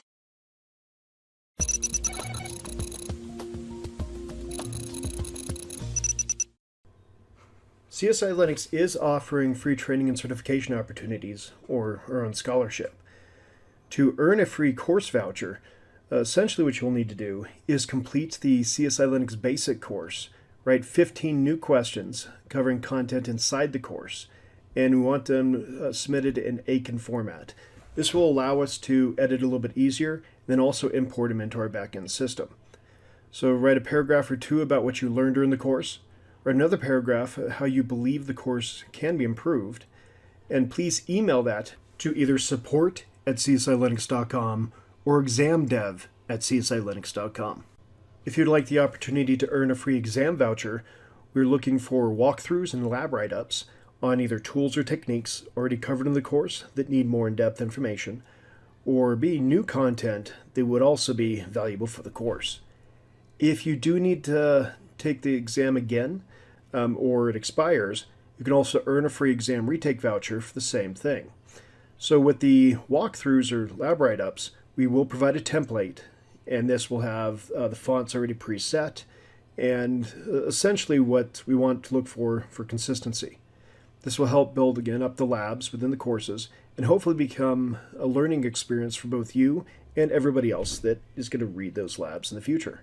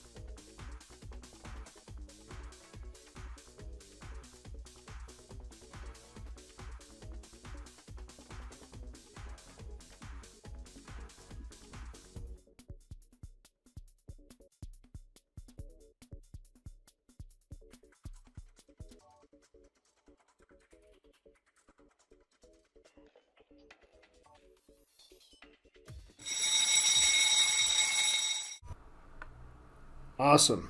Great content. Thank you all the speakers, and thank everybody for showing. This concludes our CSI Linux conference for 2023, or first annual one. Stay tuned for more information. And again, if you do have any questions whatsoever, please feel free to send an email to support@csilinux.com. Also, if you're interested in the scholarship program that we're offering, send an email to support as well. And we'll get back to you with program information. But outside that, keep in touch and see everybody later. Happy investigations throughout 2023.